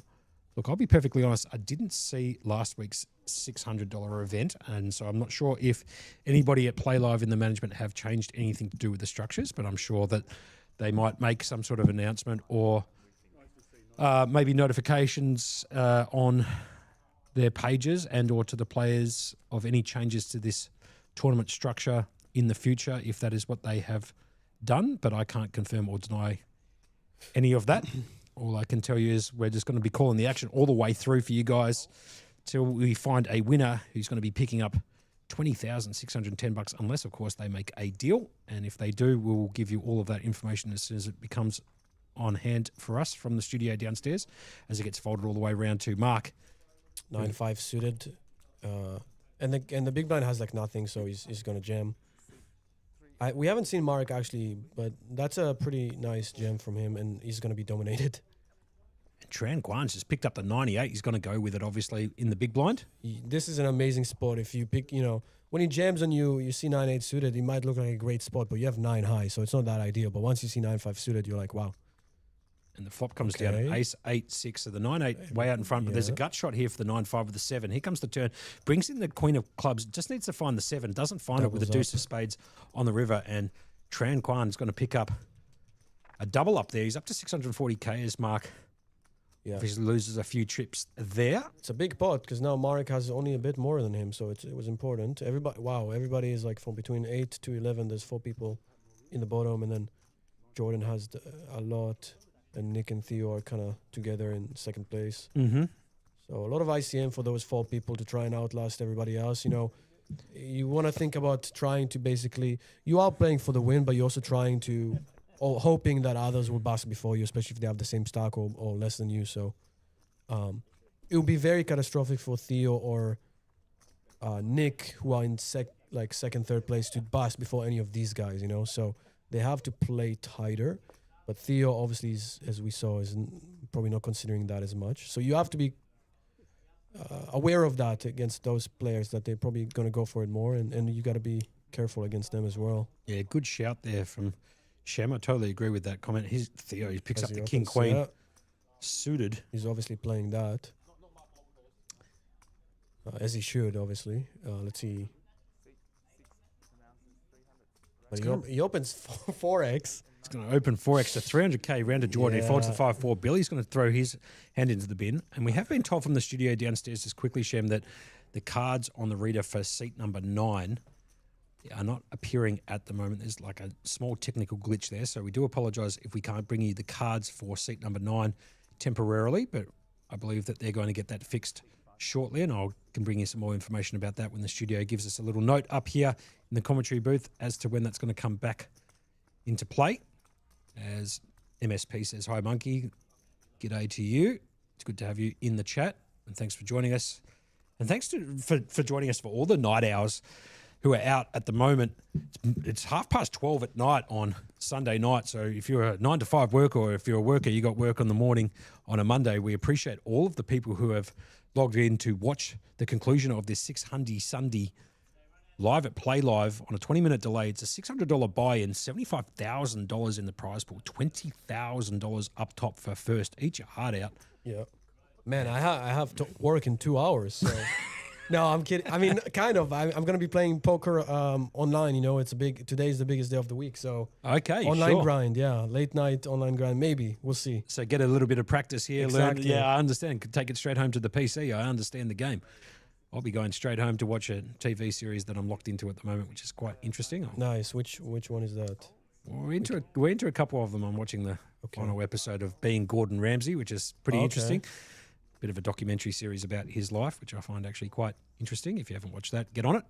Nice. Theo has a very defendable hand in the big blind, and we don't know what Billy has, but fair to assume that Theo is probably live, because Billy is probably not going to have any 6 or 5x in his range opening from under the gun 1, unless it's, I don't know, ace 6 suited, ace 5 suited, but that's about it. He should really fold even 5s and 6s pre, but he might have those. I don't know how Billy plays, but he's been pretty solid, so I don't think he would. And Theo is he leading here?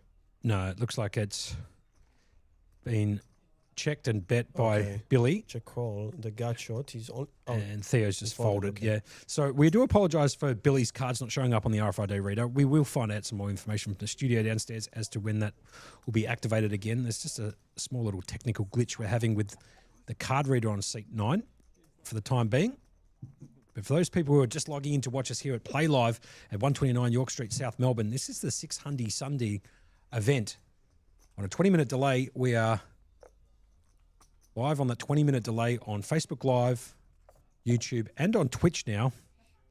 As we get back to the action, Billy. Okay, we can see his hand now. We can see his cards, yeah, as he picks up Ace Jack suited here under the gun. He's been pretty active, so people probably pay attention to this, but he's got a legit hand. Okay, he's going to pop it up to the structure, makes it 160. Dale's going to fold the 8-3 of diamonds. Round to Mark, he can't find a hand with the Queen Deuce. Tran's going to put his hand in the muck, the Jack 6. Nick's going to put his hand in as well. Theo can't find anything with the 7-5. Round to Jordan Lush. We flopped 2 sets earlier with the 7s versus the Queen 9 that went down after flopping a set to Luca, who backdoored into the straight and then actually found the 7s against Queen 10, Ace 10 of Luca. I don't blame him for defending, but I think it's actually closer than people think. Like, you can probably fold Queen 10 off. Like, Sure. If I'm being honest. Even Queen Jack off is probably very close, and in some spots you can fold that and you don't even have to defend. That's just like some crazy ICM, but he does defend, and fair enough, and he's going to flop a gut shot, so I don't think he's going to be folding that flop. If Billy doesn't bet too big, which he shouldn't, I think he's, 1/4 here is good. Agreed. Like Shem said, Jordan does pick up that gut shot here. Billy's going to C-bet for 100K after flopping top pair. So very small, so Third best kicker. Jordan should continue. You're not loving this, but you hit the king, you're probably stacking him, and that's really what you're hoping for.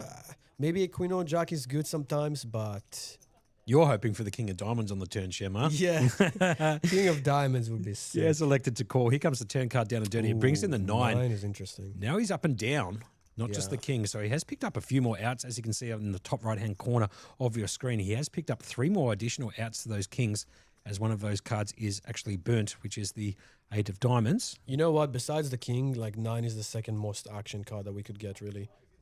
Besides maybe a queen or jack, but I think it would go check here a lot, and I don't blame Billy for checking back. Just betting and getting jammed here is nasty. You're really not loving it. And just quietly, if an 8 peels off, Billy's going to make a straight as well, and Jordan's Right. actually got the bigger one to 8 the would be queen. So that would be a dirty. very sick card at the river, as I believe it's gone checks, check. Here yeah. comes the river down and dirty. What is it? And brings in the 4 of clubs, an absolute brick. No help to Jordan. Jordan Billy- has to bluff, I think. It's mandatory because he has the nut low. He's never winning. The only reason why you shouldn't bluff is if you really feel like your opponent is never folding for some reason. But if you don't get that vibe, you just have to turn your hand into a bluff. You missed everything, and you check the turn. Oh, he checks. Wow, It's got to go check at the river. So yeah, I don't like the check back from Ace Jack. I think you should go for value. on the river, but it doesn't matter. Obviously, he had queen high, but very, very interesting the way they played it. Very conservative, I should say. Yeah. So next person to bust here in this event will pick up $3,020, and then the next pay jump is $680 more at $3,700 for sixth place. This is the 6 Hundy Sunday event at Playlive on a 20-minute delay. It's a $600 buy-in, $75,000 in the prize pool on a Sunday event that started at 1:20 p.m. I mean, that's just a massive prize pool. Obviously, 65 more entries than last Sunday. So this event, it's growing in appetite for the poker players out there who like to come in on a Sunday and play for some big cheese up top. Shem. Yeah. And, everybody that's... Ooh, he jams the... Mark jams the pocket deuces and bigs. I hate saying this, but I don't like it. I think it's a bit too wide. There's like this trap that you should jam pockets for this, and he gets it through, which is fair enough. But yeah, this spot, if you had to run it in like the solver, it would be like pocket fours or maybe fives or maybe even more than that. But I was gonna say everybody that's still in, like locked in a nice payday. Really, I don't know, 5x their buy, and if they've only bought in once, it's a nice little spot to be in on a Sunday, which is hard to do though, because most of the time you're gonna be in for more than one bullet. But we don't know. I feel like that's a nice addition to like statistics, knowing how many times someone rebought, because maybe some of these people are not even like breaking even. Maybe they're still losing money, which will be hard to do, to be honest. But Spiritual Tradie podcast coming in saying this event is goated, and I'll get 250 plus every week by the end of the year. I think you're probably right, just quietly. I mean, if it's growing and trending in the way that it's growing in, player participation and interest, I reckon 250 is probably right on the mark. Definitely by the end of the year, I'd imagine. We need to fill the top floor too, right? You need to have bottom and how many? I don't know what's the capacity for both floors, but max the capacity.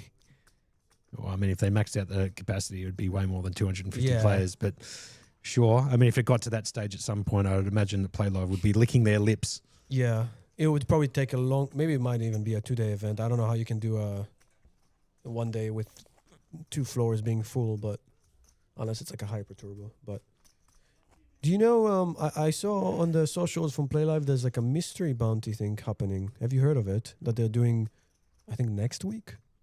I don't know the information. You put me right on the spot. Sorry. I'm excited for that. Okay. There's like a few flights that they're doing with mystery bounties. And okay. I'll probably be playing that for sure. Well, maybe if the studio can give me some information, to prompt everybody at home who's listening to this, we might be able to get some information about that mystery bounty you're referring to. Theo and obviously you've got a huge interest in it because you love playing bounty events, as you alluded to before, collecting all the bounties in one of the tournaments and taking down a decent payday on that particular day as it gets around to Theo here, who's raising in the hijack with the Queen Jack of Spades. Round to Billy. Billy should be jamming here. I don't know why Theo keeps opening 4x. I don't really understand what the reasoning behind it is, because now he's in a tough spot. Oh, wow, he gets the min click with 10s. I don't know if I like that, because you're letting... This is not aces, right? If it was aces, I would approve this a lot more. But Theo can easily jam now, and you're calling. Obviously, he's not folding. And you're flipping, and it's like nasty to see that he's got queen, but he's not folding. He's either calling or jamming Theo, 100%. And I think he's calling. Right, he has called here. He gave him a little bit of a smirk there, if you saw that. He gave him a little bit of a smirk. So it's Queen Jack versus the 10s here. It's basically a flip situation, as you can see with the percentages, bottom left-hand corner. Sweaty flop, Queen Jack 10. As the board comes, Queen double 2, and Theo out in the lead at the moment. Billy needs to find one out. The 10 was folded pre-flop, so he needs to find one of just the case out, essentially the 10 of clubs on either the turn or the river to take this one away from Theo. Yeah, and he just donk jammed, which is whatever, and now he's in a really tough spot, Billy, with pocket ends. This is why I would have just gone on in pre-flop, not put myself in this spot. If you have aces, this flop is amazing. You really don't hate any flop. You want him to hit, but now I don't know what he's gonna do. I mean, it's such a dry board. I guess you should be folding, because what bluffs does Theo off? But it's also Theo. He could be jamming here, maybe pocket 9s, and then this is a big pot. This is a cheap lead pot, right? So sure. I don't know. He's probably gonna take a long time here, is my guess. So he should, because this is not an easy spot. And look at that question. That's funny. He calls. I'm very surprised he called that fast. I think he's gonna look back at this and regret the way he played it. I think you're right. As you can see from Billy, he's got the one stone cold out. Just the 10 of clubs needs to peel that off on the turn of the river. Otherwise, wow. Theo's going to get the double through, and Billy's going to be down to 10k, believe it or not. And the 3-7 doesn't help. Billy basically eliminated from the tournament. Only got 0.1 of a big blind left, so he's got 10k, a kind of Luca-esque type of stack left with 0.1 big blinds. As Theo gets that 1.5 million chip stack, he's up to 3 million all of a sudden. Theo, the OG. And remember what I said? Like, we have 7-handed. Everybody's at the bottom with 8 to 10 bigs, and all of a sudden you have these two players with 20 bigs. Fighting it, and now Billy is going to lose on a bunch of pay jumps that, or it would have been Theo if he lost, but you get what I'm saying. Like, it's kind of like an ICM torch for either players to really be battling each other like that. But there you go, Theo takes it down. And actually, Billy has been eliminated, just getting confirmation from the studio downstairs. He was actually covered by Theo, and so Billy's going to be out in 7th, picking up $3,000, give or take, maybe a little bit of change afterwards. I think it was $3,020, give or take. Next pay jump, I believe, is $680 for $3,700 for 6th. Question coming in on YouTube saying, Monk, are you single, mate? What time do you finish work? No, definitely not single. I have a beautiful girlfriend, soon to be something a bit more in the near future, called Zoe, and she's an absolute champion, so I'm looking forward to seeing her when I get back home at whatever time that's going to be. Shout out to Zoe. Does she play poker, or does she understand it a bit, or? Yeah, she believe it or not, I brought her into a home game recently, and she walked away like a 6x winner. Oh, wow. You can't make it up. Yeah, it was pretty crazy. As Nick Tran here, beginner's luck. under the guns, picked up the ace king. The ace queen, I should say, of diamonds. As Jordan's picked up in the cutoff the king jack of diamonds. So suits covered by Nick here against Jordan. And I think he's calling, which is fine. Oh no! And we'll get back to that 3-bet mystery bounty tournament in a second. We got some information from the studio downstairs. I'll talk about that in just a second. As it looks like a 3-bet from Jordan. Like a min click. That's very interesting. Just clicked it back to 320. Background to Nick. I think it's too small. Nick just going to jam this back in his face, put the maximum pressure on, you reckon? He could just call. There's like 3 shorter stacks. So he's putting him in like an ICM jail here. I wouldn't mind just calling because it looks so nutted. And once you're jamming... Yeah, he calls. Once you jam, you're turning your hand into a bluff, because once you get called, you are never ahead. So you'll get called by aces, kings, ace, king, queens, and I don't even know if jacks played that way. So I like the call more than the jam, to be honest. And wow, that's an amazing flop for him. I don't think he's folding now. He's just gonna go. He's definitely going to c-bet here, Jordan, as he should with his entire range. He has to, obviously. And you can go very small here. I see people go half pot or crazy amounts. You can go 10%, 20% max. You really don't have to go big, because you're really telling him, okay, I've got aces, I've got ace king, or you have kings, queens, which is not a good flop for you. The chat in YouTube is actually pretty funny. We'll get to that in a second. As Jordan, like you said, he's going to continue. 10%, I like it. Yeah, Jordan is well studied. I've played against him a bunch. And he recognized it, but he's just going to lose a bunch of chips now. I think pre-flop, though, you should go a bit bigger. I'm not saying Nick would have folded. He's never folding, but... As the diamond peels off for Jordan, which is a disaster card for Jordan. Obviously, as you can see, he's got the king-eye flush draw, but that's absolutely cooked against Nick Tran. He's got the check mark next to his name. He has the diamonds covered as well. I think he should bet again. So diamond river here would be absolutely brutal for Jordan. Yeah, I think this is an interesting spot. I'm not sure if you want to bet again on the turn, but I think now you picked up equity. You should go again for small sizing, like 250, 300 maybe. And then river diamond, you jam obviously for value. And if you don't hit, maybe you give up. You shouldn't be scared too much to bet and then him jamming on you and you kind of have to fold your equity, because either he's got it or not kind of thing. So he should really not ever... Oh, he checks back, okay. And diamond on the river would be crazy. And the river brings in a repeat 4. No diamonds, so no help, obviously, for Jordan, who gets away from Yeah. a potential cooler if a diamond did come off here, and Nick obviously with a check mark next to his name Oh, after the turn.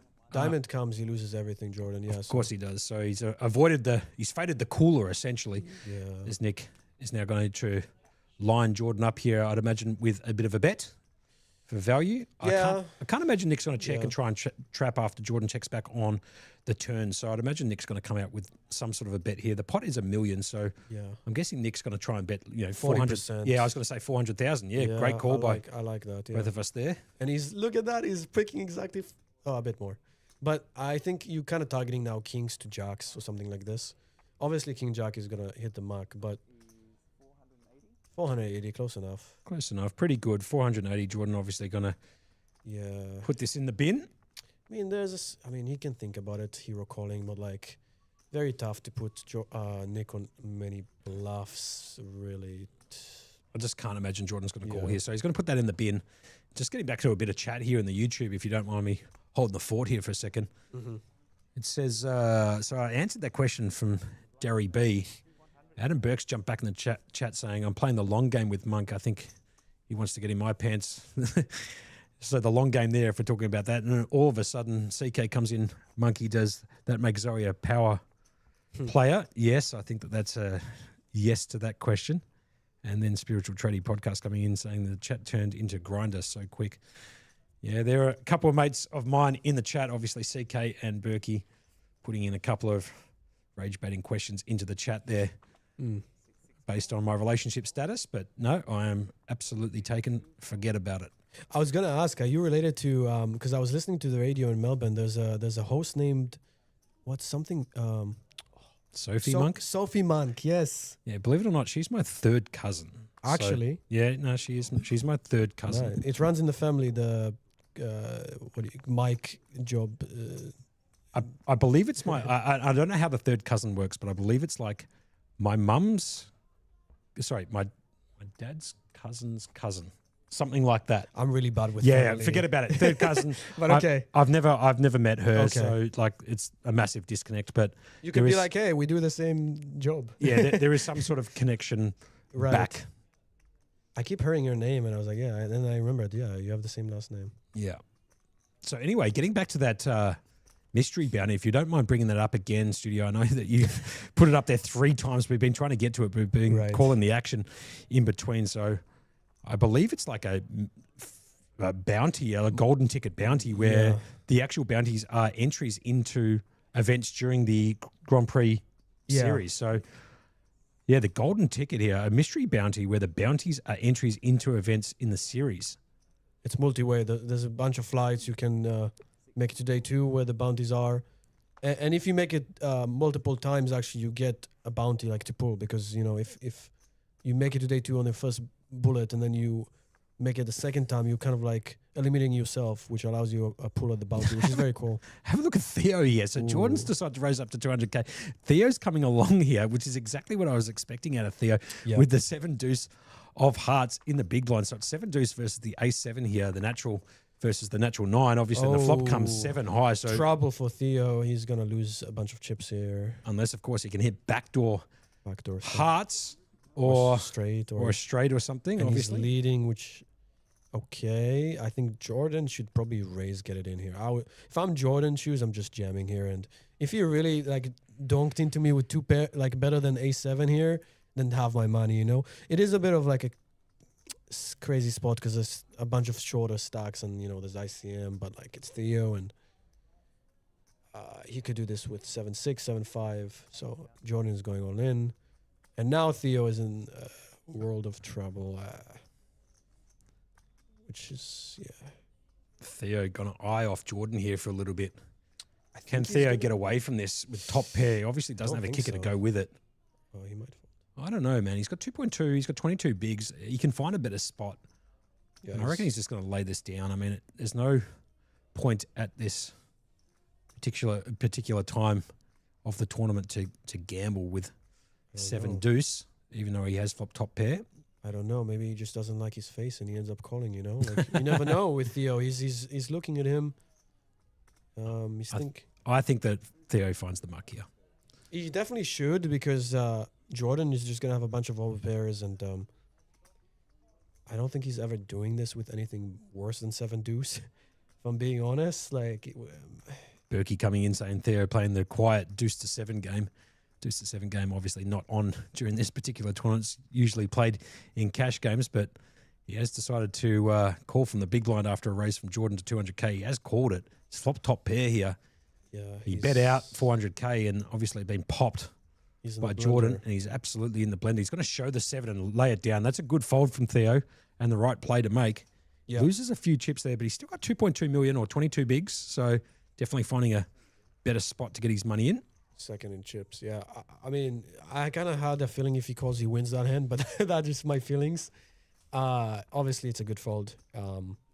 I probably would have preferred to check call the flop. But also for people at home, probably just fold it pre because you know your final 6. You don't have to defend every suited hand. Cheap EV, it is a defend in the big blind, but when you get to final 6 in a tournament, you can definitely just fold it pre-flop. Just quietly on that mystery bounty as well. Just found out here it is multi-day. It's a really fun event. So if you want to go and play that, check out Playlive.Melbourne and all the information's there. Also on the Facebook. So there's a lot of information about that mystery bounty. And in addition to that information, you can pull your own bounty if you bag multiple stacks. So Yeah, you can actually cool. pull your own bounty, which is actually pretty cool. That's I've never seen that before because before you would make it to day 2 and you actually have to knock someone out, but here you don't need that. Not saying it's easy to make it to day 2, right? It's still hard, but Mark is gonna gem the ace 8 of clubs, which is very standard. And ooh, And Trans picked up the ace 9, got him covered too, and he's going to jam over the he's gonna top go here. with So it. Yep. obviously in for less than Mark. So Trans actually all in at risk here with the ace 9, which is the better hand. Theo's going to fold, Jordan's going to fold. Yeah. So it's ace 8 versus ace 9. Tran all in with the best of it. Bat. You hate seeing that as Mark. You are like dominated by 1. That's the worst case scenario. But at least he's suited. Yep. They have some chop ability, but not as much as if he was ace deuce versus ace 3. So it's Baccarat essentially versus the natural 9. So you're saying ace 8 should win if it's, if Yeah, I reckon the 8 might peel off here. I just got Okay. this funny feeling that the natural is going to get up for Mark here, and let's see. Tran might be busted, but here comes the flop, and the flop comes 3, Jack 6. No help Yeah. to Mark at the moment. Needs to find an 8, only 3 outs. The Oh, 8 on there the you turn, go, there it you is. You said can't make it. it up. And here comes the river down and dirty the deuce. Wow. And Mark's natural gets there on the turn There you as go. the 8 of diamonds peels off. The ace 9 goes down. There's another poker tip for you. If you have the natural 9, you're more likely to win than all in. So just go with it. And Tran's out in 6 for $3,700. Yeah. Forget about ranges. Just natural 9, natural 8. That's it. I've been talking about them all through the Playlive Melbourne Million series, and Berkey and I have had a bit of a laugh about calling Baccarat hands, but I'm being honest with you. I've seen more Baccarat hands get up than than actually more premium hands like the King Jacks versus like the Ace 8s and stuff like this, or Yeah, the you 6-3 versus, you know, You should whatever. keep a tally of how many all-ins with natural 8, natural 9 wins versus dominant hands. No doubts about it. But there's something there. The $9 tip incoming from CK. I totally agree. I would have tipped $9 in that hand if I had it, and we were playing a cash game. As Howie, by the way, is in the high chair here. Howie's been the person pulling out some coolers left, right, and centre. That was one of them. Ace 9 versus Ace 8. The 8 on the turn, getting the job done. Yeah, we're going to get action now. Right as I say this, Ace Jack suited. This might end quickly now with him being the dealer, but for Theo, this is the nuts. As he's been opening every button, so this is like the nuts. And Dale might defend. Dale Vinci code is He I've given does. him a little bit of a nickname. Dale code here with the Play Live red jumper on. He's got the King 5. He's going to defend from the big blind. Yeah, he's hoping for a king, really. Or a 5, but I reckon he's going to spike a king. I reckon he's going to spike 2 pair on the flop here. I'm going to call out Dale's hand here. king 5 hearts. There's a 5. Oh, 1 heart. Okay, this is going in, I think. So Dale picking up second best pair with the second best kicker against Theo. He's got 2 overs. He's going to go check. Here comes the turn. Brings in the 6 of clubs. Dale still out in the lead at the moment. Theo hasn't picked up any cards to help. It's going to go check on the turn. Here comes the river. Brings in my the God. Jack of diamonds, and Theo just picks up second best pair. It's going to Wow. go check. I don't know why you check the river like that, but okay. Right. You so, have to bet for value. I mean, that's got to be the fastest hand in history, just Yeah. quietly. You've gone check. And Yeah, I think Dale should have bet the turn or even shoved the flop, but definitely bet the turn and he would have won the hand. And then Theo should have bet the river for value. And he might have got called, the guy had 5, but they both played it pretty friendly, this one. lines are 51K, 50k, 100k, 100k big blind ante. As you can see, Dale on the short stack at the moment with 5 bigs. He's only got 495k. He should have let out that flop, and he probably would have taken that pop down, or I don't if know. not bet the turn. If he let all in the flop, it would have been close because Theo had backdoors. But on the turn, definitely he would have taken it down on the 6. Yeah, I agree. Anyway, I mean, check, and he basically essentially lost the minimum there, believe it or not. This gets around to Theo. He's going to fold the 5-3. Jordan's now picked up the 2-side, 4-4. Yeah, he should. Small has 5 bigs and big blind has 15, so I would like to see an all-in. He has. And today always picked up the 9-3. Can't find a hand. This is where you're sweating the big blind, not snapping you. And fold from Dale and Mark. Adam Burke saying Mark is in seat 2. Yeah, we said that. That's funny. The added equity of the extra bag. He's in seat 3, but yes, I know exactly what you mean. He's holding that back. He's got the backpack on. We did have a conversation about that earlier. The backpack equity giving you at least, what do you reckon, 3 to 5? 5%. 5%. There it is. To be fair, when he was all in, he didn't stand up, so he's not even utilizing the strategy. The backpack equity, yeah. Yeah.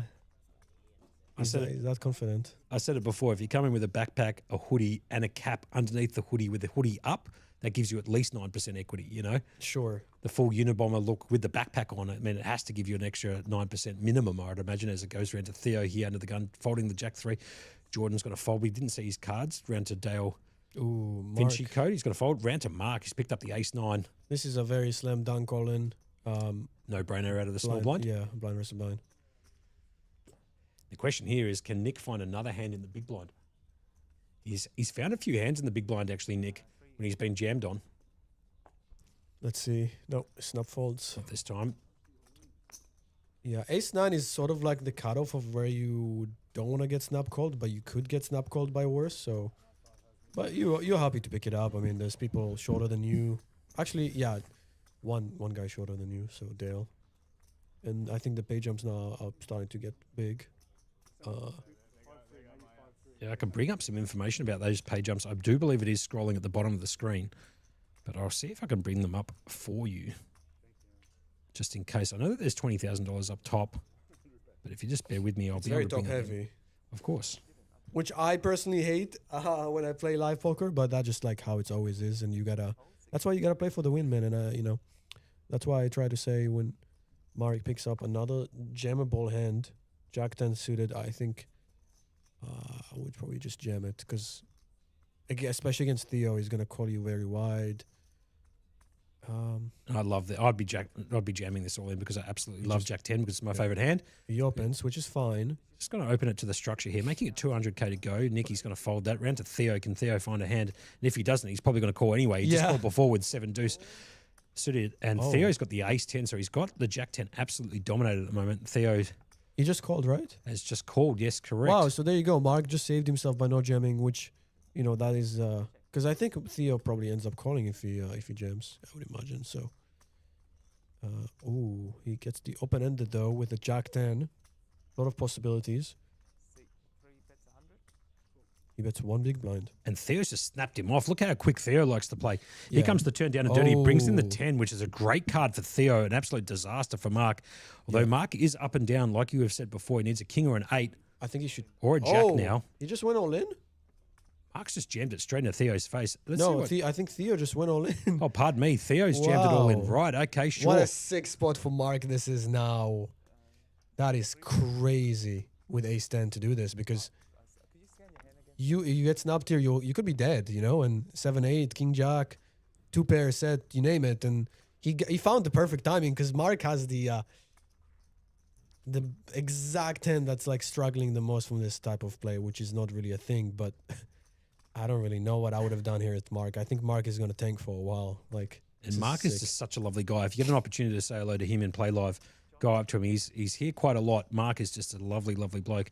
In the grinder right here at the moment, as you can see, he's looking at 10 outs. He needs to find a jack, an 8, or a king. The outs in the top right-hand corner with only the 8 of diamonds. So he's going to fold. Good fold, I guess. And Theo playing so quickly. I don't know how quickly you saw that. It was bet, call, jam. Actually, like within seconds, he's making decisions. If not even quicker than that. He picked a line and went with it. That jam was gangster and a half. I did not expect that in my wildest dreams, like to jam the turn there. Good fold by Mark in the end, who does pick up that 10 on the turn to make a pair to go along with his up and down straight draw, and he has elected to fold that, and Theo's going to pick up a few more chips there. So kind of well played by Theo, but also a pretty good fold, I'd imagine, for Mark. Tell you what, there's definitely a lot of people who are not folding there in Mark's shoes. I think it's very hard to fold that hand open-ended with a second pair from a weird donk all over bet all in that I don't know what exactly it represents, but Sure. As Mick Walford comes into the chat. Hi, Josh. G'day, Mick.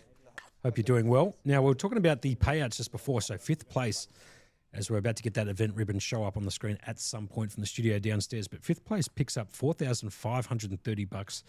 4th is $5,500. 3rd is $7,900. 2nd is $12,700. And 1st place is $20,610. Obviously, a deal could be made. look at the pay jump from 2nd to 1st is more than 3rd place money. That's crazy. Yeah. Or just about 8,000. Yeah, it's very top heavy, and Mark raised half his stack. So this is a good play, because if there's 2 all-ins, you can fold and get a pay jump. This is basically essentially an all-in. But if there's 2 all-ins, then you can fold, kind of thing. Yeah. Yeah. Hey, come in. Just one. And Jordan, I don't know if they can hear me. Jordan has a very tough spot with King Jack suited. Apologise. Cam Lawless just comes straight into the com box there asking if I would like a late night beverage. I'm not going to say no at 1 o'clock in the morning, to be honest with you. Anyway, obviously got raised here by the ace-8. Yeah. And Jordan deciding not to come along there, was it, with the King Jack suited? Yeah, he put half his stack, so 5 big blinds. So I don't know. You can actually, there is a spot. This is a spot where you can potentially just call for the half stack and then go with it on some flops. And if it comes ace high, you can just fold the King Jack suited. Against an all-in, I think it's an easier fold. But against 5 bigs, I might have been tempted to try and hit. Yeah, but he decides to let it go, which is fair enough. He's very tight now in that cluster, 30 to 15 bigs, and then there's Dale with 4.5. So in his big blind now. So everybody who's logging in now to watch this, you are watching the conclusion of the 6 Hundy Sunday or $600 event that they run here. It's a flagship event at Playlive, 129 York Street, South Melbourne. This is the conclusion of this particular event. $20,000 up top. 5 players remaining out of a total field of 150 entries. As there's an all-in and call here. Very standard. I mean, Dale has 3.5 bigs. I mean, so Jordan obviously jamming into Dale from the small blind with the Queen 6 of diamonds versus Dale. He's got the ace-8. Flop comes 2 diamonds, 3, 8, 4, 2 diamonds down. It's a flip. Turn card brings the Queen in for Jordan as well. Ace. And needs to find an ace. Oh, I was going to say ace or an 8. I felt it was coming for sure. Dale finds the 8 at the river there for another natural 9, just quietly getting the job done with the ace-8, the natural 9. Big river. Finding the 8 there, and all of a sudden, Dale doubling up now, up to 790,000 or 8 bigs. I don't know if that counts, though. He was ahead, but natural 9. Of course, but a pretty dangerous board, and especially when the Queen hits on the turn. Needs to find an ace or an 8, and finds the 8 at the river. Miracle river. And Dale actually picking that one up. So all of a sudden, Dale, who looked out for all money, all of a sudden back up to 790,000 or 7.9 bigs. He's still the shortest, but now he has fold equity, meaning he could go all in and people actually fold to him, which is massive. So let's see how he navigates it now. He has a chance now to win the whole tournament for sure. He's back in it. For Jordan, that's a massive hand that, he wins this. He's first with Theo and Chip, so it's massive. But he's still doing all right, 20 bigs. And welcoming in Yeet Machine on the Twitch chat there saying natural 9 beats small tiger, never in doubt. So we do have a couple of Baccarat players in the chat here late at night. I know it is 10 past 1. I'd imagine we're going to get a conclusion to this event relatively soon, I would imagine, probably within the next hour. I did anticipate anywhere between 1:30 and 2 o'clock in the morning. I think that's going to be right on, as we're up to hand 99 just quietly. Yeah, we're going to reach 100. But we're going to reach 100, you reckon? I reckon that's a solid bet. That's paying $1.01. Wow, he opens 4x now. He keeps opening 4x. I guess that's Theo's standard raise size, which is odd, but it works. It's very hard to play against. They're going to take that bad boy down as Connor comes into the chat on Facebook Live saying, Howie, action dealer. There's no doubts about that. If you're going to watch this stream back at a later time, maybe if not tomorrow or whatever, you'd see some of the coolers he produced earlier today, Shem. They were absolutely outrageous, weren't they? Yeah, and someone is saying in the chat, 99 hands in 55 minutes is great dealing. I agree. I mean, the hands have been going in pretty fast pace. Nobody's tanking too much or unnecessary tanking. It's been going well. I feel like the flow has been very action-packed. Not a dull moment. I don't think we've had a dull moment. So I don't think it's going to stop now. Everybody's short. This is pretty interesting, actually. I believe the players at the moment might be talking about potentially looking at a deal. Yeah.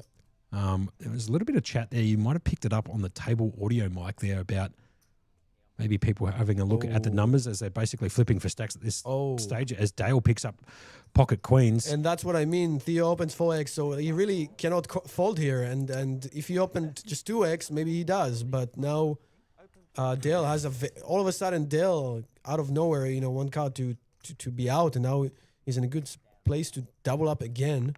I think it would be very dirty if Theo hits the king, which I've seen him do many times though, so we shouldn't jinx him yet. No doubt. So it's King Jack versus the Queens. Theo needs to find a king. Here comes the flop. It comes Jack high, so he does pick up a bit of piece of it with a pair of jacks. He needs to find a jack or a king. 9 of hearts, no help. Here comes the river down and dirty, and it brings in the queen. So set of queens from Dale, and he's going to get another double through Dale all of a sudden. Thank you very much for bringing that in. As Kayla, who is just walked into the com box with a fresh drink for me to get through the rest of the evening. Appreciate that. Courtesy of Cam Lawless, who came up here asking if I wanted a drink. So shout outs to Cam. I was gonna say he had the jack king off, so it's a strong hand, Yeah. I don't know if that's PG enough. But, I know where you're going with that one. Yeah. It's okay. It's 1:15, mate. The kids have gone to sleep. You know what I mean? Yeah. Well, hopefully no kids watching this, unless you're like us and we're playing at 16, 15 years old. Sure. You can't do that live, but you can do it online. Right, the age here is 18 to play at Playlive, I'm assuming. Yes, it is 18 years of age. In the US, it's 21, which is horrendous, but... Probably a good thing if if you had to look at some of the gambling stats in Australia, it's pretty heavy between 18 to 24 in terms of people who gamble at that age, and probably having it out there at 21 years of age protects some of those young, more influential people, or people who can be heavily influenced by what they see on TV and then go in there and see you later. I was one of those people, I'll be perfectly honest. That's a bit of a story of mine when I was 18, 19 years of age, and I was working at Crown Casino and trying to be a Phil Hellmuth, Phil Ivey poker player. I didn't know this. Apparently Phil Ivey famously played at 18 illegally live. I don't know exactly how you do that. Maybe he had a fake. No, he had a fake ID. I know that story. Yeah, that's very risky, man. Because I know that story because they can confiscate all your winnings too. Yeah, back then I think it was a lot easier. Nowadays, forget about it. Like I don't think anyone's fooling you with a fake. You can actually look that story up online. He went by the name Jerome. Yeah, with a fake ID, playing in. And Vegas they didn't catch him until it was probably too late. I believe that's probably accurate. I don't know if they can collect all his winnings after he turns 21. I think they just have to cop it on the chin that they didn't look at his ID correctly when they were allowing him to play underage. Nonetheless, Mark with the ace-10. I would like to see a jam now. 12 bigs, and I think he's going for it. Yeah, or he's doing the half pot.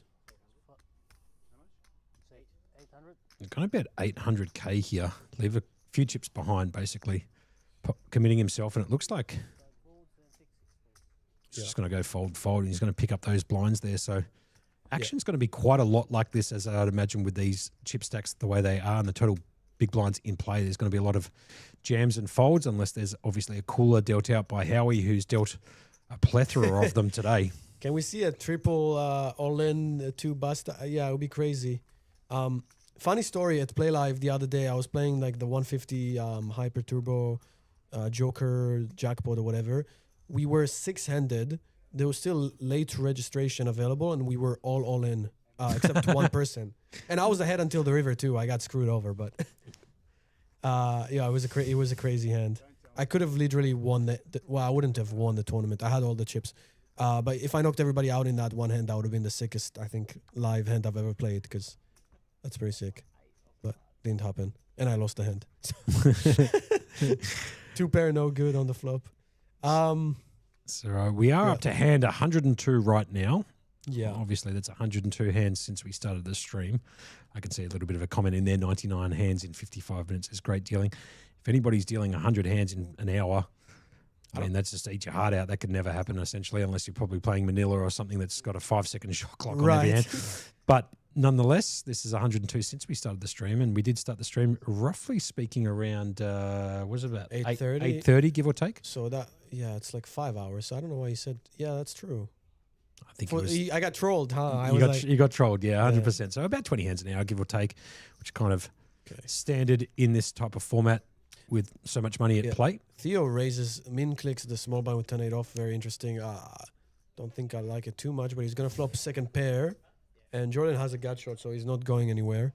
Unless he bets very big, which might be the case. But Theo just coming out with 200K, just double the big blind there. So he's just going to basically min bet it. Min times and 2. he folds. Interesting. And Jordan's just going to fold. He's not even going to continue there. Yeah. I think just because the blinds are so high, there's so much at risk, he just doesn't want to put in, an eighth of his stack there with a gut shot. And he doesn't know this, but he's obviously got 2 overcards to the 10. Yeah, I think if he has a diamond, he for sure should continue. This is a bit closer. Yeah, and agreed. Theo is very unpredictable, so he might just have him almost dead too, maybe with an ace something. But it's a bit funny because Theo opens 4x in some spots, and then small versus big, he elected to go 2x. I don't know if it's because of the strength of his hand, 10-8 off, or he just has different strategies for different spots. But if you are playing at like live events, just like pay attention to these small things. They might come up. And a Burke in the chat on the YouTube saying, Happy Gilmore did that no more than an hour ago from the movie Happy Gilmore. If you said it's an absolute pisser. And he also said Chuck Norris could deal 200 hands an hour blindfolded. Obviously, the play on Chuck Norris being the GOAT of everything in the world, the universe, and beyond. Connor said, I was in that hand with Queen. Not sure what he means. I guess they're not doing a deal after all, which is fair enough. I mean, now that everybody's so close, I mean, Dale is not even the shortest stack anymore. He's all of a sudden like tied for third, which is crazy. He was 1 card away from being out. Paddy Russell coming into the chat too. Hello, Monkey. G'day, Paddy. Hope you're doing well up there in Sydney with the Kings boys. That's Patrick Russell, one of the absolute goats of TDing and a close mate of ours. Looking forward to obviously seeing Paddy come down to Melbourne again soon at some point. He's an absolute superhuman of a bloke. I'm looking forward to catching up with him over a couple of drinks if possible at some point. Yeah, CKL saying the last time I dealt more than 100 hands in an hour, I was at casino war table. Fair enough. 5 card wins only, 100 hands an hour. Yeah. Oh, well played, sir. That's rookie numbers, man. Come on. You can do like 1 every 20 seconds. How much is that? I don't know. 180 hands an hour? Something like that. I mean, if you got 6 boxes open, man, you could probably do, Anyway, nonetheless. I wouldn't recommend that, though. That's pure luck, right? And you probably have a casino edge, which I don't know how much it is, but... Man, I tell you what, if you could squeeze the cards up playing Casino War, that would be my game. Fair enough. Just high card wins, just a squeezed Casino War table would be right up my Kirsty alley. Doesn't matter the minimum wage.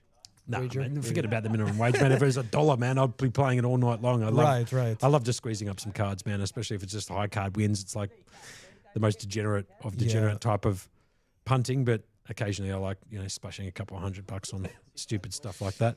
Anyway, I ran to Theo, just picks up the Kings here. He's Sure, Cowboys. Hot.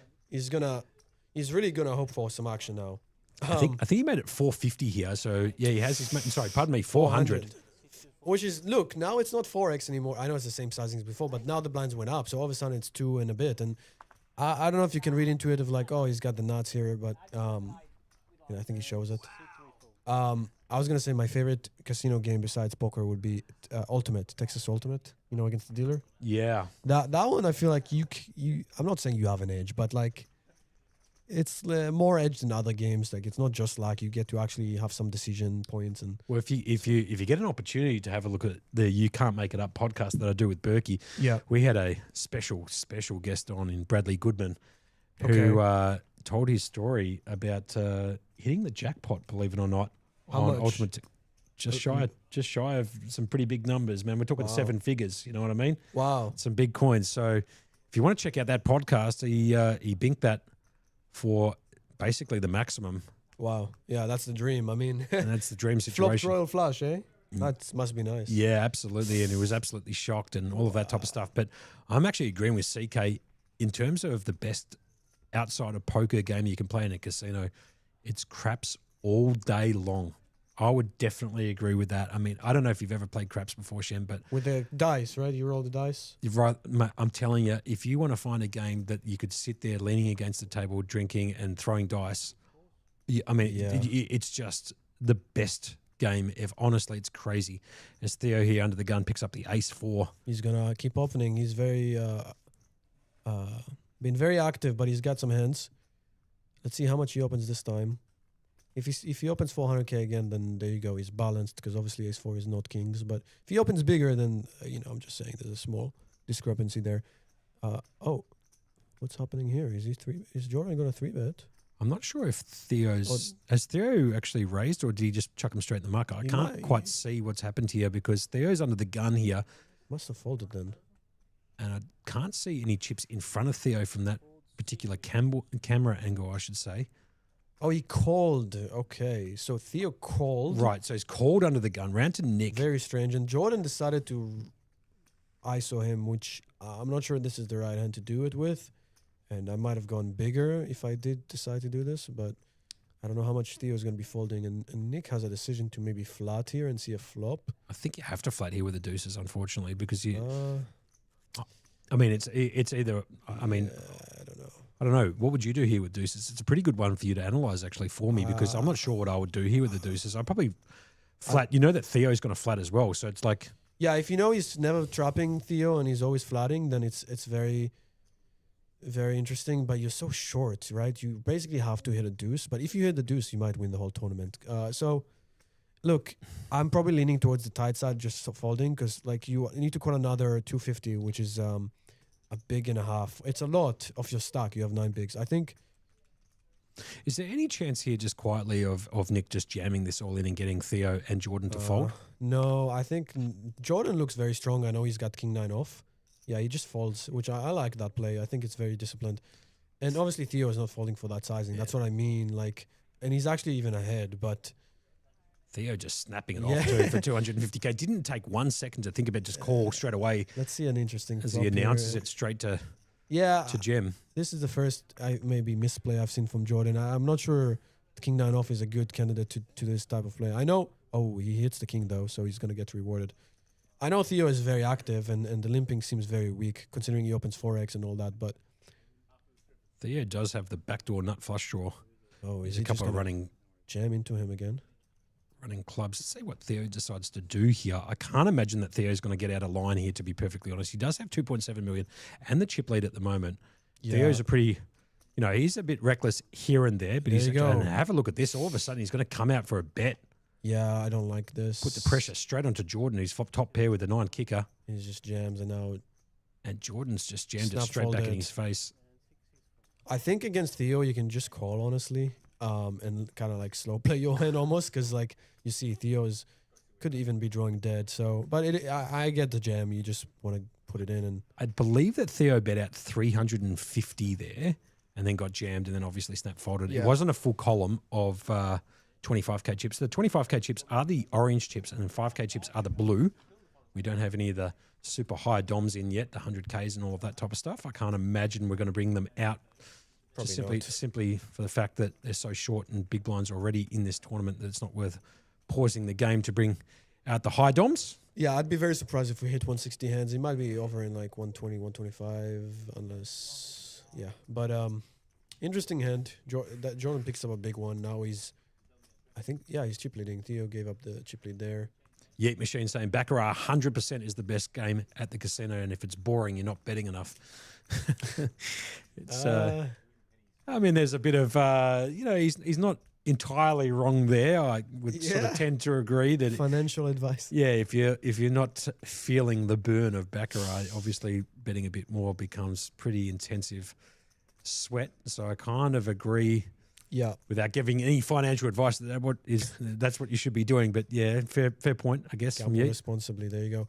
I mean, I was really interested in doing, like, I remember at the Star and stuff, they had like these blackjack tournaments and stuff, and I was very interested in those, intrigued, but it was happening at the same time as poker tournaments, and obviously I'll take the poker anytime. So I never actually did those baccarat or blackjack or slot machine tournaments, but that's a cool concept. I don't really know how it works, but isn't it just luck? I don't really know. You're just like competing who's the luckiest? I have no idea. Everything I think at the casino is luck outside of playing poker, and even then there's luck involved. So it's just you got to feel lucky, and you got to get in the right time at the right moment. And Dale picks it up. Look at him. He's now moved to third place all of a sudden. Crazy. Dale was all in no more than probably a dozen hands ago, actually, with the ace. Yeah, eight, I yeah, believe, he was right? one card away from being out in fifth. Correct. He's definitely solved the Da Vinci Code. He's in the zone now, I feel like. It's a good name for him, Dale Vinci Code, yeah? I think you'll like it, yeah. Yeah, it's a good little nickname for him. I give props to myself for calling him that. A little bit of a play on Nice. his name. As we get on to hand number 107. We have a bunch of funny names, like, I don't know if funny is right, but like Nick Train, Jordan Lush. Like, what's that company that like does, I don't know, Jordan's last name reminds me of Bed Bath and Beyond, you know? Like the soap that you put in the... Yeah. Like, I hear you, the bath bombs and stuff like that. Yeah, that's I got you.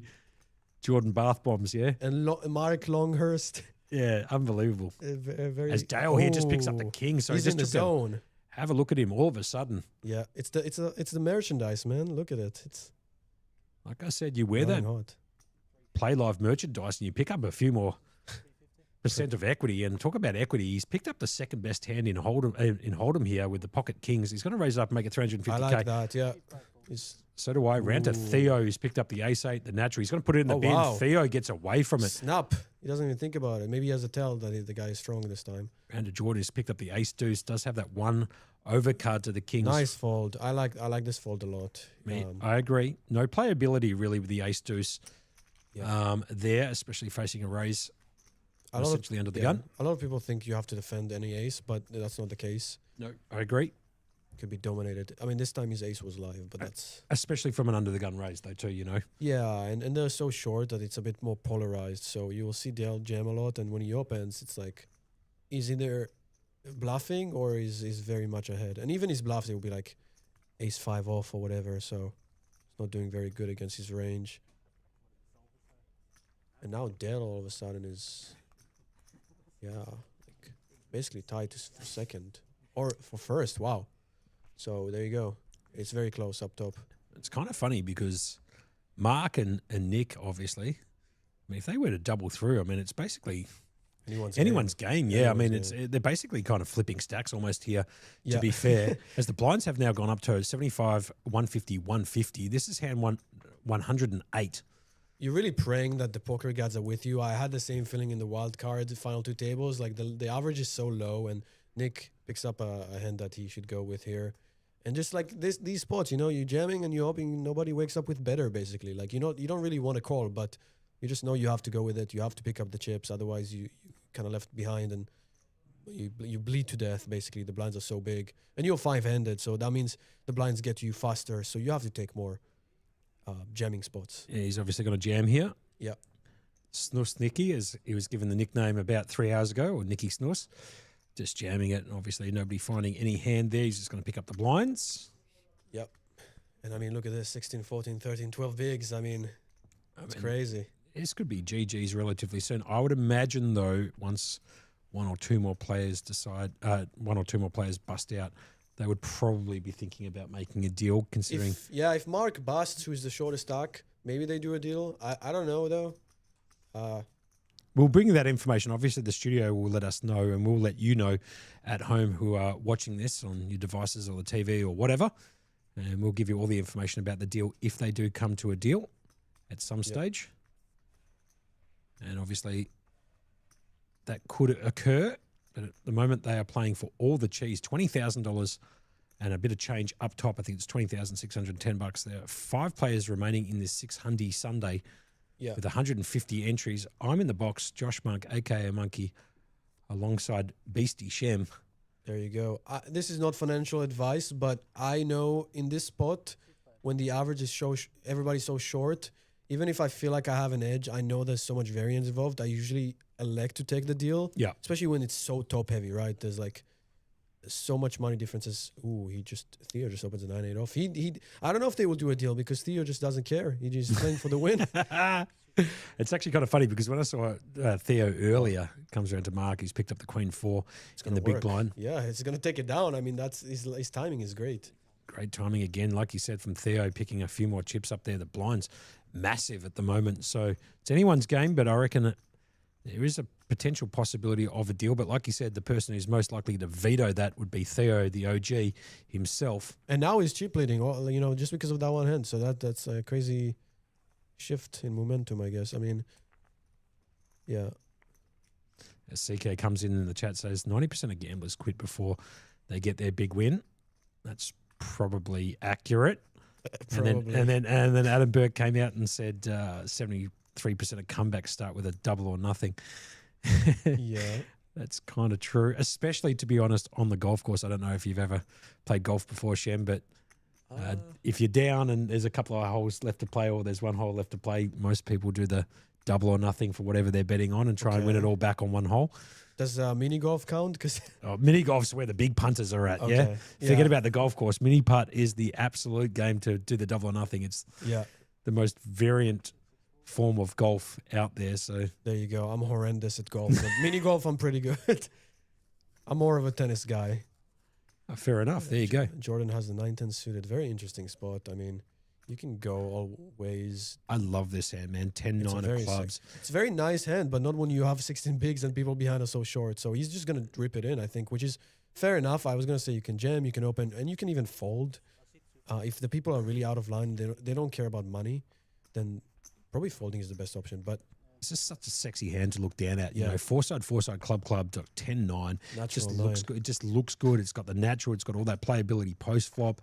You can flop an absolute monster with that particular hand. I just absolutely love 10-9. I think that's probably the reason for why I also like the Jack 10. It just looks really pretty in the hand, you know? Yeah, those hands are definitely by far the best when you are like so deep, like 100 bigs or more. But maybe even to the point where it's almost as good as aces or even better because you can stack someone. But when you're short, I'd prefer having other hands. Oh, obviously, yeah, no doubts about that. But I mean, if you're fine at 5-handed and you've got a decent chip stack and you want to apply some pressure, you can do it. As Scotty Pike coming in here, it looks like they're going to take. Well, this is kind of interesting. It looks like they're going to take the blues out of play here and just play with the oranges. So they're going to colour up the blues. Scotty, a senior TD here at Playlive, knows what he's doing. He's probably going to do it during the hand to make it nice and easy so that there isn't any breaks in the feed. For those people who are sticking on for the night session all the way in to 1:33 a.m. here at Playlive. Dale's in the cutoff, picks up King Jack off. And he's going to raise it up and make it 350k to go from the cutoff. Got to get through a few players. Mark's picked up the 9-8 suited. He's got 4.4 bigs. Yeah, he's got to fold it. He's going to fold.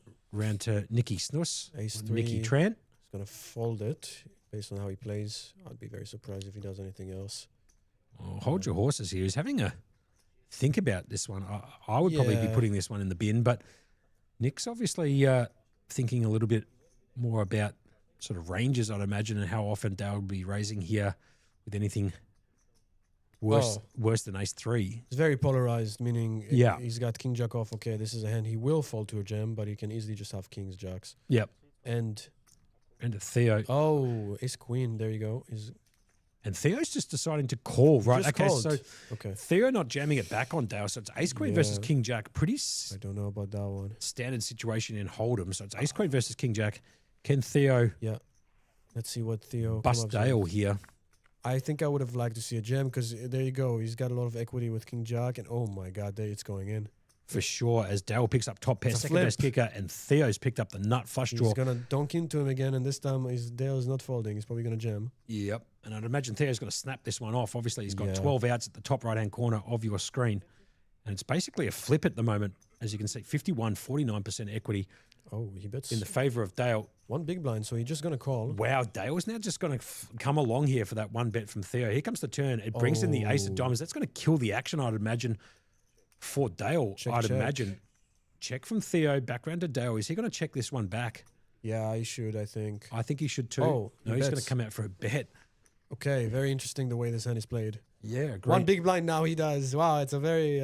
And have a look at Theo. He's just going to trick it up. He's going to flat this turn bet from Yeah. Dale. Here comes the river down and dirty. Brings in the nine of that's diamonds. going to No kill help. the action. No help from Dale, but the backdoor diamonds gets in. Theo's going to check, and I believe Dale's checked behind, and Theo showed him the ace queen. I don't know how Dale didn't lose everything here. That's very impressive. I mean, I would have lost it all. Definitely would have raised the flop or... Quite a fascinating hand actually played between those two because it was so unorthodox that, Yeah.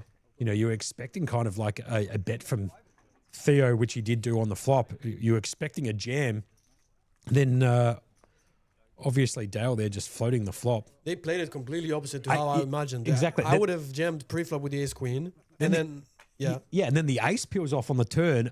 Theo then checks. Then he's induced the bet out of Dale, and then obviously at the river when it comes to the nine of diamonds, backdoor diamonds get in. It just goes check check, and that's hand over. Yeah. Crazy, Yeah, crazy. Like, yeah, right. I would, ace queen would have jammed pre, and then okay, let's say you call pre, then the flop I would have check raised, but he led, and then king jack I would have raised on the flop, but he just called, and then on the turn, okay, I probably would have played like him with the ace queen, like Theo, I would have checked, but then facing one big blind I would have raised, but he called, but I would have not bet with the king. Anyway, yeah, it was a very opposite hand of how I would have played, but it was cool to see. We for got sure. the expert commentary coming in from Shem here. I'm tonight.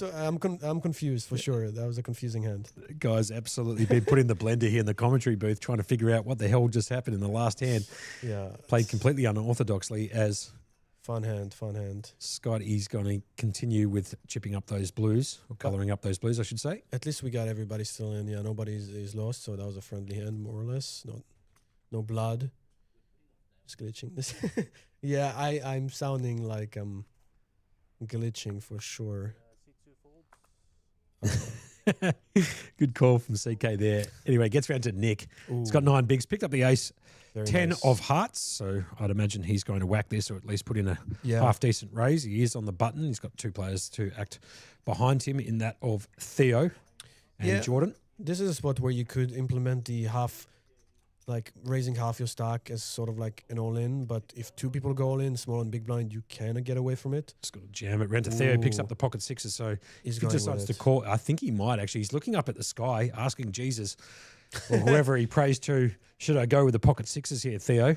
I think I had a similar spot with Theo where he had sixes and he went with it, and I thought he was not the greatest call because we were getting close to the money and whatnot. But I think here he's gonna go with it. He honestly, I don't. It will be close, like from a GTO standpoint, because Nick should jam a lot of pockets, if not all of them. Wow, but he folds.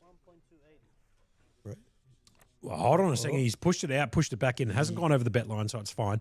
He's going to decide to lay it down. I'm Round very to Jordan. surprised. Very surprised. He decides to fold the 5 deuce, and the ace 10 will get through for Nicky Snus. Yeah, it was for like half his stack.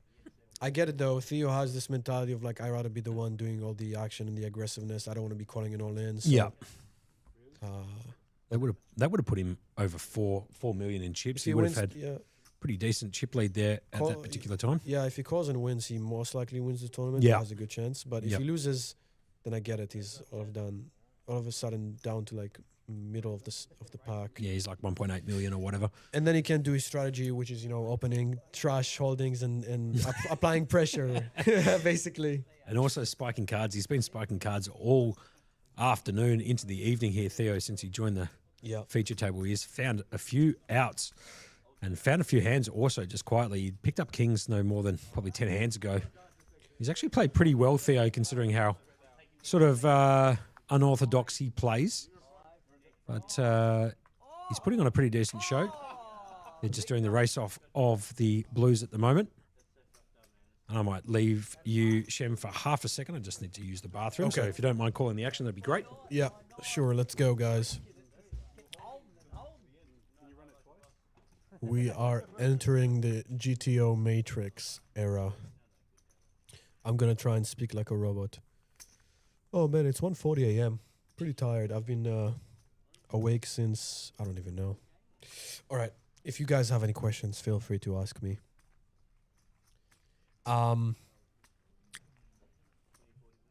Yeah, man, that last hand with Theo and Dale was a very unexpected what transpired, but it was cool to see.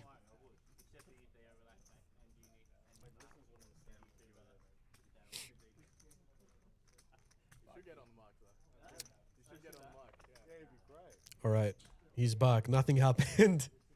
We're still dealing the hand. Oh, nothing happened. No, Didn't miss a hand. Perfect. I just exposed you on live TV, live stream. Though. On a 20-minute delay, though, so Oh. it's all good. You can delete it. Okay, Mark. Ooh, he's got a very tough spot. Not really tough. It's a good fold, but some people might feel like they have to jam here because they're gonna basically be all in next hand. He's got 4 bigs and half of his stack is going in next hand, so he's basically committed. But I think it's a good fold because he can find better than 10-5 suited. Hopefully, next hand he's hoping for it. Theo folds. Okay, Jordan has a playable hand. Just going to jam against Jam the it. big blind. And Dale's got the king 6. Oh, And he's wow. going to come along. Okay, He's so going it's with it. Okay. Ace Jack versus King 6. Dale all in at risk here at the moment. Yeah. So it's Ace Jack versus King 6. The suit's covered by Jordan. Yeah, I think I would have folded just because the Mark is going to be all in next hand and he's shorter and there's a big pay jump. So this is a spot where, again, GPV, you call King 6, but with money, I see. Ooh, he's going to spike the 6, though. 6 deuce deuce rainbow board. He's ahead. 7 on the turn. And can he find the ace or the jack at the river? And he Oh, finds it. The my ace gets God. done. Jordan's got to bust Dale. I felt it, yeah. And Dale's out now in 5th place, He picking got up fifth. $4,530 for his efforts. We are down to 4 players in this 6 Hundy Sunday event. That's kind of a shame for Dale because he made such a sick comeback from being 1 card out. The final 5. He made it all the way to like top 2, top 3, and then still got 5th. So it's a bit sad, but played well. TY coming in the chat saying, very fast bathroom break. I'll be honest, I had to clear my throat. And I didn't want to turn off the mics calling the action, so just need to clear my throat there for a second. I got a Dorito stuck there in the old esophagus, so I had to cough that bad boy out, and that's why it was a quick, fast bathroom break.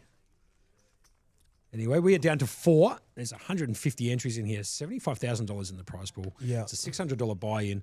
4th place is going to pick up $5,500 And for Mark their efforts. is sorry to interrupt you. No, Mark, go ahead. Mark is essentially all in this hand. Not saying he's going to be all in this hand, but half of his stack is in the middle, and there's nobody else who's really short. So unless some crazy action happens where 2 people go all in, we're probably going to see him all in.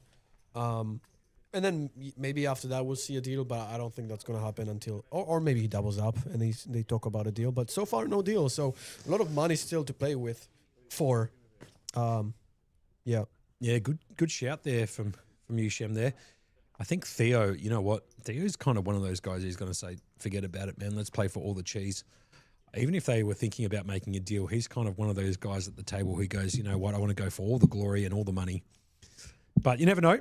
They might come up with a deal, but we'll find out from the studio downstairs and let you know. As There you go. Wow. I just said it. Nick goes all in and Theo has a decision. And then, Mark can get away and get a pay jump. I don't really like that jam from Nick because there you go. Wow, it comes over the top here, Wow. Theo. He's got to jam over the top of the ace 9 of spades. Right. And Jordan folds an ace 3. And Mark just, there you go. Now, all of a sudden, he can get another pay jump, which is crazy. I think that's a bit of a ICM torch from Nick. Got a bit careless. I think I would have preferred to just, you can open the hand and then you get, jammed on, you can fold.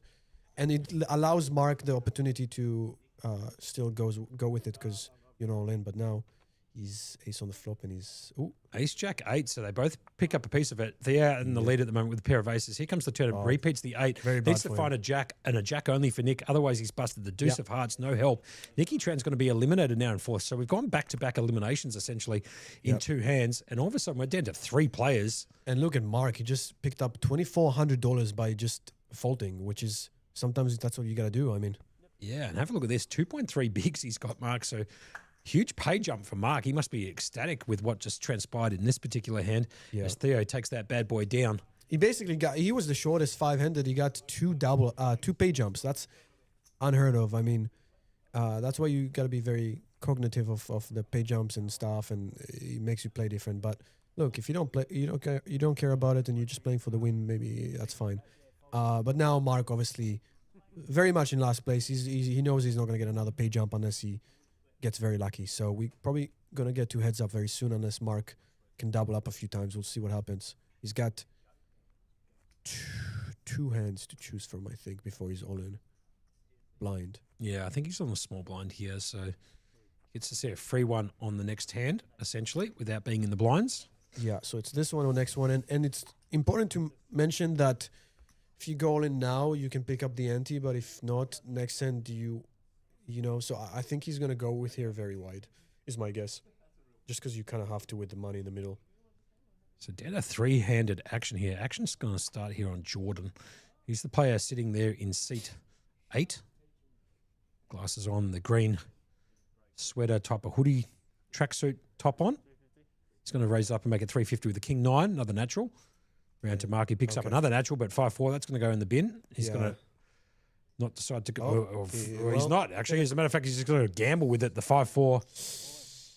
And Theo in the wedge seat here. He hasn't got his cards over the reader yet, so we actually don't know what Theo's It looks got. like he was going to fold, but now he might call. Oh, he's still going to fold.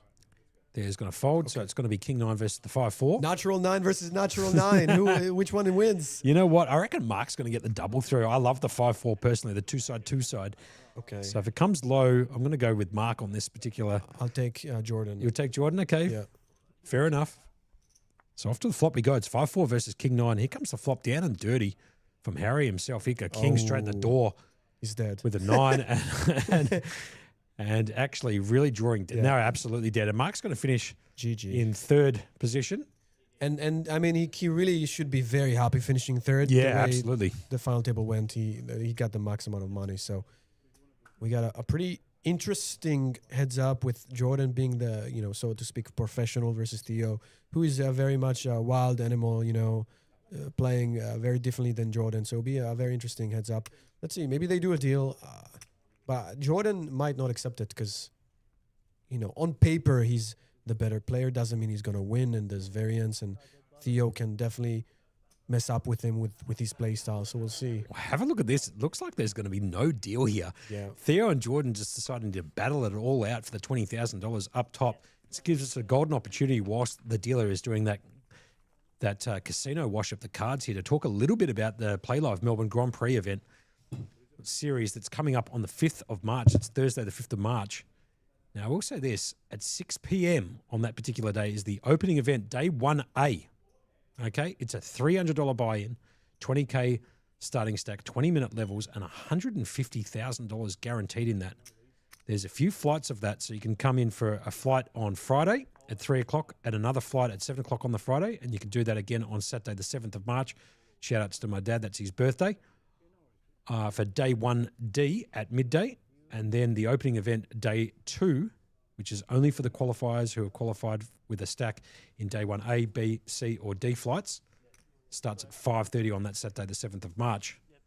So if you're interested in coming along to the Playlive Melbourne Grand Prix, that starts Thursday, the 5th of March with that opening event. They do have a couple of Big 5 at Playlive qualifiers and a Big 5 at Playlive satellite events on that you can play earlier in the day. But if you're interested in coming in for that Thursday evening opening event, day 1A, that starts at 6 o'clock on Thursday, the 5th of March, $300 buy-in, 20K starting stack, 20-minute levels, and $150K guarantee. Wow, we got a very even heads up. I'm excited for this. I got to say heads up is probably my favorite type of poker. Like I studied heads up and I very much love it. So we'll see how they approach it. There's a bunch of ways you can approach heads up. If it's a limping strategy or raising strategy only. I like that, there are 22 to 24 bigs deep. So I would play, for the most part, a limp only strategy, but we'll see how they approach it. 24 bigs. Kobe Bryant shout out there for 24. Hey. And 22 for Clyde Drexler. If you knew who I'm talking about there, Clyde, the No. glove, Drexler, he's absolutely the man. Okay. He was around when I used to watch a ton of basketball, obviously a huge Michael Jordan fan. Because he actually goes around to Jordan on cue too, just quietly.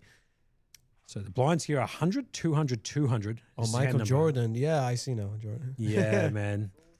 He's on cue there as Jordan decides to limp in. Yep. There, and Theo's just got to check back his option there in the big blind. So off to the flop we Mystery go. hand, yeah. Those people playing at home, this is a mystery Oh. hand as Jordan just flops a pair of threes straight off. Yeah. Not an amazing bat. flop, though, especially if Theo leads, which he likes to do. You already, all of a sudden already in a tough spot, but he checks, which is, you got to be pretty positive.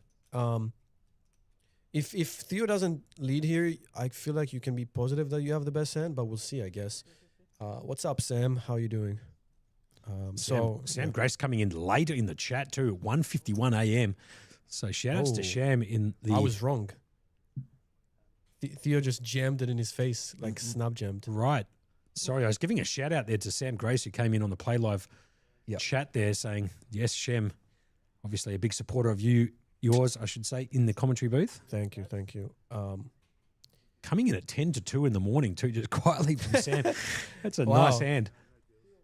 It's almost 2 a.m. Yeah, and you said last week it went until 4 a.m. So, and we felt like this was a fast structure. So I can't imagine, I feel like maybe it's not that fast if it's still going until 2 a.m. Sure. Basically they've been playing now for 12 hours, obviously with the breaks Yeah. in there. So It's a lot of play. a little bit less than that in terms of play at the table. So obviously there's breaks built in, but the event has been now running for over 12 hours, 12 and a half hours, give or take. The event started at 1:20 p.m. and will continue to run at 1:20 p.m. on Sundays. If you want to come down to Play Live at 129 York Street, South Melbourne, and play this 600 Sunday event, it's on every single Sunday. It's their flagship event here at Play Live during their off season, meaning non-series times. Yeah. And obviously you can be playing for some big cheese. There's $20,610 up top here in this particular event. So we're talking about give or take 30, what did I say it was? 28.5%, something like that. Yeah. And this heads up is very expensive. $8,000 difference. They're playing for a lot of money. I was going to say, I feel like we felt like it was fast earlier because we got so spoiled with all the action. We had so many insane hands, but the reality is it is a grind. You're playing for 12 hours.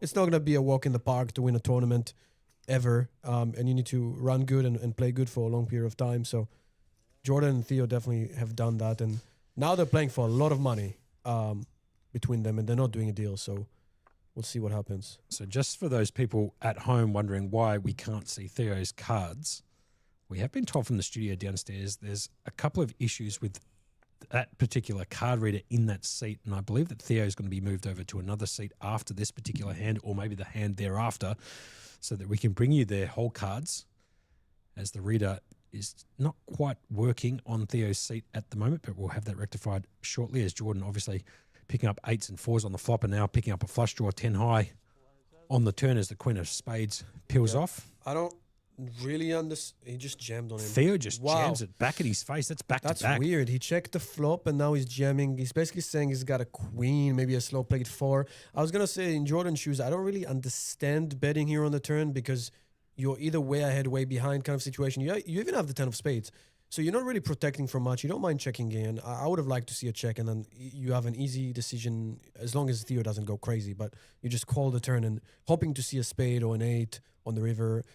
And if you don't hit that and he bets again, then you're in a tough spot. But quite an interesting hand here, just quietly. I know it's a mystery hand, but I wouldn't mind asking about Theo about this hand.